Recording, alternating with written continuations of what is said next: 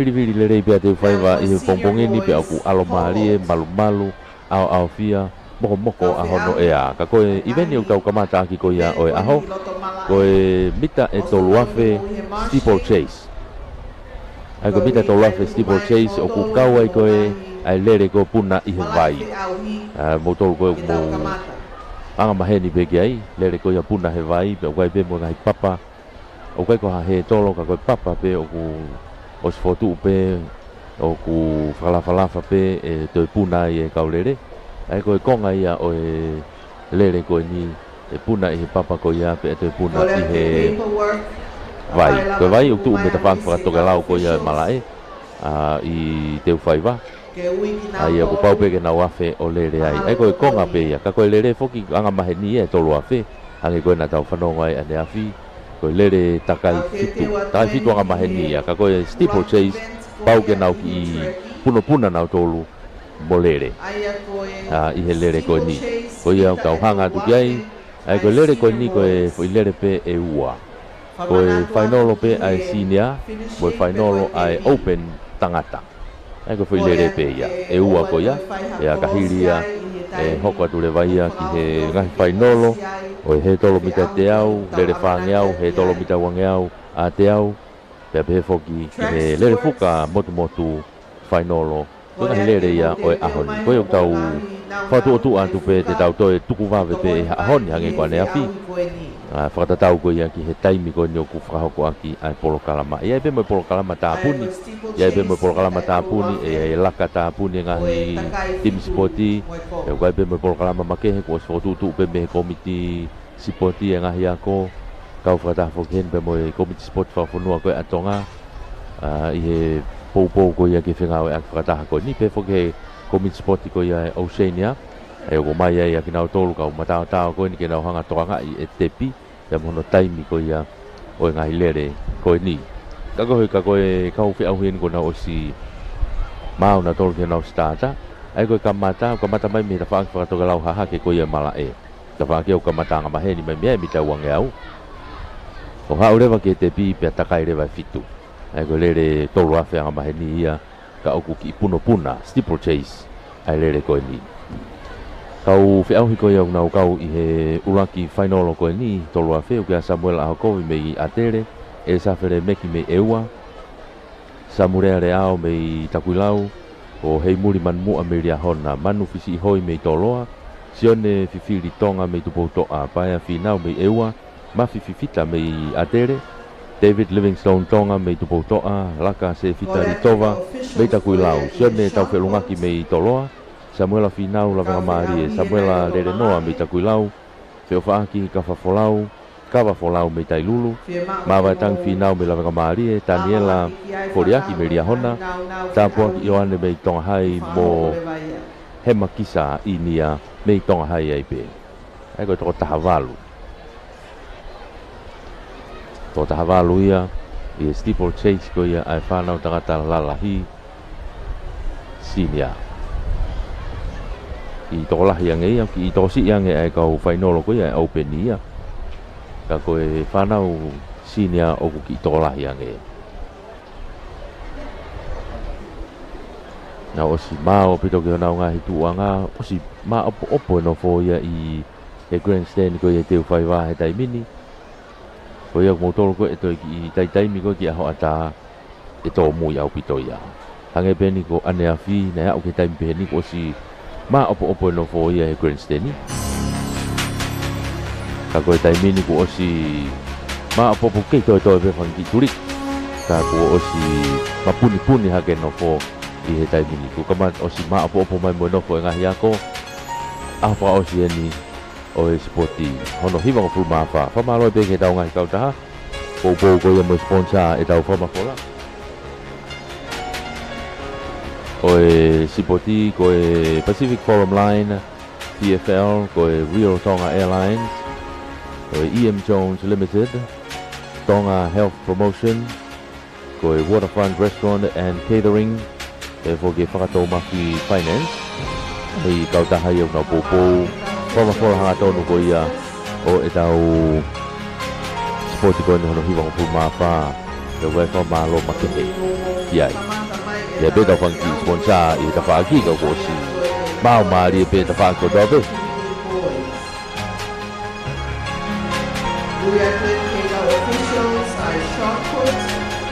Jago ia ko le tu ia i tai bini ku le be mo ngai event ni i lo to mala Aia ko turi ko to ko ni ke mau mari ka do be ki anai lava ko tai mi anai pa po be ki tau be ko hafe ua ko tau wa tu ki he ka to anga tupu ko ia ko ka to anga ta puni o sipoti anai na ko anga ia o tai mi i pepa o tai mi ko i loto mala mo te au hi te tau toki turi pe ki ai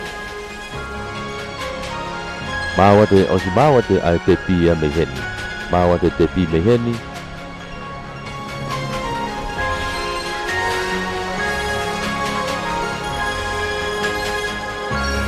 Ko stata me turki to kalau ha ke ko mita me kamata anga mita wang au.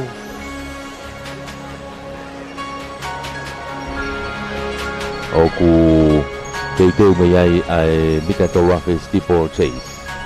Ko malo pe fo heni ki he ko mi ngau ko ya ko malo nga tonga me he paperwork dai mi le ya pito no mai ko tau u pepa final ko ya honi ko osi I heni ka to ya e fa malo be ya o ke ya ka ola pe mo ka u fai fa dong ya ko tau pepa me he e la lo heni he grandstand e fai fa dong ya ko ya me ta fa ko ya dai mi le ya pito no ha ke ko tau pepa pe mo tau lisi ke tau ngau aki ko nga mahu inga ia tau ngau ko lisi ko ia o ka fe au hi ko hi ke tau mui whakataha pe ai e tau whai peha ki wakai ia nai ange e tunga ko ia e tau te bire me tari masi whako official lo o mai me ai ko tau te bire tau tau heni ko te bire lalo te bire pe ia Kalalo ke RFO College Te teu ai mita e tolu afe hopo steeple chase hopo mo tau feturi e ko kwange ai tolu afe ko ni o ku ki whakamana ko ki he mea ko tau feturi mo puna hopo he ngahi mea ki he vai mo puna he papa kau toi ki whakamamate ange foki e nia me he tolu afe anga baheni e tolu afe anga baheni foki ako fai lele pe koini e tau ki ia ki iwi makehe ki he puna I he vai mo puna ko ngai papa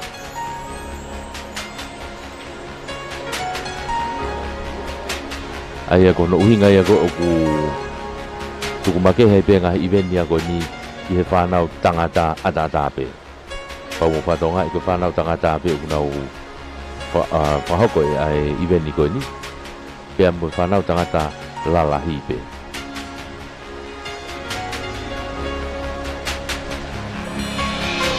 Kei polo mai hano toma opo mai o stata. Ange ka te au ia ngari e numi whakataha mai pehe ki nyamo e openi.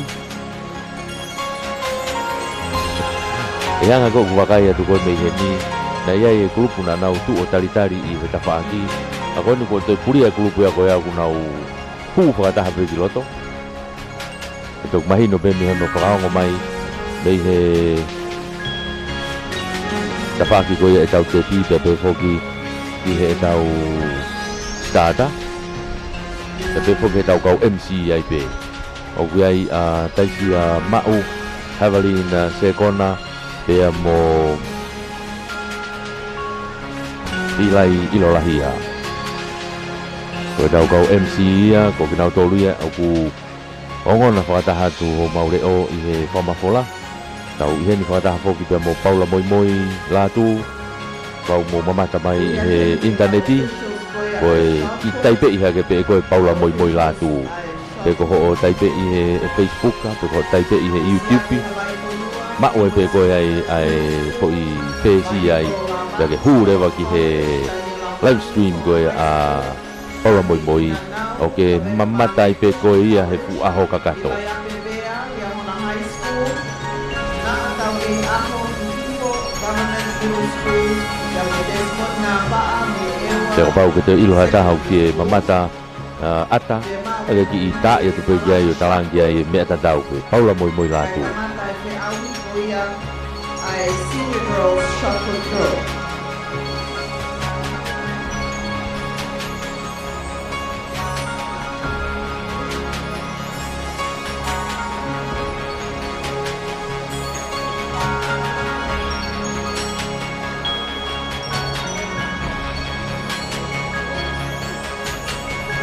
Ko ia ke ko tu upe ko te whakatonga e ko te holomui mai ko i kulupu e taha ki tua hange ka te au o ku i kamata ai openi ia hange ka te au o ku kamata ai openi kaya nga pe wakai atu mei heni kaya ke u mao ai petu taki he terereti ho ka ko wanga pe wakai atu taimini ko openi e na utu mai Rada ugia he toa takau mei eua ko inoke ne hoa me ria hona teki tufi me atere mai kolotonga eua ko pusiman hapai atere riam pauri vati toloa sione tau kala vega marie pluk kapon fituafe mei toloa pe mo Francis Nime mei ria hona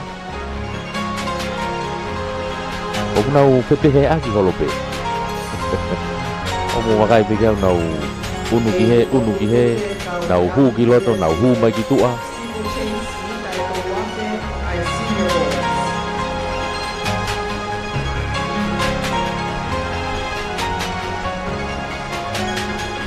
Volvete que calcule esportivo, calcule esportivo. Boleh aku. Tunggu main doang, kau finalist. Aí a coisa tu ia heta ni tau ku malu le te heta ni ate fai va pe moko pe havili pe ko ko ke havili hange ko ngai havili ko ngai au ki moa ko ia open ni ne una tuku mai ko ni o mo tama atere na ku mo heta ni fusi manu hapai atere te ko ki hana tafa ki pe ko tufi ai pe mei atere ai pe ko tama atere na una taki mai heta ni fusi manu hapai feki tufi hana tafa ki pe ko ia a toloa ko fitua feina Nau kai ko purvati na ia urere mai ko ni. Kataki ko e 3,000 meters steeplechase ni ai open. Purvati na ku lera tu ko na mo ta matere.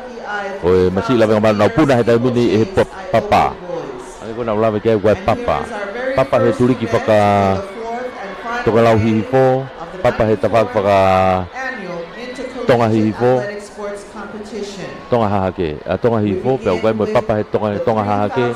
Ya mo papa he te whaki whaka toka lau haha ke pe te kehe pe mo vai ai ko nau takai ono he toe nau takai ono ko nau takai fitu eni takai uaki eni nau puna i te whaki ko ia whaka toka lau haha ke nau lele ha ke ni ke nau au ha ke te whaka haha ke ki he vai ke taki ma he tai mini ko atere whaki tufi me atere ko taki mai ka ko no ta whaki pe na puna ma he vai o ki tōru e masi ko manu hapai ai neki whakari ana ko neki teka punai ba tō vilo ako ia manha pai pe mo tufi atere loa pe o ia hona na i hona tua pe ko he noa ne hoa ia hona Kau finalists ko ia hona e ua o tama atere ni mua Dai ko masi ko na fika tolo ta mini ko Nime Francis Nime dia hona hoka te pe no tua ko sone taufa o lava marie to ki unu mai ki mui ko polivati na ko si holmui mai heta mini o fika Nima tu ta ko ngo tama nai ko imua o manha pai pe mo tufi polistonga loa o naua ia kulaki ua he taimini na kei tau hia ke pēna rere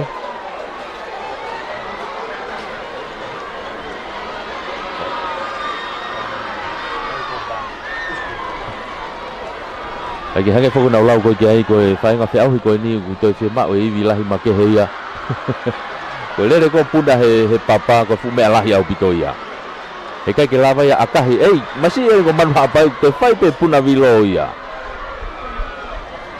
puna tā kise masi ko ia no staki mai tai mini ko pusi manu hapai i hono tua pe ja feki tufi atere lo ape i hono tua pe la venga marie o kui a sone taufa ko fika tolu ia Francis Nime dia hona ko ia fika fa mai tai mini wa ve puto peto e foki mai turi mai ko ia a Polivati mai toloa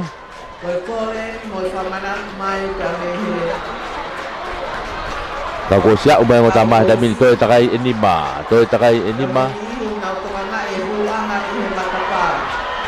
kei puna lelei pea manu hapai pea mo tufi mo tau pai ni lama kamarie me ununat moya te foki kia Polivati ya we te puna kona masih ewa yo kai peke to ya habe ko puna hau pe na ya o hange ko hane olo i hake pe funga papa ko ke to puna ya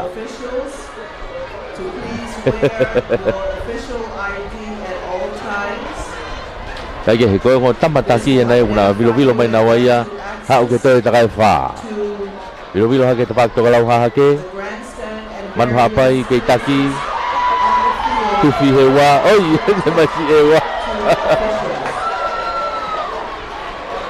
ni baba mau pe kakai ko masih ewa ai ko ne toki puna lele ne masih ko oi ya we fika wa na ko to mai ai vai puna mai a to ya lo to vai to tu ha ke ai ko tu ta min no si viku ai te unga ia ai ka lele man ha pai puna mai he tai mini taki ya tai mini na fe mai pe mo tufi a fe mai mo Polivati he tolu tolo aya ke taki mavahe apu taki a manu hapai a mai tai mini ke topi ke to e nau takai tolu he tai mini a manu hapai atere tufi ani ko wawa mai ko wa pe tuli ma Polivati hano tua na mai tai mini ke to takai tolu Polivati tolo turi ati ke wa ta mina puna ihe papa ko ni turiki tonga hake awa mai ta mini pe mo ewa tiga ulaki ko tonga puna lele mai pe ya o si lolu e maria hona ta mini asime ko masi ewa ko ni ku ha u fa mui ko masi aku mari e ko ni ku lele mai ko mui puna mai masi lia hona ta mini ke puna lele ka to pe ko ha u ka lele na puna lele ka to ko masi ewa ni ha u ke puna papa ha u mai te teu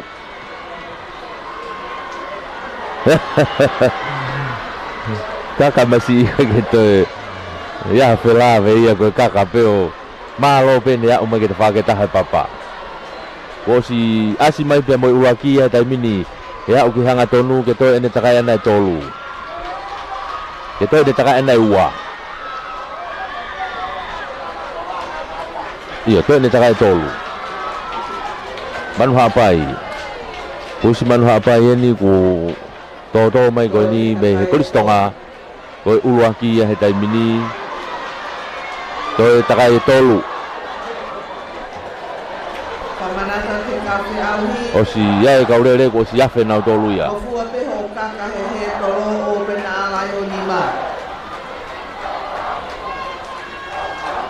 o ya aku to fa ngata ange ya ko nu tala mai me he official ko la ko puna he papa ko va e pe e kaka o ko ke te ala honi ma ko i he papa te anga fe le vai kaka masi ewa Kona. Kai ke te whelava mea ko si ala pe papa. Kau hake ko lau kai ke toi lau ia ko si mahino tu ngai o kia e kau ke au hi he kai mini ia. Manu hapai i mua i hono tua ko Polivati na mei tolo au ki kaua. Kei whika tolu pe a tufi mei a tere pe. Kau na osi va mamma au pito na tolu ia. Takai mai tai mini manu hapai ia ke ha'u ki heni ke toi takai ua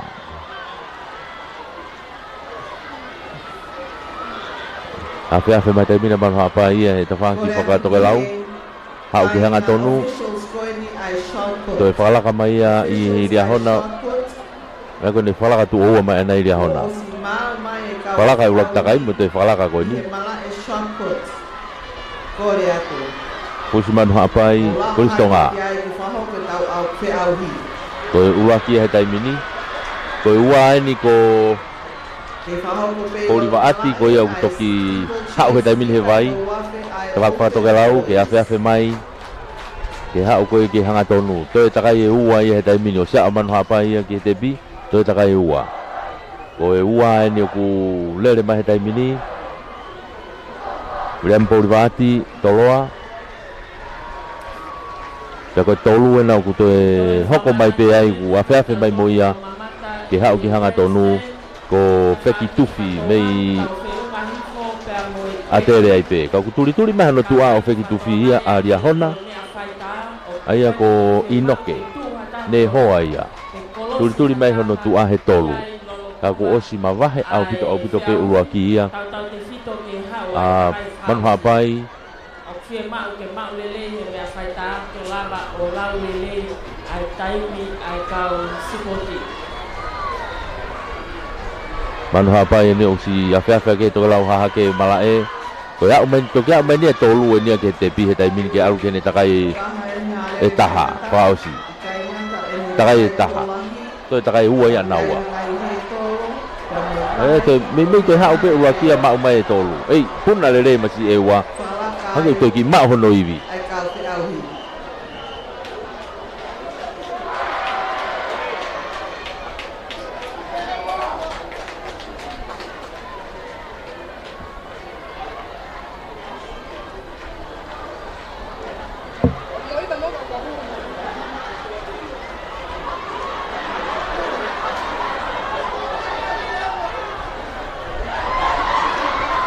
Ai ke he koe taki ni he taimini wa mai he taimini ki heni ki he whawhewh mai ke te pi takai whaosi pusi manu hapai mei atere koe urua ki he taimini unu mai he taimini ai toenga he taimini koe ua ni o kulelelere mai koe ia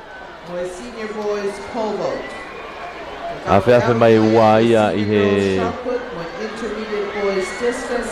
Bita te au he taimini Ke hanga tonu mai ka kosi ma wahe au pito pe mahino manu hapai ia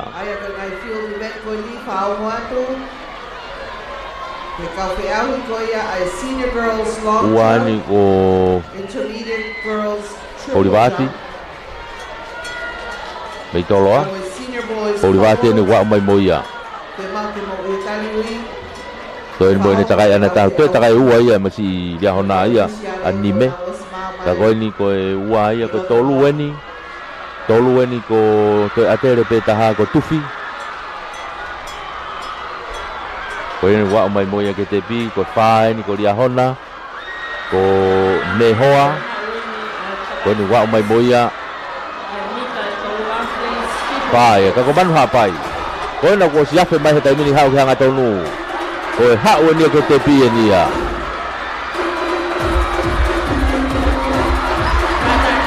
Koe hiki mai ni hau ko ia i he hanga tonu mai.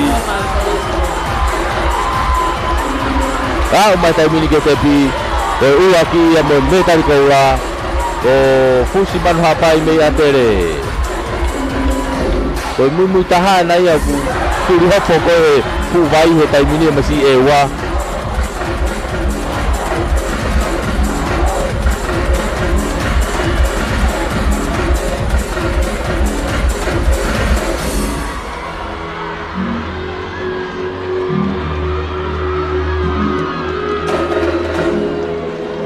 Ko ia kung tege ke au mai wa ia ko wa na to ga fa mai ko ni ko wa ni to ga fa mai ko ni ko Polivati mai toloa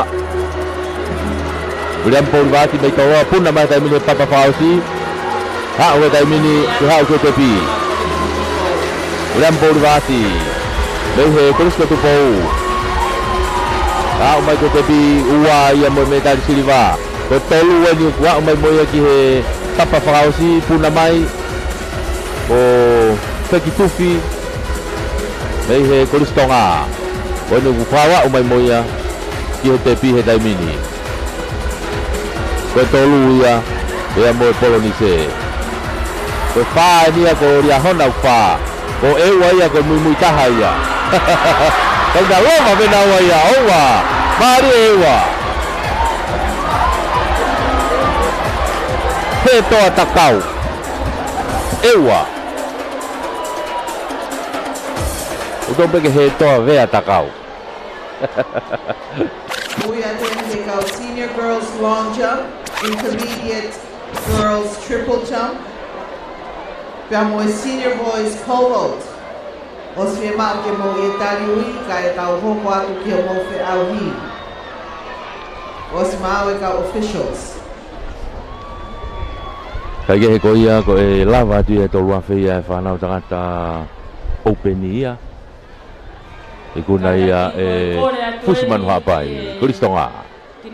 Te tau hoka tu le waheni ki he whanau tangata lalahi. Ai ko sini ia. Ke lava nge mua hataha o to oange ki fo i ukamea koe i he trek kai lava o lele mai ai kau fe auhi o tolo sika. Kata mua o ai ko ni tu he te mini fo tu atu le wa tau tolua fe steeple chase ai whanau tangata lalahi ai sini ia. Ke to oange ai ki konga ukamea koe na o ku ne whakailongai ai trek ke he lele kai lava o whahoko lele mai ai whiauhi malo.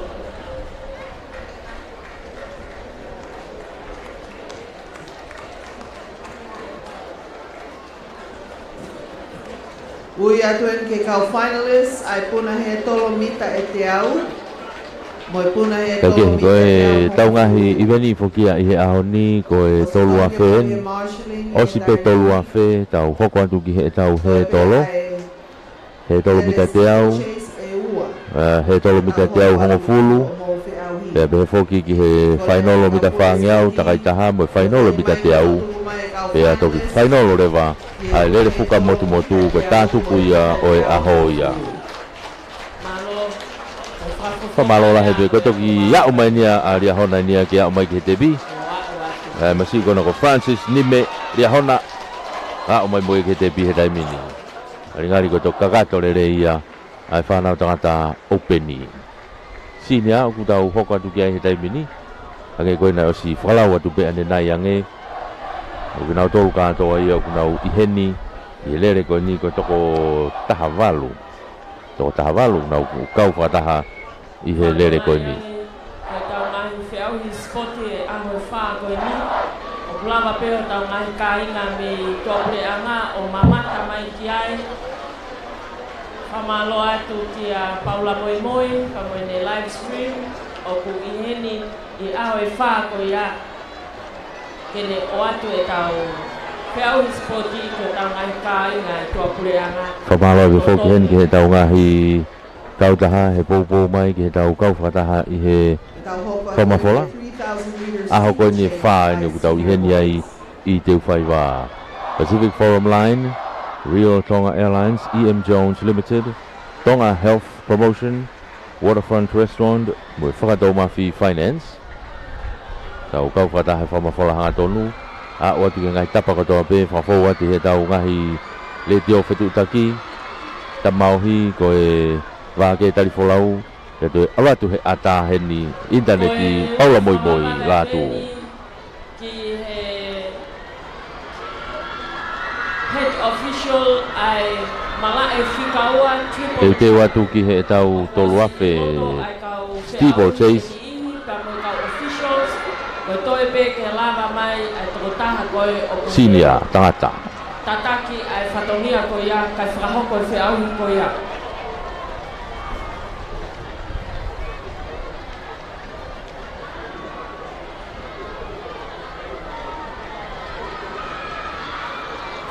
Malu malu le rei pe te whaiwa he taimini pe a oku ma opo pe mo nga no fo nga apia ko mo to e ma lo hia nga kai hon ko ni o long jump o fa ho kai triple jump kataki mua fa va ve mai ki loto o si a hon ni te tau to ki whanongo le wa ki he ki nau tolu ko ia kau tu ki mua au pito wai be fo kau tu ki mua i he ngahi fi au hi kau te make he wai be kau tu ki mua te make hange i he anga koe tau wakai kia kau tau mui mai mui le mai pe i he whakamafola i he ngahi hingoa ia mo mamata mai pe he ata ia ki nau tolu steeplechase and senior boys. Ko tawa o mai ai ki he aho wha o siko ni. Tuku mai he taimini ai tawafe steeplechase senior. Tamai tangata. Nau kei whakapupunga mai pe he taimini ha o takai mai koe ni ki he ko takai uraki te nau toki puna pe i he papa ko ia o e tawhaaki whakatonga hahake. Kako sitaki mai taimini ko atere ia. Atere he taimini ko taki mai he taimini ko mawhiwhita me atere o toloa ko sentau wherungaki e foki ki apo ou o ki ai pe mo apo ou ai kuna he tau mea tu koe na i mua taha ua tolu ia koe i he taimini.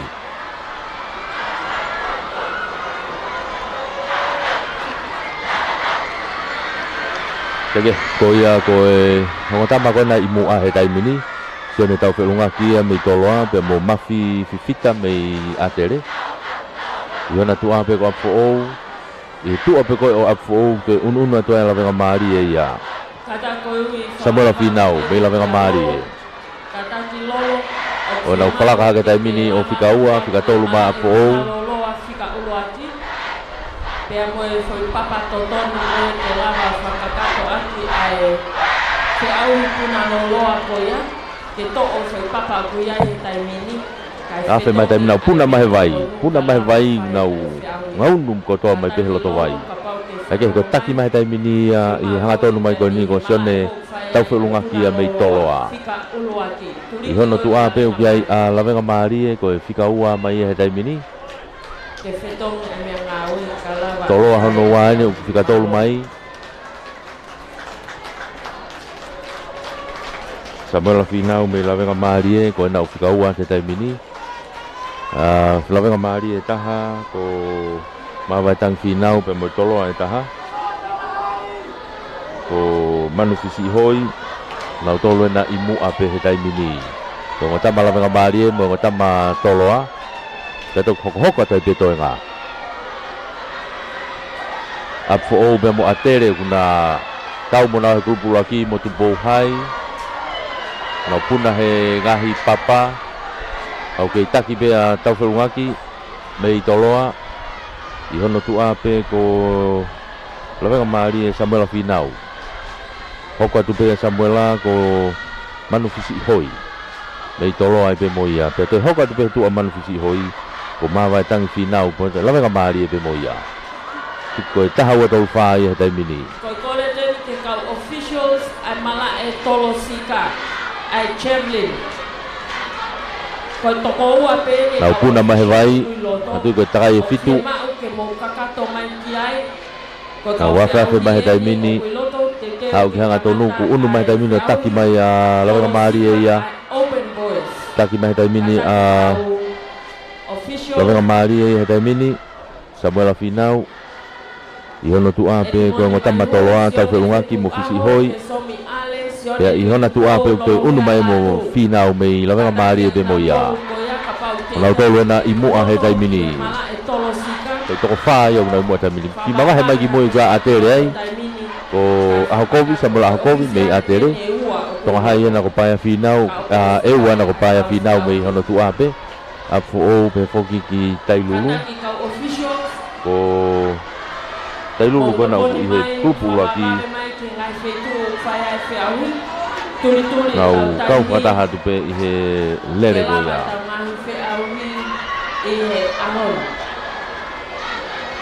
kawa folau tailulu. Ako grup ulaki na unau ke taki mai tai mini. Samuel final la venga Marie. Tau fe lungaki be mo fisi hoi mei toloa. Ko tahawa tolu ya. Ewa na ku osi. Turi atu be mo ewa ki he ulaki he tai mini ke he grup ulaki. Ewa ke ai esa fere meki be mo paya final.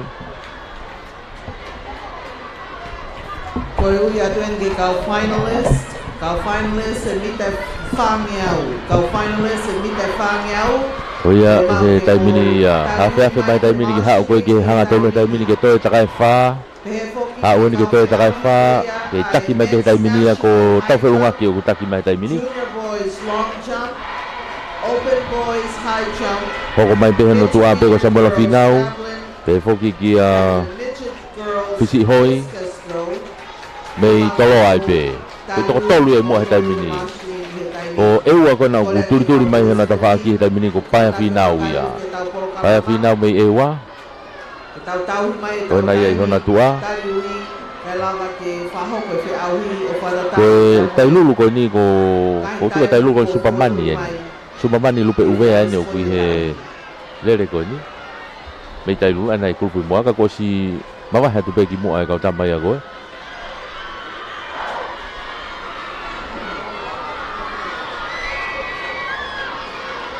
Ke taki mai pe tai mini ke yonga tamatoloa pe mo la venga Marie o yonga tamatoloa o tau felungaki mo fisi hoi o final pe me la venga Marie a koina ku turi atu na tu a ewa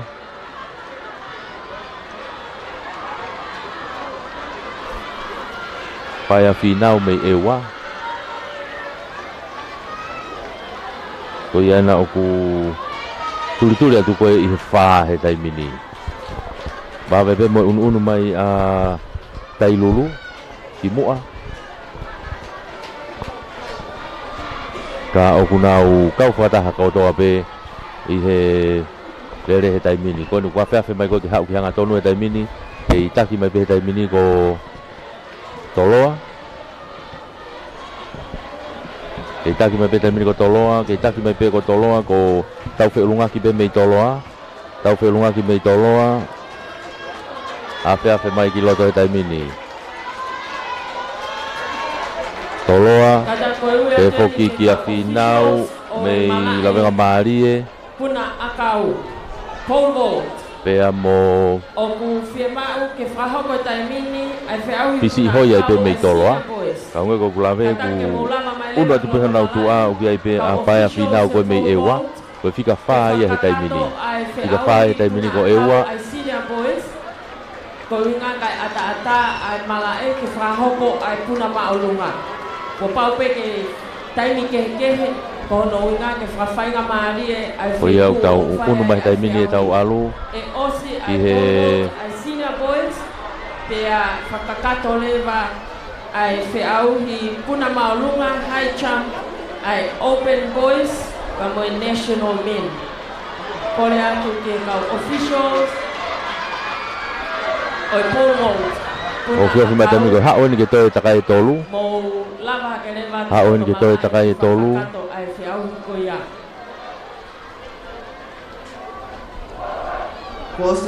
oi kulpu ulaki enu na wa mai tai mini ke hanga tonu mai tau fe lungaki ke taki mai pe.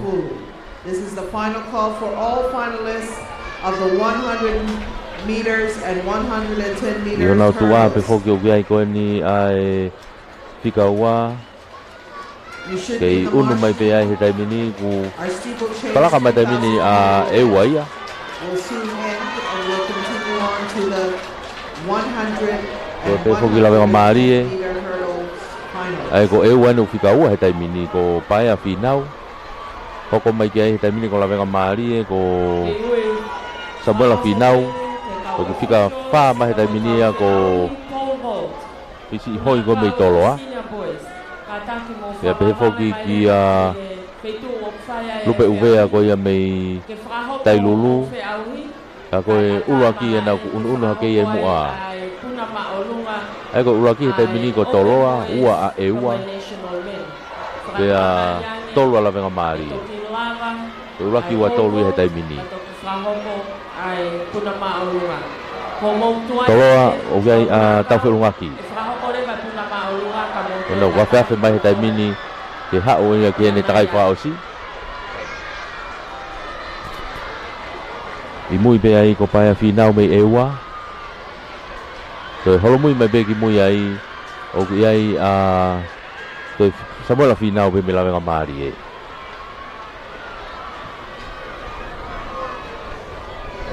Finalists for the 100-meter hurdles. Tatakai mai tau mini hurdles. Tau fe lunga kia ke hanga tonu mai ke tepi. As soon as the 3,000-meter steeplechase is over, we will proceed to Puna ma tau fe lunga ke tai mini ko ha wene ke ne takai fausi. A tau fe lunga ki. Ha tau fe lunga kia ke ne takai fausi. O ia unu mai be mo ewaia ki he ne takai fausi. Ko ua ia he tai mini ko ewa ko paia finau. Ko ia na ku unu atu moia ke ne takai fausi. Unu mai tolu he tai mini ko lupe uvea ko ia mei tai lulu. Lupe uvea na mei tai lulu. Ko ne takai fausi na ana ko fika tolu ia fika fa tu pe no tu a ko la vega mari e ko ia ko Samuela finau. Men's national high jump. Open boys. Ko tolu ia me faka ko ulaki na ia ko si mama he ke ulaki he tai mini. Puna ke he tolo to lau ha ke tai mini ke hau ke tepi. Afe mai he to lau ha ke mi tau ngau. Tau fe lunga ki mei toloa.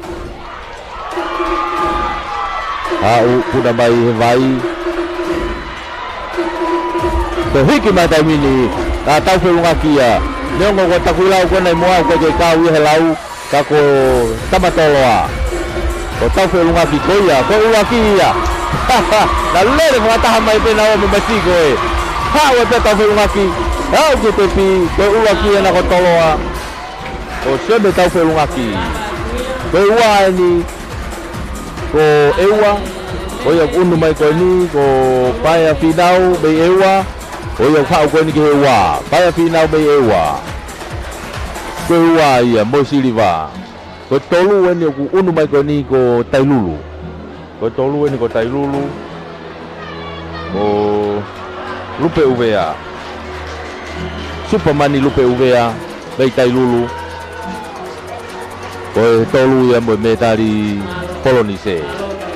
Da ko toi ngai ko ni toi na takai na toi taha.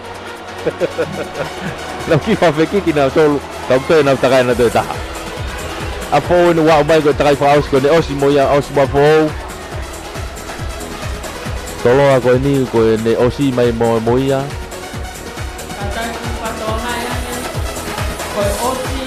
Na ko meme ko na ha o bene ngai takai fa osi a tolo ani ko osi a tolo a. Ko la vega mari ko ko ne osi moia. Osi mai mo to hai ka ko ai ko na ha o fa osi ye. Ko so si ga to a to tai mini. A ko lava ia. O e tau mita e tolu a fe steeplechase ki hopo hopo mo ki tau fe turi. Sasa waka e beu mai heni he aho wha ausi koe ni talo e mai heni aho uraki aho aho tolu aho wha ni sas? Tewe? Ki ke hanga honi mawhana aho ni talo koe kamateu ke ni mawhana pide aho ni whapo o whae tua e ea la a bebe mo e unai kungao maru maru e taimini Mao po mo whanau, pegi he grandstand, ke whakasos ma benge takai ko ia. Ai steeplechase, mita ia e tolo afe. Kohe oswa geni te taho kai ke he tolo. Midget girls, midget boys, junior girls, intermediate girls, senior girls, women national. Whakatau nga toi whanau tangata. Koe awa ni a honi I te whaipa. Kouri, firma ufawara ki lava maleva ki starter pa mo e mea whana e taha I whakakato a te whiauri. Lolotonga koia. I patonga e be toki e ngā malohi e pe ngai polisi I weekendi. Kaya hauni ni te whatonga e tu nau tata kai pe tai mo to ko me me ka tamu na tu ma na ni turiki ko be mo mo ka polisi ni nau ta kai pe i malai he be mo tua ko la he pe ko ia a tu a he pe whatonga ko ia ai ka polisi na la ka ke tamu mo be ka venga ko ia o uke ko la Mario Spoti ko fia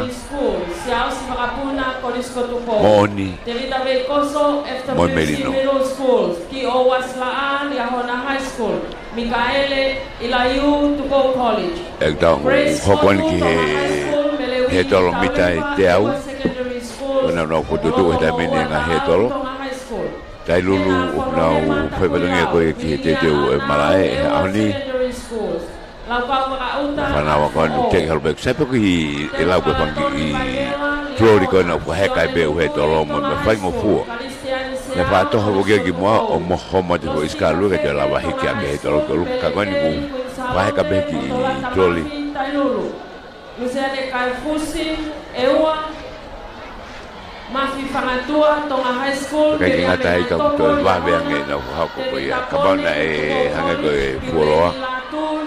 Si tau tu tali ay hanga minitlah yang At naisa Folau, Monehumi Tui Halamaka, Kolis Kotupou.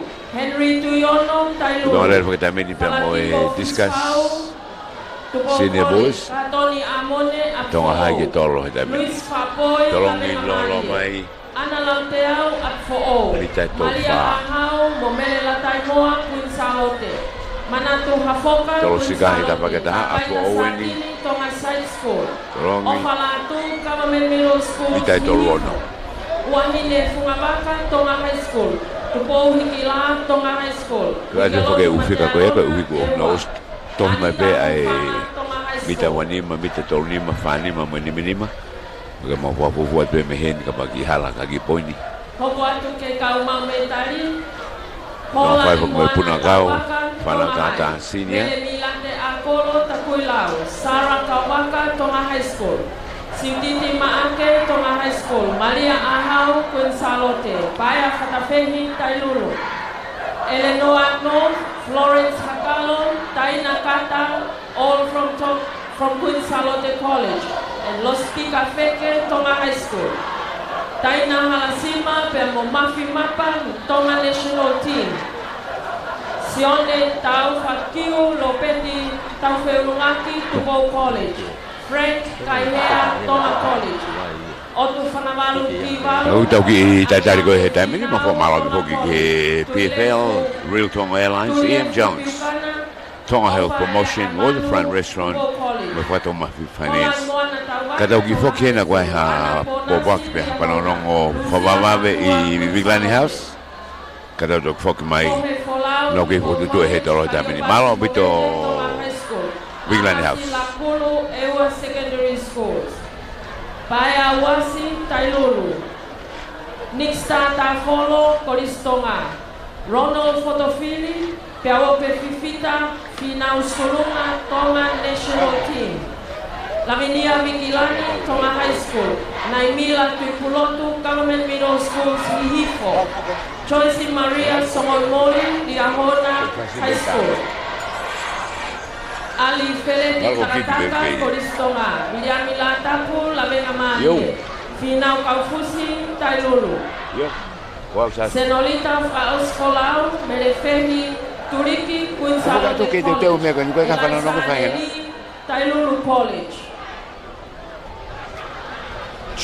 Atamama Lawan na madano ko ni ko mo ko no ile bana ai ka foga du bata me ko fa ina te da forma ko ke ka tu dunia ai tapu tafaha pilolemo tapu ke tu saya tu kai me gana hana ke close mai ka se Evita Finau, Tonga College. Christopher Tamefuna, Liahona.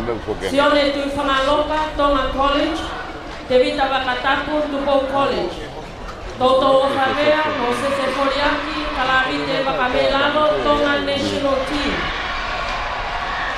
Mafi Fratene, Tonga College. Emuri Taufa, Kelebi Saipaia, Tupo College. Since tanai topo la venga mali, saya pomana tonga high school, te vita tatafu up for all.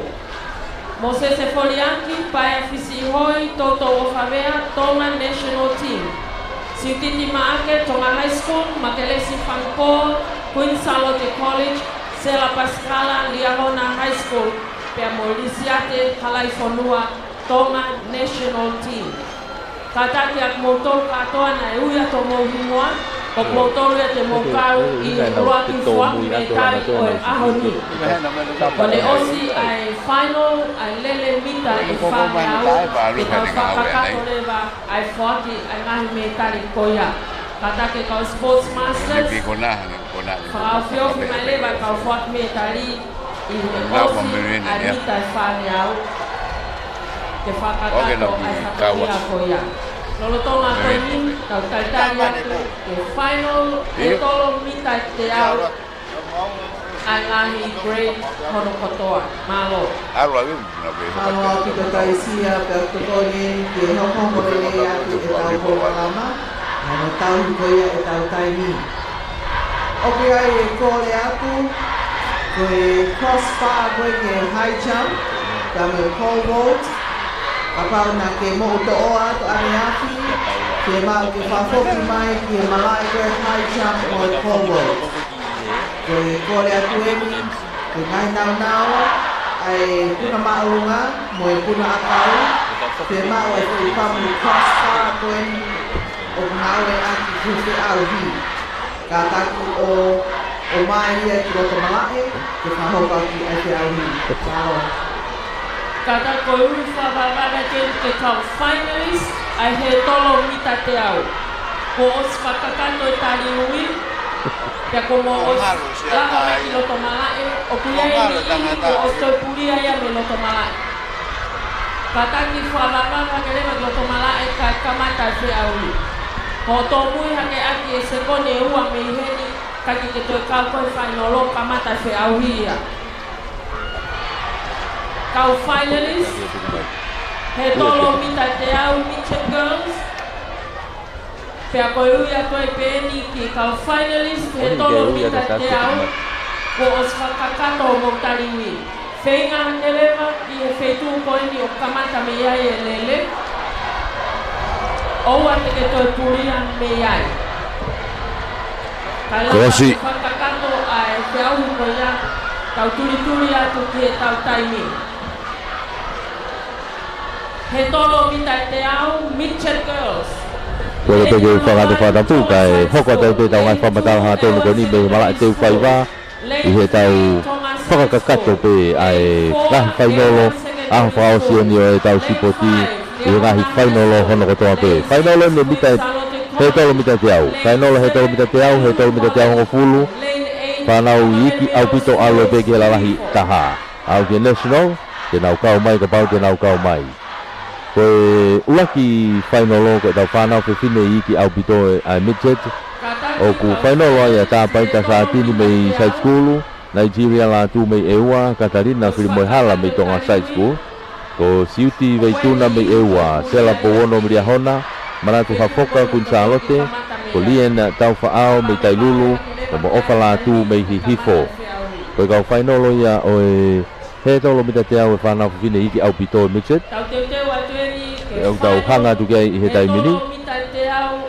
Koe taimine rei taha ko ia o e whanau koe ni me he nau hiti. Ko Manatu Hafoka o Queen Salote, koe taimine rei taha ia.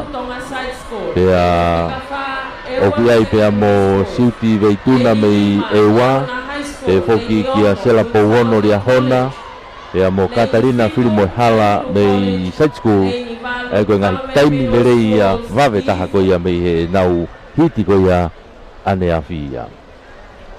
Koe ni te nau whari ari kotoa mai heni I he whainolo ia I hahoni. Toi maari hange, e toi te au hiange pea e toi wawe hange. Ai ngahi whainolo koe ni utau hanga katoa tu kia I he taimini. Tolo maari e me ako malunga tonga I he whea hui tolo sika, mita whamalu. Ka venga maari e te ke tolo ni sika taimini. Ke le be mo diskusi me ta fa ko ta ha. Ria hona ke tolo ne diskusi ta mini. Tolongi mai Mita wafa. O si fuka hina mai stata. O le fuka hina tu mo tepi. Teu yo na nga hitu anga. Kanau tukumai. Ai fainolo ai fanau. Kota fainolo i he tolo ni utau yai he taimini. He tolo mita e te au.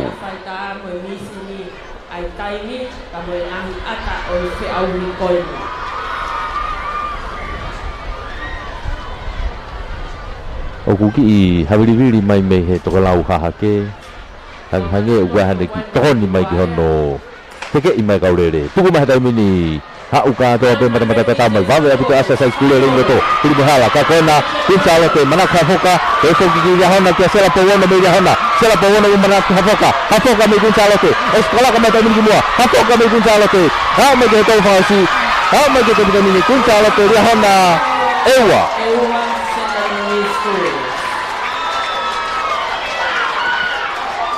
Manatu hafoka me he polisi kunsala te. Mata lere laku he tolo mai kini muini. Ya tau pe moia na taimi lere api ko pe ya ne afi. Neki mawa he pe ne taimi ana me to nga.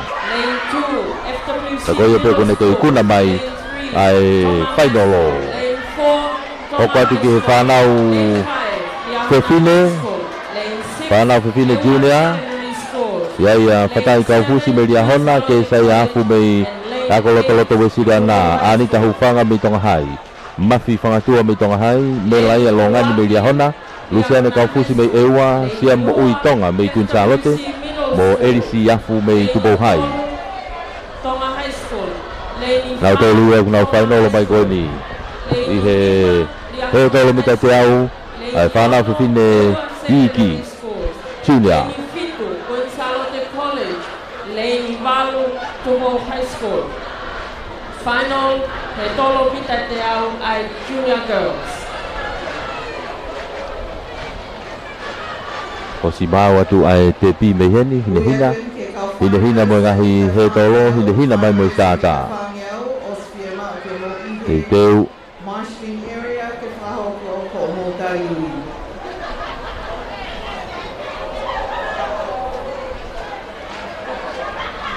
O stu ko na ngai tuanga. Te teu ke nau tukumai.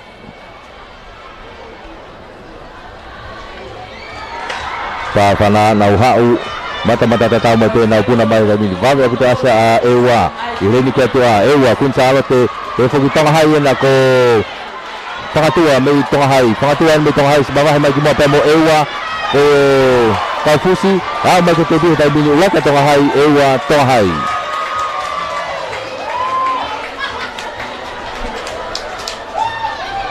Mafi whangatua me i tonga hai. Pero ki wakai fuke he nau taimi, ko mafi pena taimi le rei ko ia, me he nau ngahi hiti, ta koni kone to ikuna pe ia, ai me tari koula ko ia, o he tolo ko ia whanau Fefine iki. Whanau Fefine loto. Whanau Fefine loto, whainolo. He tolo mita te au. O kuiai Mariana Manumua takuilau. Meresi taufa tupo hai. Losena Farevai. Ewa Florence Akalo Kunsalote. Lute tuai api taufa hau pilorevu. Camille tangitau afo. Makinet finau dia hona pemo finau po umuri tupo hai. O ia kunau iai he taimini. Teuteu kenau tukumai. Taimi lerei taha koe i he ni. Ko Losena Farevai. Kataki ko Florence Akalo. Ko taimi lerei taha ko Florence Akalo. Mei Kunsalote. Hokuat ko Losena Farevai mei ewa. Pea pehe foki kia meo tangitau mei apfo'ou. Koe ngahi taimi lerei ia. Mei he nau hiti koe na whikanai ki ilonga ki mawahe taimi ko ia. Florence Hakalo ia. Mei Gonzalote. Girls long jump or Tō ne taimile rei taha koe ane awhi, koe se kone taha fitu poine ono ua. Se kone taha fitu poine ono ua, koe taimia koe a Florence Hakalo, koe taimile rei taha peho no ua, koe se kone taha walu poine walu nima. Tō na si mei mamama agana whai se kone taha he tu ko ia. Ai mawahe ia, hai koe tau whawawhua te, mama o se kone taha, koe fu mawahe lahi au pito ia. Tau ku hange ko lau ku kehe mau pe whaka whainolo, ko ho koe whai mō meniti pe ko ia. Te koe ka pau te ke taimile reko ka ke ki i homu ke ha he tolo, te ke te tari hataha ia. Ko mea ia ko ku, ai irani pe he ni, tekniki, mo staila, ya te tokoni pe mo wawe mo i vilahi. Pāwhana, tuku mai, hao taimini puna mai lako tolo kona ko hakalo na ia. Florence Hakalo ko si mua taki mai taimini. Ewa pena rata whaki ko losena wharewai, me ewa. Florence Hakalo, losena wharewai, na taki mai taimini. Hao me koe tolo o whasi, na koe mata te tau te. Hakalo, wharewai, heo koe te te taimini, waki te Gonzalo te, ewa, te king, te tupou hai. Florence Hakalo, Gonzalo te. Nai hanga i ki ofi mai turu maa ewa whare vai kana mahina pe ki vewawe anga te Hakalo o nei kunai e ia whainolo. Florence Hakalo uaki ua lo sena whare vai ewa tolu a meresi tauwha nei tupou hai. Tau whoki hake tai bini ke tau whanau tangata i ki he koe nau lere katoa ko koe ni i lalo pe te ke hiki. Ai koe ni osi koe ni te ato e kamata rewa ai hiki. E tole whanau tangata i ki au tito e ni Mitchet Whainolo. Rea mi se lui tonga hai ahowalu safi tupo hai. Whenkai hea atere. Paula whailoa tonga ria hona, Vriami tau whatofua atere. O paila manu whetoa toloa, tui tofa a hau, ragoloto weisiri ana pia mo te vita kuri kefu ria hona. Koe taimire rei taha koe ane awhi, o paila manu whetoa, mei toloa. Koe taimire rei taha ia, pia mo Vriami tau whatofua mei atere. Nongo tamai na ki makehe na taimi kana e ka wilonga ki mawahe taimi ko manu whetoa mei toloa ka te tau toki wakai peki ai.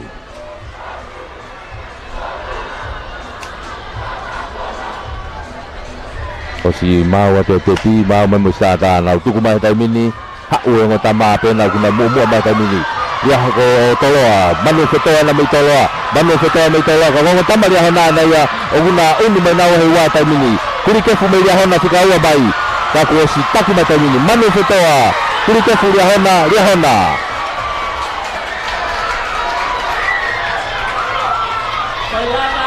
Au ni pun hai tolo mata lere o bisu kita bermita lau. toloa ia mata me kamata pe ala mai kene osi. Tonu koe ne taimi waha he tolo. paila manu whetoa korisi ko tupou le to ikuna i pe ia whainolo i he tolo mita te au. Tika ua mo tolu ko ngotama ria hona ko te vita kuri kefu pe mo Paula whailoa tonga ria hona ia. Ai ko koula siliva polonise ai pe ia.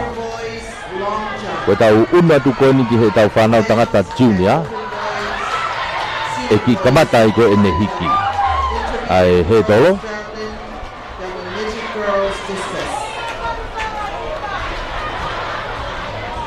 Senior girls 100 meters hurdles final. Lane 1 Liahona High School, lane 2 Tonga High School. Kamata hiki koe ne tau he tolo e whanau tangata i ki ai junior. Lane 6, Queen Charlotte College. Lane 7, Api for All College. And lane 8, Ewa Secondary School.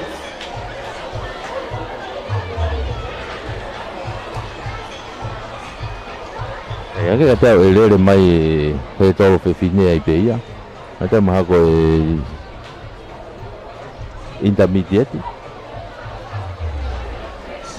Kata koe lere mai koe ni koe open girls. Oh, tako Lane open. 1 Liahona High School, Lane 2 Tonga High School. Tako open Lane to 3, fine ne ulere Tonga mai koe High ni. School, Lane 4 Liahona High School. Lane Feliri wa kene o ia. Akane te whangake, akane te whangake me Liahona, hola tau waka. Me i Tonga Hai, kato kakala moala me i tupo hai. Mere poafa me i Liahona, ere noa inisi lia longa maarie. I reta luka Liahona, mere a kolo takuilau mo mere ulupano kunsalote.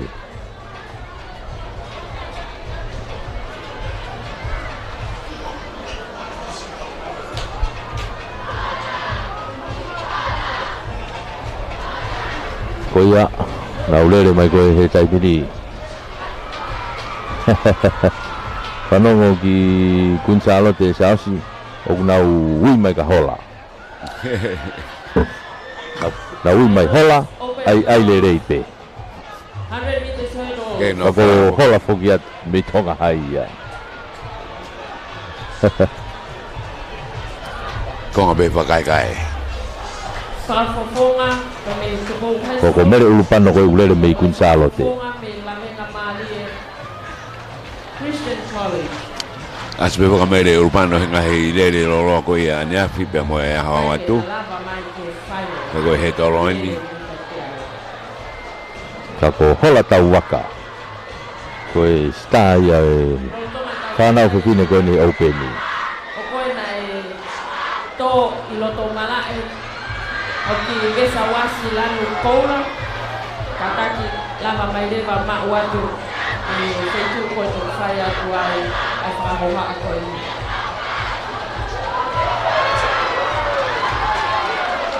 Kei kei kanau tuku mai. Tolo sika. Tonga Hai. Tau pāwhana tamini, hawe tamini, takma Tonga Hai tamini. Hola ka waka tamini, hok mari hau nai. Final. Yo, hola ka waka na ko takulau na kia ko mere a kolo me takulau. Mere a kolo me takulau mo hola tau waka me Tonga Hai. Nā mai koe tau whakasui tamini. Nā koe tau tamini, uaki a takulau ia. Uaki a takulau. A mere a kolo pe toki ua rewa. A Tonga Hai a hola tau waka. Senior girls, 100 meters hurdles, final.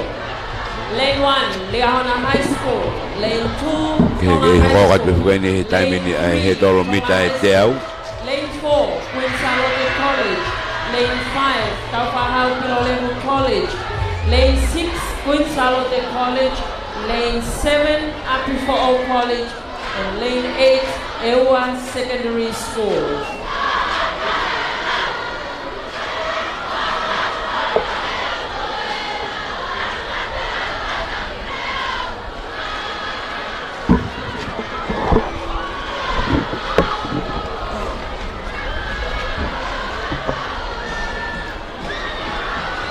Tau uno na te tau mini, tau hanga tiki he whanau he whine loto o tau.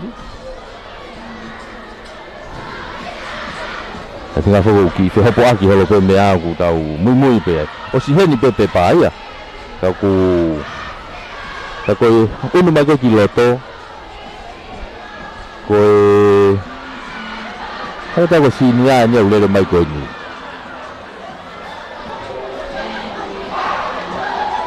Iya, ko sini a nia ulere mai koe ni.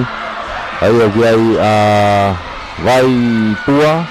Liahona o venina raita dronka Tonga Hai si titi make Tonga Hai Maria Ahau Queen Charlotte Keresita Ofa Taufa Hapilorevu Veronica Taolupe Queen Charlotte Lucia Taufa Afo Susana Lama Ewa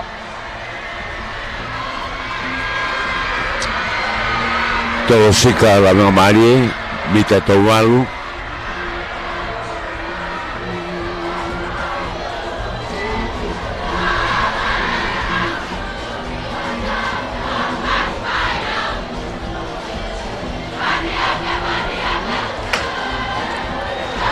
o ia na utuku mai koe nei taimini na mata tatau mai te o si mawahe mai taimini a sutiti make nia mei Tonga Hai o si mawahe mai iona ta whakite ko Maria Ahau pe foki ki a tau alu pe mai kunsa lo te wa mai te te tai mini tonga hai kunsa lo te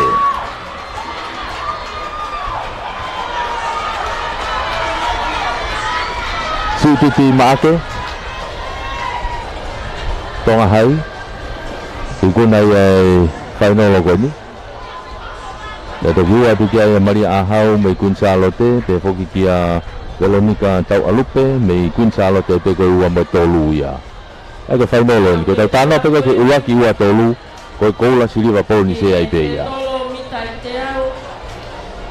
tau hoko tai pe ni ke tau whanau tangata Vave au pito pe tau ngai taimia tau tore aun sasi tau tuku hoa tape High School, Lane 2, Ewa Secondary School.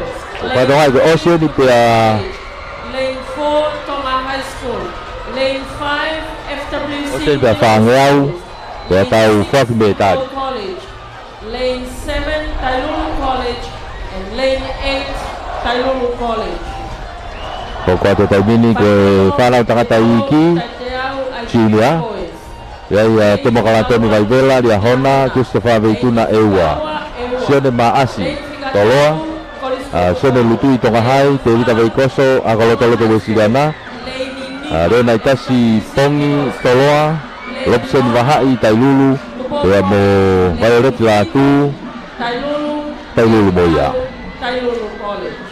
ko nau tu mai tai mini ho nau ngahi tuanga te pe ke nau tuku mai ko ki fatonga I fo heni sa si ko tai mi le taha ko masi toloa ko sione maasi I mavahe au puto ene tai mi anaia mei te vita veikoso mei akolotoloto ko te tai mi le ia taha te foki ki leona tasi pongi ai pe mei toloa taha te amo sione lutui mei tonga hai ini ko kau tamai au nau taimi le rei ko ia mei he nau ngahi hiti ka ko masi ko na ko sione maasi ko taimi le rei taha ia mei toloa pas mau atu ate pia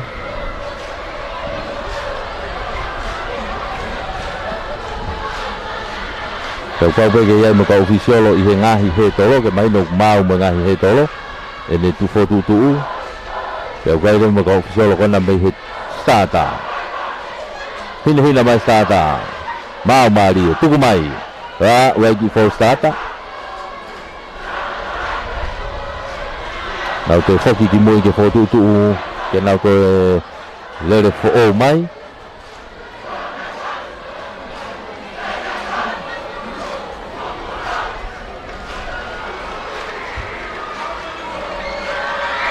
Ko ia ko fa o si ni ko ahoni ko ke te ia hato vei ua mo hato tai mi ko alu o si ai te ahoni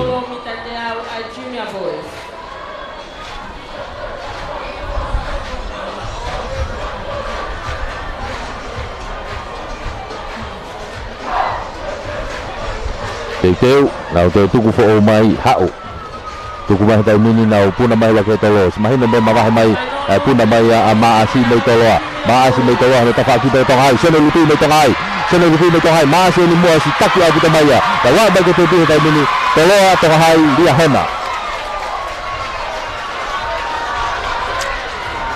Ewa toloa mamalo tailulu ko ia ko sene maasi toloa tiga laki ua tua sene lutui tonga hai tolu ai pea temo kalatoni vai vela mei lia hona Tau te wate taimini ke final ai he tolo mita ai ke tau unu atu pe ai intermediate ko tau unu kon ke tau whanau tangata lalahi loto kamata ai tau unu tau tau ke tiau hongo fulu ai ko nau alu ana tau ke whaki ke he aagi tua Lane 1 ki he ta whaki whakatokalau hihi pokoia o e lere whakatokalau koia o e tueki lere hanga tonu e mita tiau hongo fulu unu ki he tiau hongo fulu patoi ki hiki unu patoi ki ko kamata ni ene hiki ana hiki he sinia to hiki he open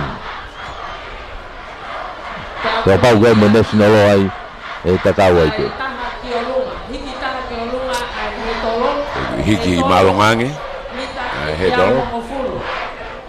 ko intermediate whanau tangata whainolo ai ko ovareni tai tupo hai ai sake tuku afu ria hona ko ne humi tui halamaka toloa ko kainga tau fuou e ua amila me finau atere he mas whalelu toloa matayasi pangai ria hona ko reo koa me pare kawenga maari e Kole atu ke kau. ko kau tangata e te nau whari ari whaosi mai Katonga ianga. i whainolo koe he tolo mita te au hong fulu whanau tangata loto intermediate Hiki atu i. koe taimi le rei taha koe e kau tangata koe ni me he nau ngahi hiti Taha ia tau. koe Katak katonga ianga. amila me whinau Ngawe ko ia ki tu. mei atere Kuolava e te au hi ko ia. koe taimi le rei taha e kane koe ke fu mamao ia e moe taimi koe ia a ne humi tui halamaka mei toloa koe ngo tama ia na ele lei taha e na taimia ne afi pe foki kia hea masi whakarelo e pe mei toloa na toi kau mo ia i he vave au pito koe fo i toko tolu ia koe na ukunau mawahe nau tolu ia e nau taimi koe nau sekoni nau tolu e taha nima koe hoko ake pe ki ai e fo i hoko ake koe sekoni pe e taha walu me taha hiwa taha fitu taha walu taha hiwa ai toi ngā e fo i tolu pe kou na na wao sekoni taha nima kotoa E la wakaia ko e final ni. Toho mari e puna kau whana tangata lalahi, to glava ko listonga. Ko so du bo ni ke puna.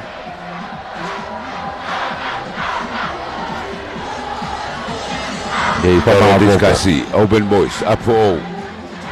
Kamalo e peke. Toro apito ni. Ope ai whaamu, lava whakapapa. Te tau noa. Ngante auhi, te ohi, ia ke event Afoia.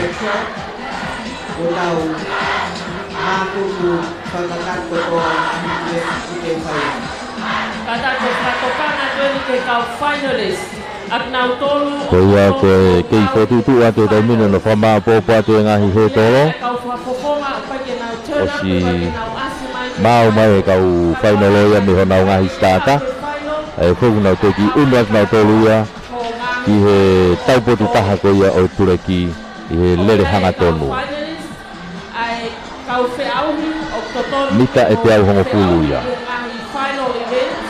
e wana foi mita hango fulu makehe nau tolu ke nau lere i mai o to puna he he wake he tolo Kau pule sporti, kau sports masters. Whakatokanga ia ke o mai kau finalist.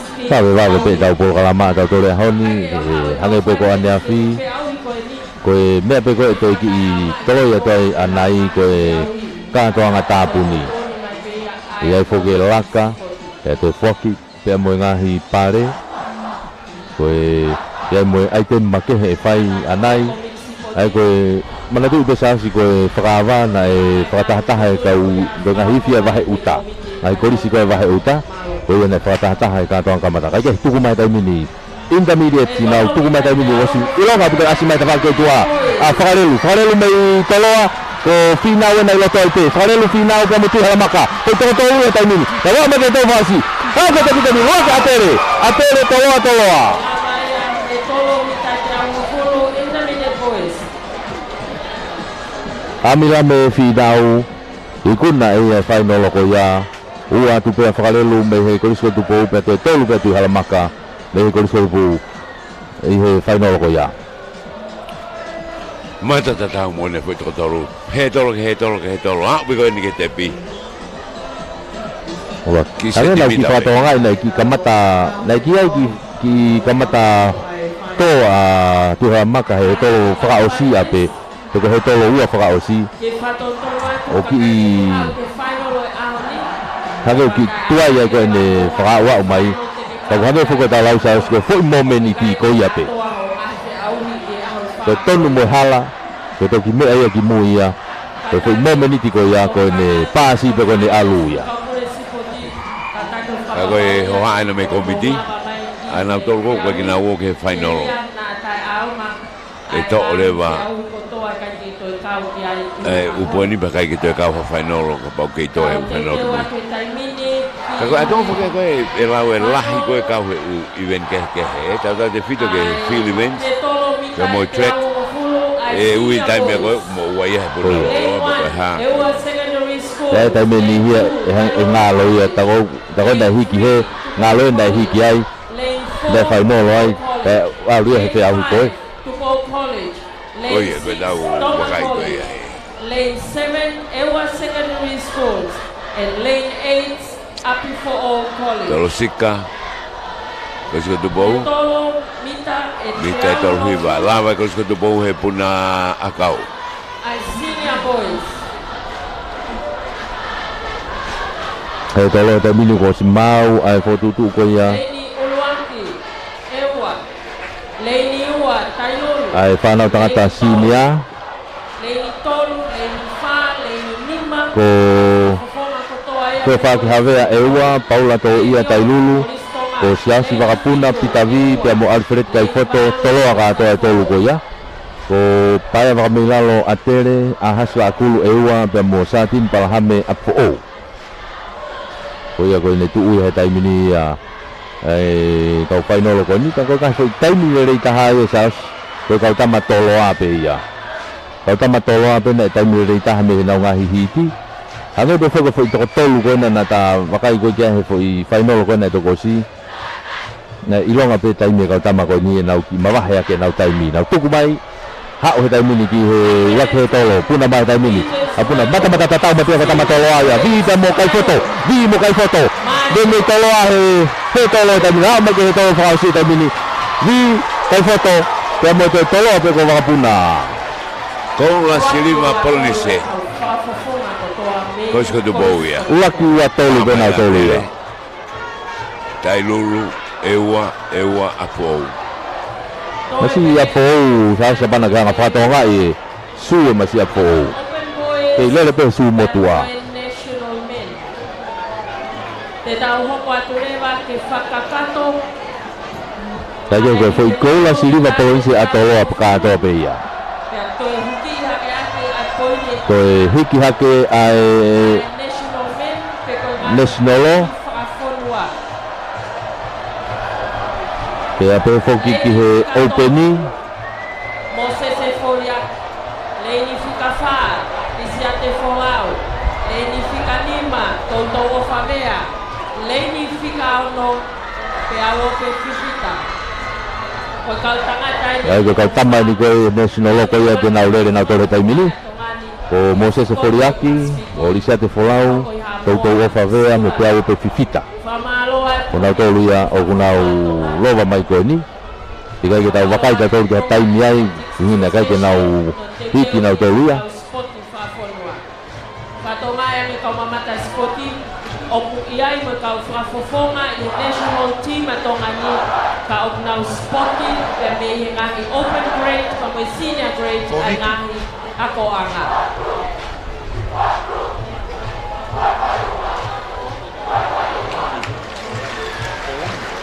Final call for 400-meter finalists. Final call for all 400-meter finalists. Uifa Ocean ke kau final lo katoape. Tas tau kau fata fo tapa katoape ka ke tau live stream ya Paula Moimo tau ala te live stream internet yang ai konga ke ka tau fanong me holani. So de vigilani me ka fanong ko me holani. Malo e kau mai ke hi ke tau kau fata ha iheni. Congratulations ante ke metallico la ko Lavinia kon te ikuna metallico la Lavinia vigilan. Malo e pobo mai mihena.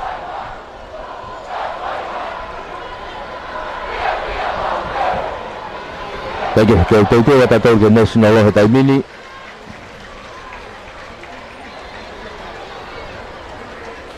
Ko ha me fai hola ni vigilan. Agora tá mai água que foki mai ai. Ko ia. Tong ai ke tolo sika. Alu ki olunga Te wa te national. Kai to ia ki to ai laini. Ania fina ton i laini. Na fatanga i kon to tu abe laini. Kamita fa ai foi tolo ko ia. Kai fu haveri ni a ho ku ki si haveri talu weekend kakato. O sia ko e tolo sika e anafi mo a ho tu. No sinolo ni tuku mai ko ni ha ko ni ko to tolu pe una wele mai ko ni. I he le ni ko en tu a o ku ai ko to tolu ko ni ko to ofa pe ko foriaki pe mo vea folau bisa te folau e una wele mai ko ni. Tau hoko atu leba ke final Pago yang ai tau kau fataha tu I he lere mo se foria o e tangata ina nei kuna mai ia open boys open ni te tau hoko ai lane 1 Toma College lane 2 Lapenga Maria Christian College lane 3 e to ki I lane 4 paton tonu lere he tolo ka tau hoko atu iai a feki tufi atere o Luis Apoi, Lavenga Maria, so si Capone, Toloa, Watson Pare Riahona, Pureini Piurein La Tu Riahona, Devita Finau Atere, Folau Tonga Tailulu, Pemo Edwin Lavaka Atere. Open boys. Leini Uluaki, Koristonga, Leini Ua, Lavenga Maria, Leini Tolu, Koriskotupou. Lane 5 mo lane 5 ko ang fafofonga ya ako malunga liya hona. Lane 1 Koristonga, lane 7 Now te wa te tama si mawa te tepi ia. Koristonga. Mawa te tepi he taimini. Ko lele fraosi. Mau mai mo ngahi he tolo I loto. Mau mai te mo tepi. Te beke tuku mai. Lava ni ko he tolo whakaosi e ni pea mita whangeau pea whaki metari. O ngahi metari. Whamanato atu ke kaupure spoti. O ngau tolo na e ui ato na wingoa ke whaki metari o ahoni. Kataki e whakabamba mai ki ngau tolo ki loto malae ke whakakato ai whatongi a koia. Malo.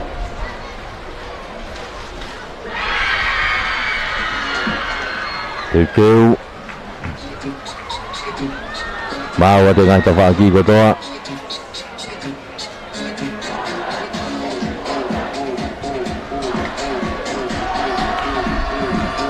Ke whamanato ke kau ofisiale o mala e haicham.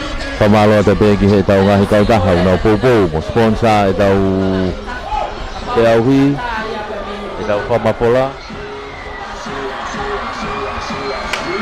tuku mai tau mini e tau openi e ni nau mata tau mai te sio sika tone mea ria hako te rita finau me atere te rita finau me atere taki mai sika tone me toloa ka tau mi mata mini finau ka mo tone me ke te rita mini waki pe atere ua a toloa tolu aria hona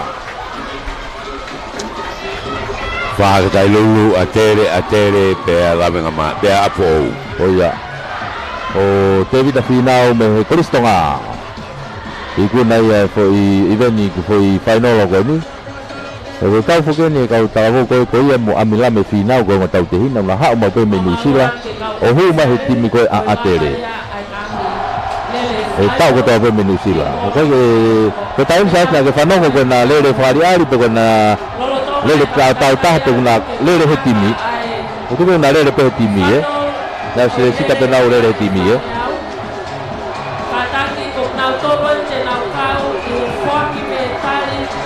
Kaya kaya kai tau fononga mo tau kau fataha ke lava ia ai he tolo ia. Lava ia he tolo pe e tau unu atu tau mini ki he mita e whange au. Ai ko tau iveni hoko ia. Ia e ki I taimi e hotutu e mita whange au ia. O tau kau fataha tu ai I he tau mini. Tau fatawanga pe tau Pamafola hatau no koni tau kau fatahat mo tolu. We tau kau fano ko na me Japani kai sinari latu pe mo Ameria. Pe mo kau fano ko ya me Japani. Pe foki kia takai parei pe mo kau takata me ai ko watena mo Morsieri. Me Japani ya popo mai ki tau kau fatat pe ku Peku mau formu mi peku si hen Ameria be kai peku ke Japan ni be. Tapi tapi do war peku Asia hen. Kau fa ta pe time ko to pe i he kau po ko ya me ai. Ngai tapa ko to pe ai kau fa ta mo ya. Angai ko na ko te ta ki mai ko na me Holland ni so ne vigilani me kau fa dong ya me hena. Malo po me hena. Kau fa ta ha te hen ni mo kau ngai kau ta ha na po. Pacific Forum Line, Rio Tonga Airlines, EM Jones Limited, Tonga Health Promotion, Waterfront Restaurant and Catering, Whakato Mafi Finance. Kasi ha, huwag kayo nga. Eh, tolo na ito ko si. Melelatay moa, manatu hafoka, Queen Salote College. Tapaita sa atini, Tonga Side School. O falatu, Right, tumari he tolo. Eh, sa pahama kayo he tolo. Toa bide he tolo ilong abide kata mai utika fau wat be kahau da shirt ka ke ga he Oceania ke be Pacific Games te ka wa be ga Olimpiki ilong abide be ko ta tanan ko ai ta va ko ni ka no formavo ko ya ta de fok ki Bigland House ya kanono be ko po ki wa ta de fok mai ki final ko ya Kanto grade di mitai fangel. Malo Bigland House. Taina halasima mafi mapa Tonga National Team. Kataki paspasiya tu kau finalist. Kami ko tim lele fuka ini ai koris Tonga. Timi heto. Koris Tonga. Tamai ke IMB. Mai tamai merin, tapi alu di wafat. Mame tali o ahoni. Kita fokus ya, kita cek semua ke. Sione tau fakiu, lopeti tau feurungaki tuko college. Frank Kahea o tu fangamalu kiva amilame finau Tonga College. Tuliefu Piukana o kalea amanu tuko college. Anak donasi di Amona High School, Rusia Mafua Queen Salote College, Fohe Folau Tupo College, Kaliopasi Movete Tonga High School, Paya Wasi Tailulu College, Nixta Tafolo Tonga College, Ronald Fotofili Piaope Fifita Finau Sulunga Tonga National Team, Lavinia Vigilani Tonga High School, Naimila Pipulotu Government Middle School Hihifo, Joyce Maria Somoimoli Yahona High School, Alfeleti Takataka Tonga College, William Milataku Lavenga Malie, Finau Kaufusi Tailulu, Senorita House Palau Berefe Turiki Queen Salote College, Eliza Eli Tailulu, Ahumana Tu Atamama Tutafaiva Tonga National Team, Amilame Final Tonga College, Saya Filimone Tupo College, Manasetaku Taufahau Pilolevu College, Sio Saya Tuuta Faiva Tupo College, Tevita Final Tonga College, Christopher Tamefuna Liamona High School, Sione Tufanaloka Tonga College, Tevita Bakatapu Tupo College, Moses Foriaki Kalabite Bakamelano Toto Famea Tonga National Team, Mafi Fakatene Tonga College, Heimuri Taufa Gelepi Saipaia Tupo College, Sexta Naitoko Lavenga Malie, Saya Pomana Tonga High School, Devita Tatafu Apifo, Moses Foriaki Paya Fisi Hoi Tonga National Team, Sintiti Maake Tonga High School, Makelesi Fanko, Queen Salote College, Sela Pascala Liahona High School. Peamorisiate Halai Fonua Tonga National Team. Pokmotol kotor ko yan na uya to mohimoa, patranayangi, ko lama ay final lele mita e fange au, e fakakato leva ay fuaki o ngahi metali koya. Pamalo atu i helava o ngahi feauki o pongpong ini.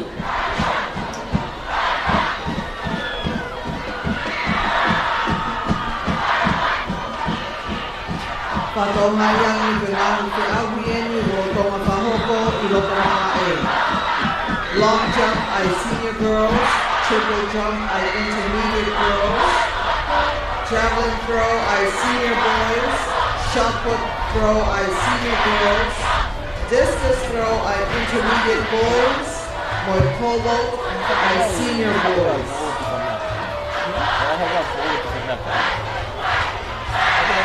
Behe high jump, I men's national moi open boys. Bueno, son muy buffoni da che viene. Che parte?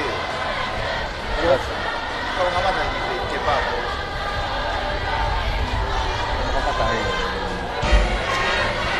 Io mai do allowance.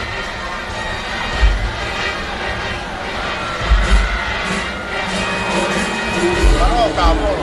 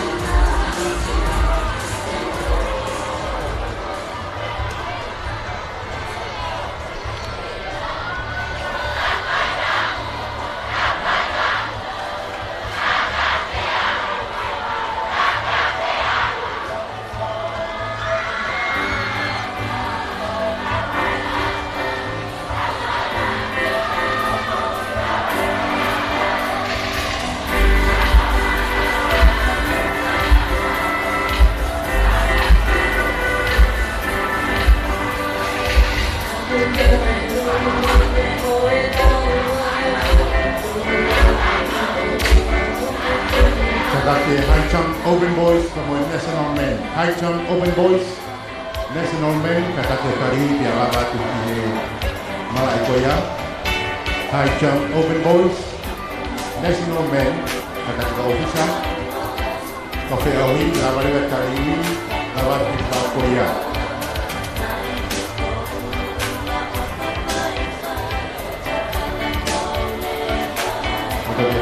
lah kiri ngai matua kemudian kita semua kiri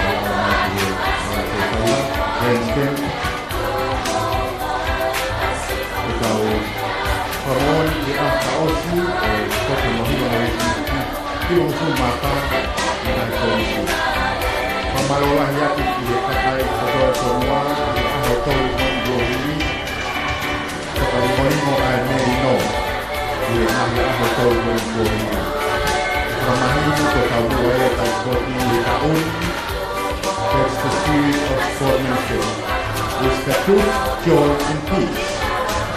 Kalau mari seperti kita tahu yang tahun ini bermoni betul sia-sia yang menerima pemalolah yang dikenai kupu kawat kotor kau semerino ngai madua kau tahu sanau kau payaku kau pakai kotor semua kau mai kau kami tak poin.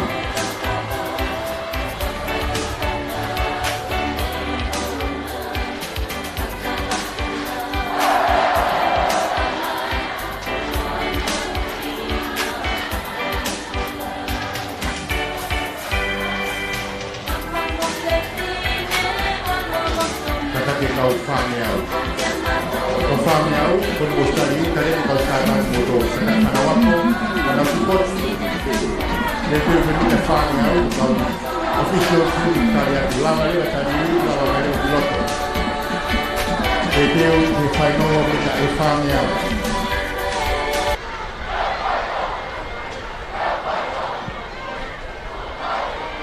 The final, Lady Kasakau and Midget Girls in Lady Uwaki Government Middle School, Ahiki 4. Lady Honowa, Laving Amalia Christian College. Lady Honotolu, Thomas High School. Lady Honofa, Tailulu College. Lady Hononima, Tailulu College. Lady Honono, Upper Old College. Lady Honofitu, Tapuilau College. And Lady Honomalu, Leahona High School.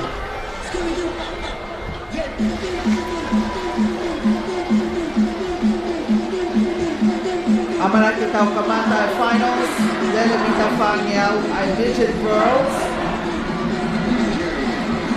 Ngai kita Kato Mai I Kau finalists.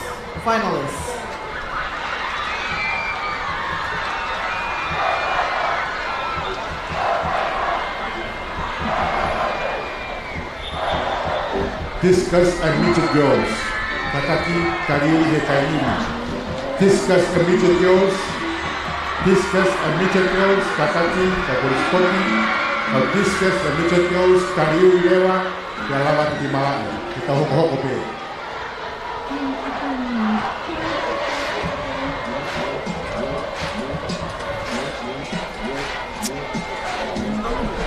¿Qué no buena?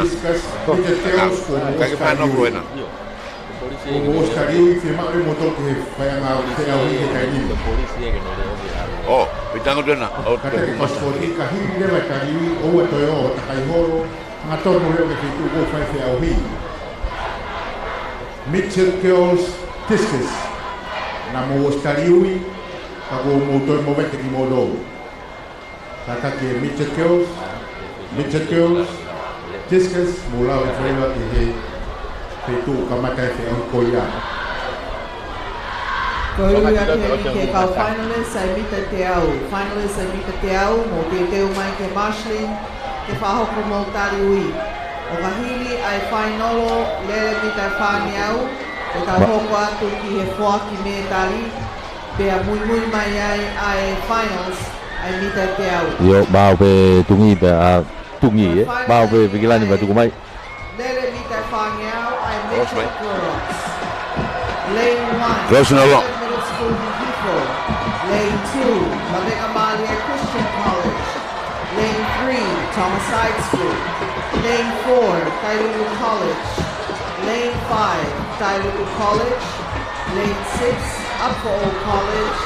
Lane 7, Tapuilau College. And Lane 8, Leahona High School. We are about to begin the finals for the 400 meters sprint for midget girls.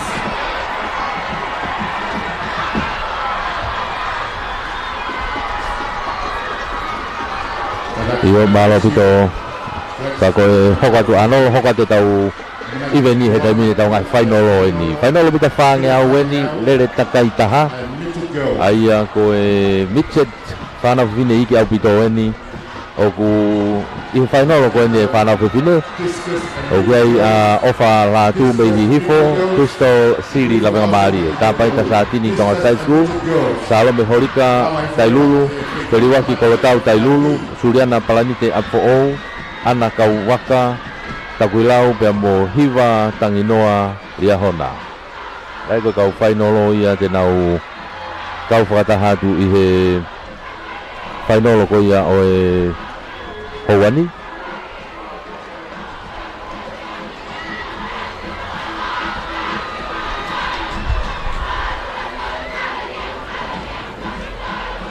kata ke kau Church Stewart kuerere ni tu watu ila wa ke loto oh iya kata ki Church Stewart on your man teu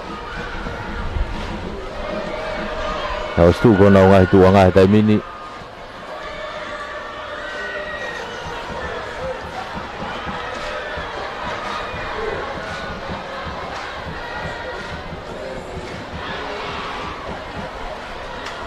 ki fa fo pe ka nau to fo tu fo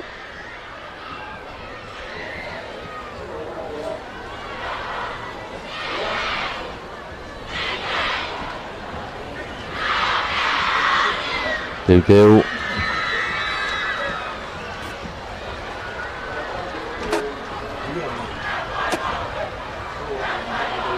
Ki bakai be foki tai mini ta sua tu ko to mei fo sat pe e kamata Kage nai fo stata sa si ko ko nau te fo tu fo pe tai mini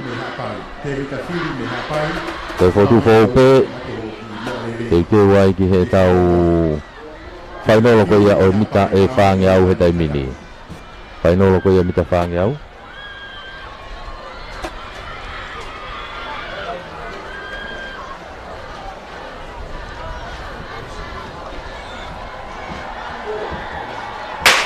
Tuka te taimine urak mita e te au he taimine mita whange au Wawe puto asiko he reini loto ia side school ko tāpai ta sātini mei side school Wawe puto nelere itu ai pe iai ko takuilau ko anak kau waka me takuilau Ria hona ko reini tua ko hiwa tangi noa Na waka ke taimine te whakwa hake ko ia malae Te hiwa tangi noa te me ria hona Te mo anak kau waka me takuilau ko kuomba puto Apo pene loto ko Suriana Palanite Te foki ki sātini mei side school wena Na waka pe mai te lau hake mita wange au taimini Ke mata tau ma te whi toko whako ia Saat ini Tonga Side School kau waka takuilau dia mo tanginoa dia hona Tefo ki apo kia Palanite Ape mai taimini ki hau ki hanga taunen O si kalaka mai taimini saat ini ya mai Side School Hau ki hanga taunen taimini Nau ki mamari dengan nau te wiki mai Saat ini Mai Tonga Side School taimini o si mamake mai ya ki mua Kau ku turi mai pehe nau tua Rame abuto me turi maa hihi po O apo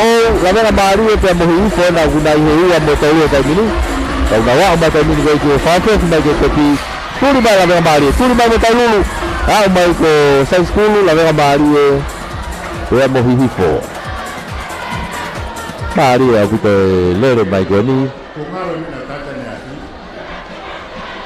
ko mai kau whare Lamena maari e ko ni loto Ko Tonga Side School ko tāpai ta sātini ko kau visa o ve Lere vave mata lere mai e Filiboi atak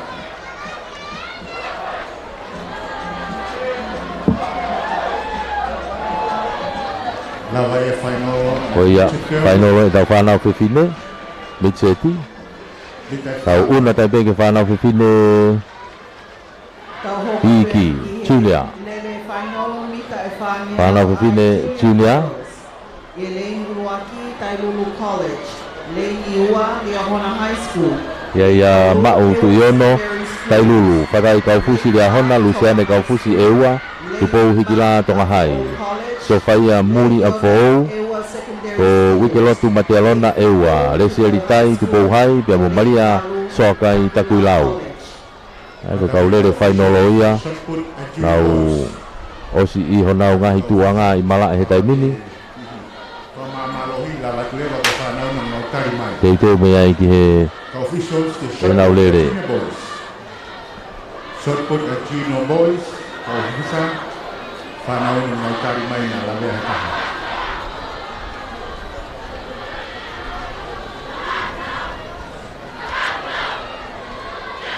Puna malonga e tamang tanga talalahi, Senior Boys, lama e Kulistonga. Kau teu atu ke Junior Girls. Teu ki ene puna kawen ke Kulistonga teu ki e hoko atu. Sika, abek malonga tonga, teu ki Sika me tawa koia. Ko e discussi Midget Girls, nanti ki umai kana nau mau batu kita pakai ya.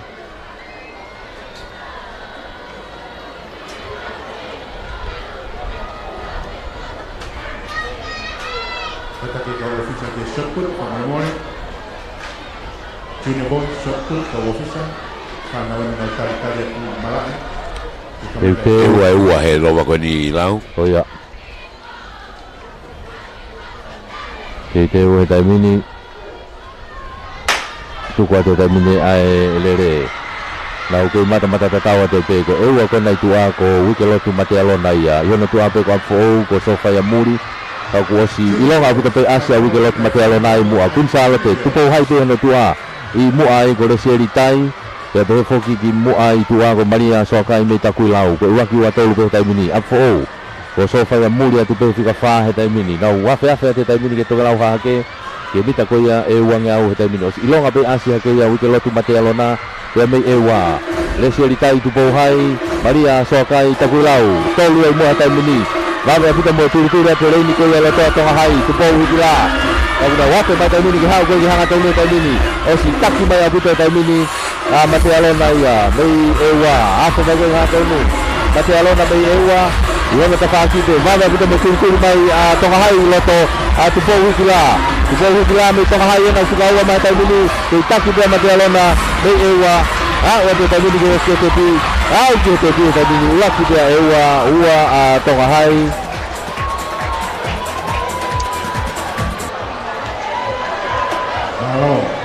Tolu ake ko wike lotu. Koia. Wike lotu mate alona ewa. Toki he ilonga koe sa asi ai hoko koe e whiauhi e kau whiauhi i he ngahi i tatau ke whotutu koe polo kalama i ngahi i veni. O se lere ke herere. O si hela e whanau i. Ai koe nawa Kita maru baca tau be. Koia. Midget Girls discus. This is Eke, the final. tau unat. I he tau whanau whiwhine loto taimini. Whanau whiwhine loto. Intermediate. Ui whakaoseni ke kau tolo discus. Okai Junior Girls. Otolanta Mafi Tailulu ko Tonga Tupou Kun Charlotte Mautu Yono Tailulu Romai Berg Apo Lostika Feke Tonga Hai Eleanor North Kun Charlotte Mere Kei Kun Charlotte Wate Lose Tontonu Ewa Lane Fa up for Old College. Lane Nimang Tonga High School. Lane Iono Moifito. Lere Mari e au pitonia Kau Fine Mui Koini Lane Malu Ewa Secondary Schools. Iai Eleanor North Kun Charlotte Koe taimi lere i taha ia Me he nau ngahi hiti Tau ilonga pe ki mawahe ene taimi ana ia Nei ki mawahe au pito ene taimi ana Me he Koe ngā koe Rei pe mo Rostika Feke ai Toki whakaosi ai National Men. Tonga Hai Kari koe tui e kau... Ai koe kau tūki mua ia I he wawe koe nau ngahi lere Discus Te poki ki a Mautu Iono Tailulu Toki whakaosi ai National Men. O Romai Berg Apo O Koe kau star ia oe Whanau whiwhine loto Nau lere kātoa whi lere koe 400 meters. On your mark. Nau whotu uka nau ngai tūngā Mau au pito e tepi Sata Teu Yup Alu Mata tatawa tu pehe taimini nau lere Itu ai pe ko eua Wajere se tontonu ko ere noa nofwena Ois whakalaka ke taimina ere noa ia Lostika keke pena i ono tua pe Ere noa pe mo lostika Na taumia ke taimini tua pe Foki kia tontonu Bei ewa nau tau mi tokotolo te taimini imua. Wa o te taimini ke tolau ha ke koia o malae ke ele no ko losti ka feke pe amo wa te losti tontonu bei ewa. Afe mai taimini ke hau koia ke mitai wange au. Tai mai ke taimini ke hau ke hanga tonu taimini si tomo mai ki moa no. Ele noa mei kuta lote. Losti ka bei wana tua pe. Afe mai ke hau ke hanga tonu na mamahe mai nawa. Ma utu yono na mei tailulu ku faka fika mani turu mai. Yere ni ko ya loto ka ko si mamahe au kita mai ele noa ia. Mei tai kuta lote ele noa no kuta lote. Losti ka feke to hai. Ma utu yono na mei tailulu sika tolu mai taimini. Na wa uko te pita mini ele noa. Losti ka ma utu yono e mo Roma ibet. Kunta lote tonga hai tailulu laki wa toluya. Junior boys long jump. Sage ko na lawe kai sa ko o sigo na lele ko ni ko na lele pe he tolo. Ko na lele he tolo. Ko te na lele he fangiau, te na lele he te au, te na lele pe he fuka motu. Te oska to honu na ko na tolo pe ni me ka lele tatau pe ya. Na lele ka to pe ngai lele anu. Tu ke pe tolo fe ni nai. Ko hika ko ke anga ko fotu tu ko ngai iveni. O fu hoko ia ke kau ke au hi. Na winga foko no ai aho fa. Ke te va venga tai mi pe to ma fola te ngai te au hi. Ke u fu hoko pe he au hi hata. Ka ko di. Ko e ku pendi ko he la ia nge cross kula mo na tolo e tau ko ni. So ko fa ilonga. Ko fa ilonga e ko hoko pe ko ngai iveni. E to ki la he nga we cross kula. Tau unu mai tau tole tai mini ki he openieni. Openieni o tau iai tau tole tai mini. Ko hola, ko ewa, ko Ligia, ko hola, tau waka me i tonga hai, ko Ligia anau me ewa. Maria manhapai tau kuilau, ana ponasi via hona, Maria paseka ve me tau kuilau, to e Sarah whangau e bemelia hona, te mo Amelia lau manu mei Queen Charlotte.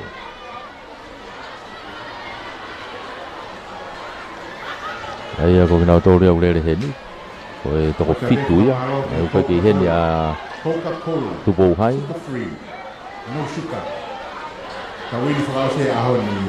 Ko e nau taimi ko e kau kine mui ko ni ia, ko e taimi le rei taha ko hola. Taimi rei taha pe ko hola. Hola tau waka koe mi tonga hai.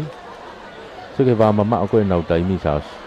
Koe taimi ko a hola koe se koni o no wha. Koe hoko atu koe ki ai he taimi rei taha.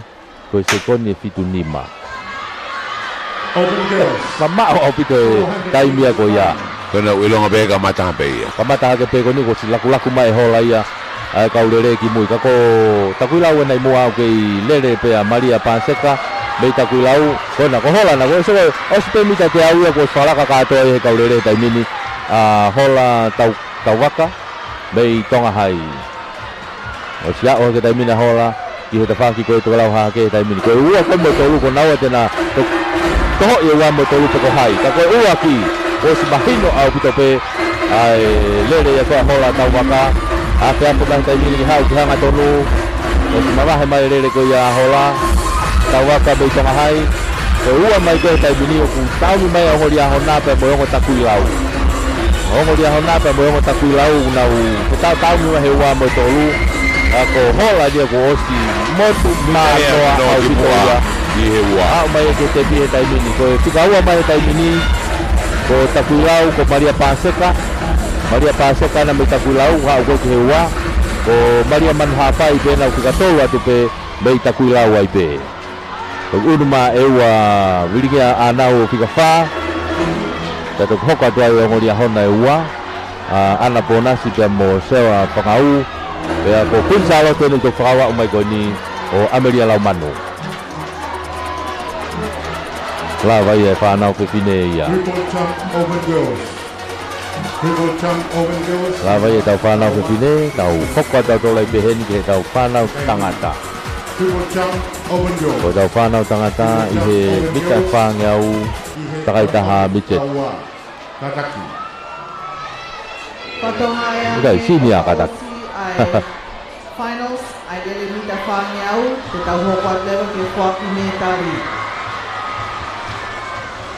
Kita hokot ni timing ke 400-meter finals ay senior girls Lane Iwaki Chong High School, Lane Yuan Ewa Secondary Schools, Lane Toru Liahona High School, Lane Fa Tailulu College, Lane Nima Ko tau hoka tun ke whanau whiwhine senior, Lane Fitu Liahona High senior, School, Moy Lane Balu o kiai a Maria Hufanga tonga hai, lavinia afu eua, Oriana Antoni Liahona, paea whatapehi Tailulu, mere la taimoa kunsalote, mere kafa kunsalote, tupo moturiki Liahona, bea mo mere nau, tau whahau pilorevu.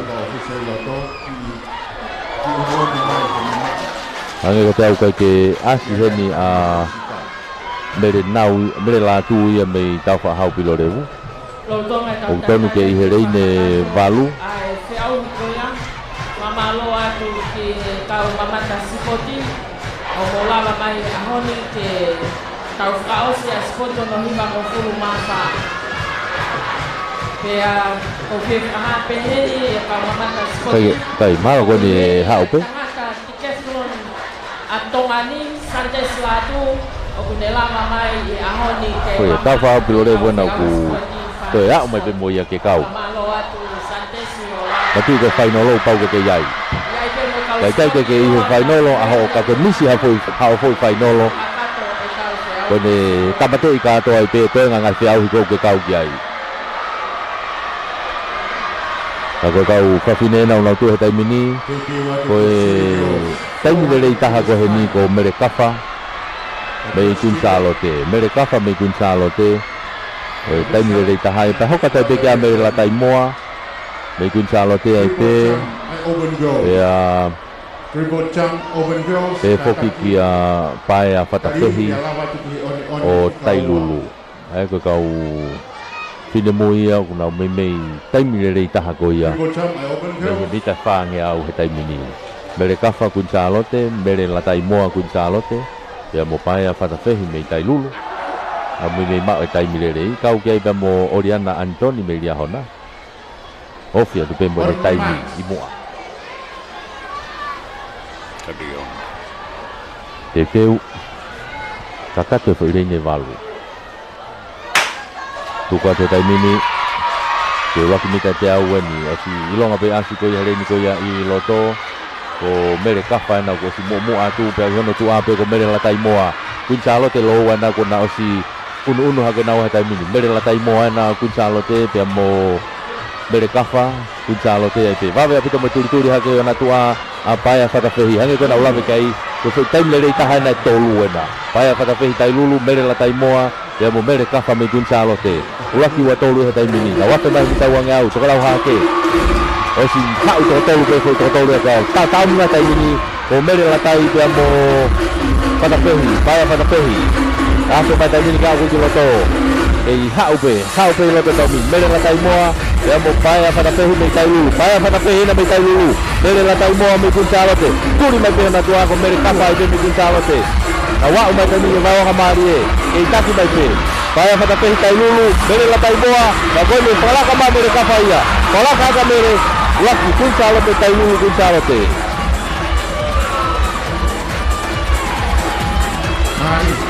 mere kafa kunsalote e ikuna ia ko i lere ko ia ua ki aia paia whatawhehi Tailulu pia toi tolu mai pia la tai mere la tai moa mai kunsalo te ai pe Tau te te wateni ki final lele mita e whaneau Mitchell Boys. Lane number 1, Tupo College. Lane 2, Tonga College. Lane 3, Lamema Malia Christian College. Lane 4, Tupo College. Lane 5, Taupahau Kilolevu College. Lane 6, Takuilau College. Lane 7, Tonga College. And lane 8, Taupahau Kilolevu College. Painolo lele mita whaneau ai Mitchell Boys. Leini uluaki kolis kotupo, leini ua kolis tonga. Lein tolu kolis lamenga male, lein fa kolis kotupo, lein lima kolis taufa hapulolevu.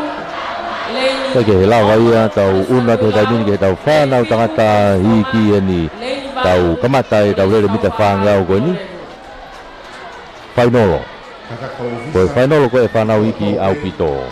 Se misi lu au toloa. Sailo sivea atere. Pai ngaloti la venga mali se siwa tiaki toloa. Se misi tau alupe tau fa hau pilorevu. Bunga leao tapuilau. Alfred Filisonu atere. Ya Morisa la ahlerei tau fa hau pilore. Tas tau fa hau pilore. Gongo reka tau fa hau pilore e ua ku hen. Koe na supe ko he hiti e Maria ngatama. Oia na suka te taimini. Awatu ki he ulaki mita e te au. Asia ke taimini loto ko ete aki a mei toloa. Ete aki na mei toloa. Vave au pito ne asia na hereni ko ye loto. Kau koe taki peitua. Risa la holerei me tau fa hau pilorevu. Kako ete aki na mei toloa. Pe foki ki hea tau alupe ete mei tau fa hau pilorevu. Pe ulaki ua tolu ia he taimini. Tau miha ke pe hano tua ko vai ngaloti me lawenga marie. Kristonga na ukia ipe moia Alfred Filisonu. Afe mai koe ke au ke tau pakatokelau koe ia malae na tai taimi mai pe taimini. Afe mai koe ni koe tamba tau fa hau pilorevu ena. Ko tau alupe na kuiloto. Apa mai koe gao nga tomo tai mini. Koe hiki mai tai mini toloa ia. Hiki mai toloa tai mini a te aki. Hiki mai te aki, hiki mai mo atere ia. Sailo sidea atere. Tefo ke tau whahau. Pilorevu. O kia i te mea mo tau alupe. Ka wao mai ke te tiu tai mini. Toloa tau whahau pilorevu toloa. Toloa tau whahau toloa. Lawenga mali. Ai ko ulaki ko siwa te aki mei toloa. Ua te pe hana tafa aki ko semis tau alupe mei tau whahau pilorevu. Te te tolu hake pe a semis lu au mei toloa pe. Ko ulaki ua tolu. FWC Middle Schools, lane number 2. Ko kata tole tai bini ke whanau tangata iki. Junior. Lane number 4, Api for All College. Whanau tangata iki junior. David Avei Koso, Hakoloto Wesiriana. Ko Vikareti Erika Takuilau. Penaya Natsolo Atere. Una loto la tiume Afo, Mixta Tapolo Atere. Christian Tupou Yahona. Ikan ni Tupou Ata. Lavenga Marie. Emosione Nisa Hahake. Koe kau fainolo ia koe na ihe tai bini. Koe tu koe ngo tamma koe na Mixta ta follow pe mo Christian Tupou. Mixta ta follow me atere pe mo Christian Tupou me ria hona. Koe foi toho ia Marie heni. Tebe kia penaya nat solo mei atere ani mego ka tama ia te nau ki lere Marie mai foi lere ko ni ko go nau taimi ko ia nai lere taha ko ia me he e nau ngahi hiti Kapau kai te mo kau e se auhi o lere mita sane au whakau whioki mai rewa ke puha i kuna i le taimi o se ni te tau whakpare whakmetari te a tau tok hoko ke te au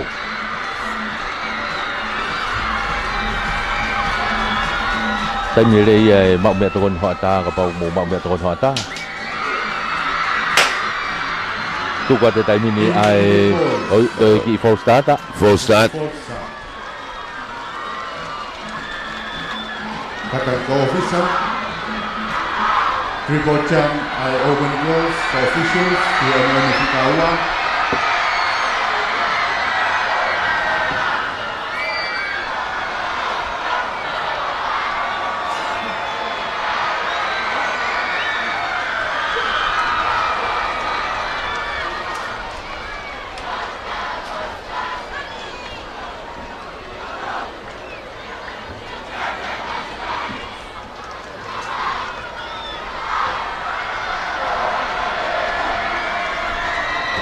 Teu Toi 4-2-4 pe kana toi lele 4 On your marks. Intermediate boys, 400 meters finals.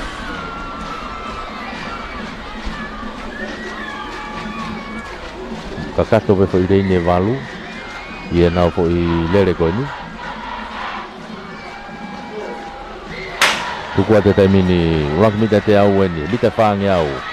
Nau lele mata tatau te ilonga au pute asiko e loto a Nixta ta follow me he koristonga. O si omma au pute nere una loto laume la lati ume me a fo vave au pute mene turi atu pe fokiria hona. Kuskan tupo me ria hona. Koena pe mo Nixta ta follow. Nixta ta follow me atere kuskan tupo me ria hona. Ona osi una nao ki mua he taimini. Hahake, sione nisa. Itu au ke taki hake pe na wafe mai koia i te rau hake ngota mala venga mari ena o ku tupika ki tona tua ikan ni tu powata afe mai koia ki hau kanga tonu pe ki apo ki a una loto la tiume hau ki ka taki mai tai mini ko Nixta ta follow me atere Christian tu po me dia hana e nau a pena i mua he tai mini na tomo to kaua mai ki mua e taki mai koia ta follow koena ku turi ma tu po turi ma tu po ke wharaka mai e taki koia ta follow hau ke pika ko pui hau ke te tai mini uaki pe atere ke uaki pe atere Nixta ta follow atere Farside School. ua dia hona Osmega tahi me koristonga. Te tolo tu pe a atere mari a pute foi lele ko ia mahina pe whenga mai ko ia a ria hona ki he uaki aku ki veve pe ta follow ne tau hi pe ne tapi ki mua Nixta ta follow koristonga uaki ua tua kustan tupo mei ria hona pe te tolo tu pe apena ia na tolo mei atere pe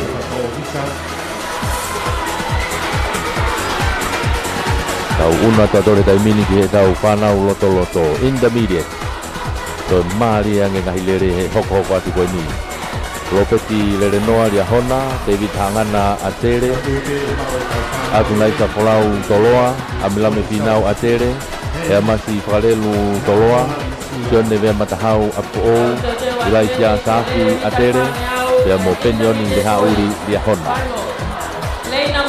ria hona pe atere toloa apo Lane 3 to go college. Lane 4 Toma College. Lane 5 to go college. nau tolu e nau iai he tai mini koe lere koe ni sa koe lere mari au pito e toki ako lau toki vetepe mei he tepi toki vetepe me tepi e lere koe ni patatau foki ki he nau ngahi tai mini rei koe mea ne api oku nau vava oki au pito pe vava oki au pito pe nau ngahi tai mi Tonga e whiauhi e he komiti a te rita a tonga ak nau tau te nau kau no whafofongai ka koe te ngai spoti whamaha tu ia koe tai mini kau tamma koe na ai ako abilame finau o atu nai sa folau na hingoa ia sione vea matahau David Hangana Oceania Championship i Queenslandi Australia i e wike whakaosi o Sune koe ngā hingoa ia kuna nau tuki mua mai mehe nau ngahi hiti koe ia ade api. O ngā tama toloa mo o ngā tama atere. Pea kalama lele e teu koe ia whiunga te nau hoko atu ai pe ke South Pacific Games i Hamoa i aho tahanima o Te kia sone vea matahau apo ou. Korea te kau spoti whai o lele Kau tangata ia te nau toho maari ko nau koe lere koe ne taimini ko nau ane ko lau ko mea koe na ea ko i ko nau tekniki ko nau tauhi koe nau manawa mo nau lere ko koe ia pe e tonu ko tonu South Pacific Games i Hamoa Torosika Kristonga Mita Whanoa Kono nau una ko nau ngai tua ngai taimini On your marks. Anga tau puri a David Hangana. Koe ke ia David Hangana he ni me koristonga. Ka koe atere pe ua ko na ke ilere koe na atere tolu. Tu ko te taimini na ulere Lucky Mita e te au he taimini. Vave aputo asi tua ko ia Ilai sia Safi me atere na tua. Turi te pehono tua taimini ko fo sone ve mata hau me fo. Vave aputo me asi loto. a whakalelu mei toloa o ngau taimi atu taimi ke nau awatu afe mai koe ke mita e uanga ho taimi ke taki peitua ila sia safi atere o maputo apo ve mata hau toloa fola wena ku kamata ke tuku mai fola we ka lele ki mu taimi ni na afe mai koe hau janga tolo taimi ni hau janga tolo atu mai sa fola wena mei toloa amila me finau mei atere atu mai sa fola amila me finau na tau me mata ni sene ve mata hau mei apo tako atu nai sa folau mei toloa final mei atere na o teni ke te toloa atere apo toloa atere apo lia hona toloa atere lia hona Mario atu nai sa folau mei toloa iguna ia ikaua to amila me final me kristonga Ito pikatolo ito ya siya na matahau may apo o. Open girls triple jump. This is your final call. Vave au puto nga koilere ko ni. Open girls triple jump. Au officer ng Osman.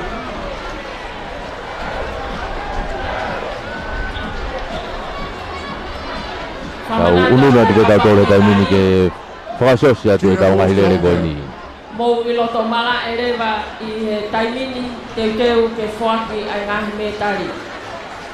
Junior boys long jump. Siya mo dong ke oni. Junior boys. Oni ko ni ki apo. Junior boys long jump. Ke oni ko ni pa ki apo. Oya ko ne tu uya ko ihe taimini.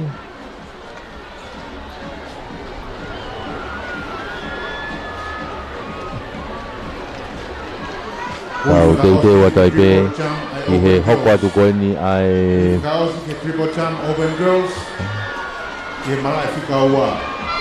Ba ki ko ni kila na mali. Triple jump open girls. hokwa tu Sika pana wahi Girls, this is your last. tava biloreu mita tofa The more junior boys long jump. Oni fikawa ki. ifa be ko me puna malonga ko te mai wahi Tumi tangata. Mita whangeau ai senior boys. Lane 1, Liahona High School. Lane au 2, una tatou ke Aprifo sinia e taimini. Lane 3, Aprifo College. Sinia au kai Lane 4, a Ewa Secondary School. Pita Huni Liahona Sowen Langi Toloa. Anthony Siare Apo Ahas Lakulu Ewa Isleri Angitau Toloa. Supermani Lupe Uvea Tailulu. Senis Kaufusi Atere Biamo Malcolm McPherson Liahona. Finalist. Okmo ilo ipe mo ngahi hingoa. Oya ko nau tu uya ko na ihe taimini. Kakai ke ha o ke fe au hi. Etis Siofi hene masi Tailulu. Josh masih ko na ko Lupe Uvea. O na mei mati foko na na tau mi mai ko me masia po ni afi alupe uvea be mosiare I hena hiti na hiti fa ta habe na ki I ovare kape akoni ko na toki to ta be pa hi ahoni o na ko fa tonga ya siare ko sa si loto te ke fa tonga ya po loto Oia ko le tolu ton ge ai ka ko na ko te asi ai Lawa kita os fakataha pe mo ikaw man track events. Kamarola ka officer. ka ko masi ia na time le rei ko hena hiti ane afi Ko fa tonga e ko to ua ko plasta 400 meters final. I see the boys. Apo ke tamini hamstring be ko ha ta ki pare mo wa ko plasta ibe ko ke to la lava hange ke ko hirio la lava mo be ko ko ko tonga tu e ua Paringari ko mawe foi lere ya ko ni. Ai ya ko e uka tenga hilere henu ka tam henu ko ke asi hen. Ai ko apo o Indonesia me apo ko atere ko semisi ka fusi me atere ko ke na asi. Ye final ko ni. Aku kai fo ke te fa ha te tari. Au tonu ke nau hao na tolu mei lalo me tari sa os mau mai. Lagi ko kau tama bena una ia he taimini. Tolo ali hona. Sika mita fana na tuka te taimini va ve puto asiko ia a toloa angi tau mei toloa hereni ko ia I loto angi tau na ko si asi hake ia mo taimin pepe ko na tafaki ko la kulu mei ewa kau tama lele va ve ni ko helere ko ni pepe foki ki alupe uvea ai ko foi tau na te nau frari ali ko heni itu au puto ko Malcolm McPherson ni mei lia hona ka wa fa bai ko ki ha ko ki he uanga taimini angi tau toloa angi tau to kona ku manga mai taimina la kulu mei ewa la kulu na mei ewa angi tau mei toloa itu ako McPherson mei lia hona ka kona na wape mai ki hau ko ki hanga tonu to oma pe mo turi malangi mei toloa ipe la kulu ewa angi tau toloa na kumu abu te taimini na wa mai taimini ki hau ko mai angi tau mei toloa la kulu mei ewa bawa tailulu fa toloa lupe uvea ni maria hona mei tailulu doyono beria hona Kata kau le kano mita kiau kata kikaria ke kau tari kani kata ke kau spoti kau ke kau le final mita kiau le o matahan tari he taimini kau fanis 100 meters free.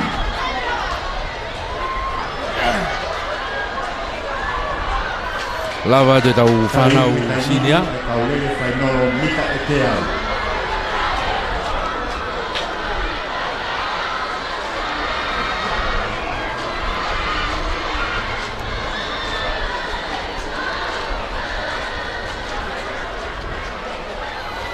Tau hoka tai peheni ki he tau openi. Pea ka pau toi lere mo national. Ia koe ua peia o kutoe mai.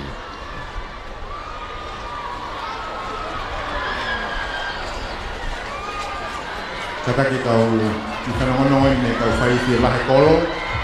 Ko tuku mo rabo taimi I rei he taimi. He taimi ke mo whakahai. Io kutoe te ai te au mo le fuka. Toi pe te au mo le fuka. Ko tuku ko tong ke kamata ke Kei tala noa he taimini ai kau tama koe ni he starter. Peko feia kau lere. Ko stone foka tu he taimini ko nao silaine mai nao tolu he ve starter kau ku. Kei mo vete u te ke asmaha taha ia. Karingari pe ku puna mahalo hatama kau tama ia. Kaya national law ni ang daulere tato ay mini. Kung tama pe toko ua una lere national law ko ni. Te tau hoko atu I taimini ki he lele mita e whaneau. Ai kung tama pe ua una lere ko ni. Ai lahi I national law. Ko ne lava ko ia e tau whakakato lewa e open boys.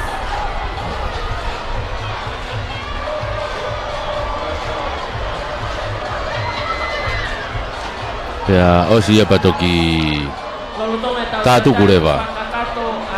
Ai Te au ko ia ki hawa toi pe ai ki whanongonongo koe ni openi tako ne lava ia whange au ia. Whangi kalapu palu amanaki pe whai apo na os whanongonongo atu anea o ku kei hoko ai pe apo Koristo tuku o e koristonga wharekai o e akololo tonga apo tama pena ua una lere he taimini. Totong ai ki kausikoti me hapai. Le peti nonu. Ko e timi spoti a ewa apsiasu e siriana a longolongo. Tamos. Ko e timi spoti a hapai. Son havea. Holo siasu e siriana o halau vave. Timi sipoti baba o hapai tailulu. Kare masiva apo ai pe. Te na ulama tu e baka apom-pom. Malo. On the mark. Tu e tai mini national law, mita whangeau. Toko ua pe una rere koe nā. Nā ua toko ua pe una whetau ta amai koe nā. I he tau urisi sione hawea pia mo re peti nonu. Kau kau tangata ni koe nau teu koe mo tau tim whawhanua. Ke toku whiri koe mei ai e tau timi whawhanua koe ke wholau atu ki Hamoa i siulai ki spoti koe ia ai Pasifiki. Nā awhi mai taimini ki hau koe ke hanga tonu e taimini o repet nonu pia mo Sione Hawea. Sione Hawea i unu mai ki mua. Ana me me au whakataha mai bena ua ia. Panga tau pe me kamata ke ne os. Ama ke te pi. Vete ngā taa he ngō tamani poko hae whiri ko ke alu i Hamoa. Nā koe lere ngō tamani koe ni e tamai e alu i ki Hamoa.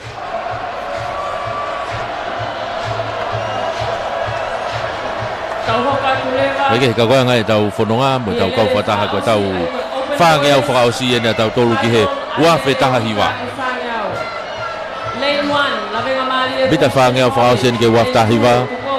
Koe tau whanau tangata open, lalahi au pito eni. Ia whehoko tupou me lawenga maarie, Sione Asikia Toloa. O Luis Whapoi lawenga maarie, William Televave Atere, Whalakiko Fisi Fau Toloa. Samuela Taufa Atere, Kelly Imora Liahona, mo Krilin Lau'i, Tongahai. Mateo ke Asia Tongahai. Naka fo sa ko masi whakaekai na elere ko ia puria ia, malu ki loto whakaekai. Malu o alu ke tawa ke taha whakaekai me tawa koe. Ka koe hoi na tonu ke lere.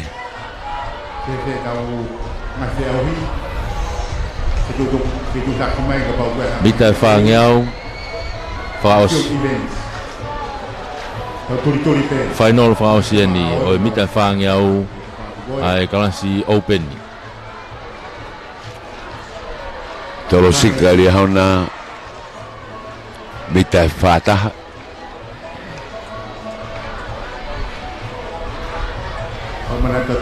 Lere te maari e befok mo lere kau tangata koe ni masi koe na ko Whalakiko Fisi Fau mai Toloa kau ia pe vave au pito he kalasi koe ne openi e befok ki hono hoa lere pe koe na mai atere ko ia ko Samuela Tauf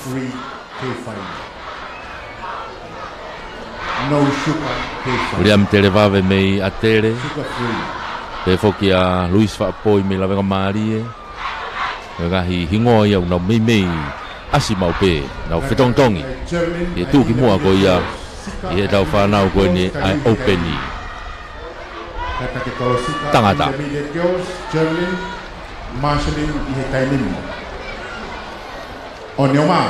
tū he tamini ko nau ngai tuanga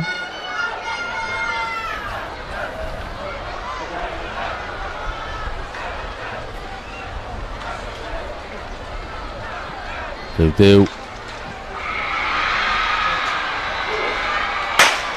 o nau tuku atu he taimini alatu e whai toko walu kakato ko ia o toko fitu pe nau iai wawe apute asi ko ia tua Samuela Taufa mei atere turi atu hana tua ko Fisi Fau ena ia mei Toloa o si manga hake he taimini i tua beia nau au kea Kerry Imola ko ia oria hona mei hona tua pe ute iai pe mo Televave mei atere pe mo ia afe mai koni ki hau koe ki he tokalau hake malae ia koe ki wange au o si taki mai taimini a Fisi Fau ia Fisi Fau mei Toloa i ono te whaaki ko Samuela Taufa pe mei atere whika ua mai afe mai koni ki hau ki hanga tonu taimini atere ko Televave kada ko Televave mei atere na taumi mai ko he taimini whika waki mai pe taimini o si wharaka au puta maa Fisi Fau ia mei Toloa Televave na mei atere hau he whika ua tolu ana ku whika tolu mai pe asikia me toloa i pe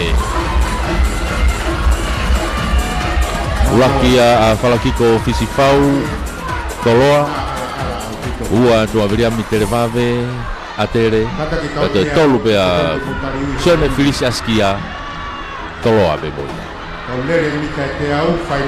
au tama koni na ulere koni ka te nau te asi mai pe mala aka pulu tai mi ko te nau si dai ko kapten na tau timi ko na savalu na folau fa fonua masi ko na ko filisi askia na tona ia tona hingoa ko oua ane na yale Oke, tau lava ia tau mita whaange au he tai mini ka ko e tau una tuku he tai mini ko e tau whaki metari hokwa te tau whaki ko e tau metari ke tau kau whataha tuai moki motolu i he houani ange whoki sausi ko ne tuu ko ni ko e taimlere ni ka pau motolu ko e ku mo mau me to ni hata he tai mini lava ke mo ki kalo te tai mini o a ki fo mama lohi mau me to ni hata lo tonga lere ko e fo ki metali ko ni e tau to ki kau fata mai anai ki he fa ma po ko ye tau nga he au hi lere fuka motu finalo te pe fo ki he lakata puni mo e o au ta puni ko ia o spoti hono hiwango full mafa ai nga he kolisi ko ia o tonga ai kolisi tonga hiwango full mafa te tau fanongo heni mo tolu ko na mo mui mai hono hiki e mo nga te bile metali ko tai meni ke to i mai lai pepa to i mai tau pepa ke tau ko ke tau fuck metali ko tau ke formalo ia be fokia e PFL Pacific Forum Line peke Royal Tonga Airlines EM Jones Tonga Health Promotion Waterfront Restaurant mo fato mafi finance ke dau wa ai mo ki motor ko yo lava mai ki te fai va pe ki tonga taponi e spot ko ia hono hiwa fa nga ya ko a tonga ni tau ho be la ho be lava to ata ni tau fa storia fo ke ni hangene kamat ko ia wike ko rekoti ko la ko to be i heni ko rekoti fo ia o tau o ku ke tau be rekoti ko ki mua i te fai wa ki mua te be ki nga rekoti atu i tai mi mala e musie o ke tau ka to be ia ka ko la ko to be i he weekendi ko rekoti fo ia ai na kamata ko ia ura metari ko ia e tafni manga u me ewa e u ke lotu ka waso mo na to le to lahi na kola ka ko e na malave na mo lau ke hoko e u iveni o ku kawai ai ta mai tata u be ospete au ku hoko ke u nge au hoko ke he tol hoko ke hoko be ko fana tata u be o au ke tafni manga au wa ku tolo afe ka ko te fai vai e sport no hiwa fa o e moano a tahiwa ma o metali ko fokia ku pe o kalitali pe no to he ia ye ni o ma o na metali rua o tolo o fa o wa ma ko metali ya fokia o kalitali pe na ale da ko ofi o ta fokia metali e lava e ta fokia metali Kuia i he taimini e tau kau whataha tu koia i he houani Pea mo e tau whanonga tu koia e tau whamafola koeni i he houani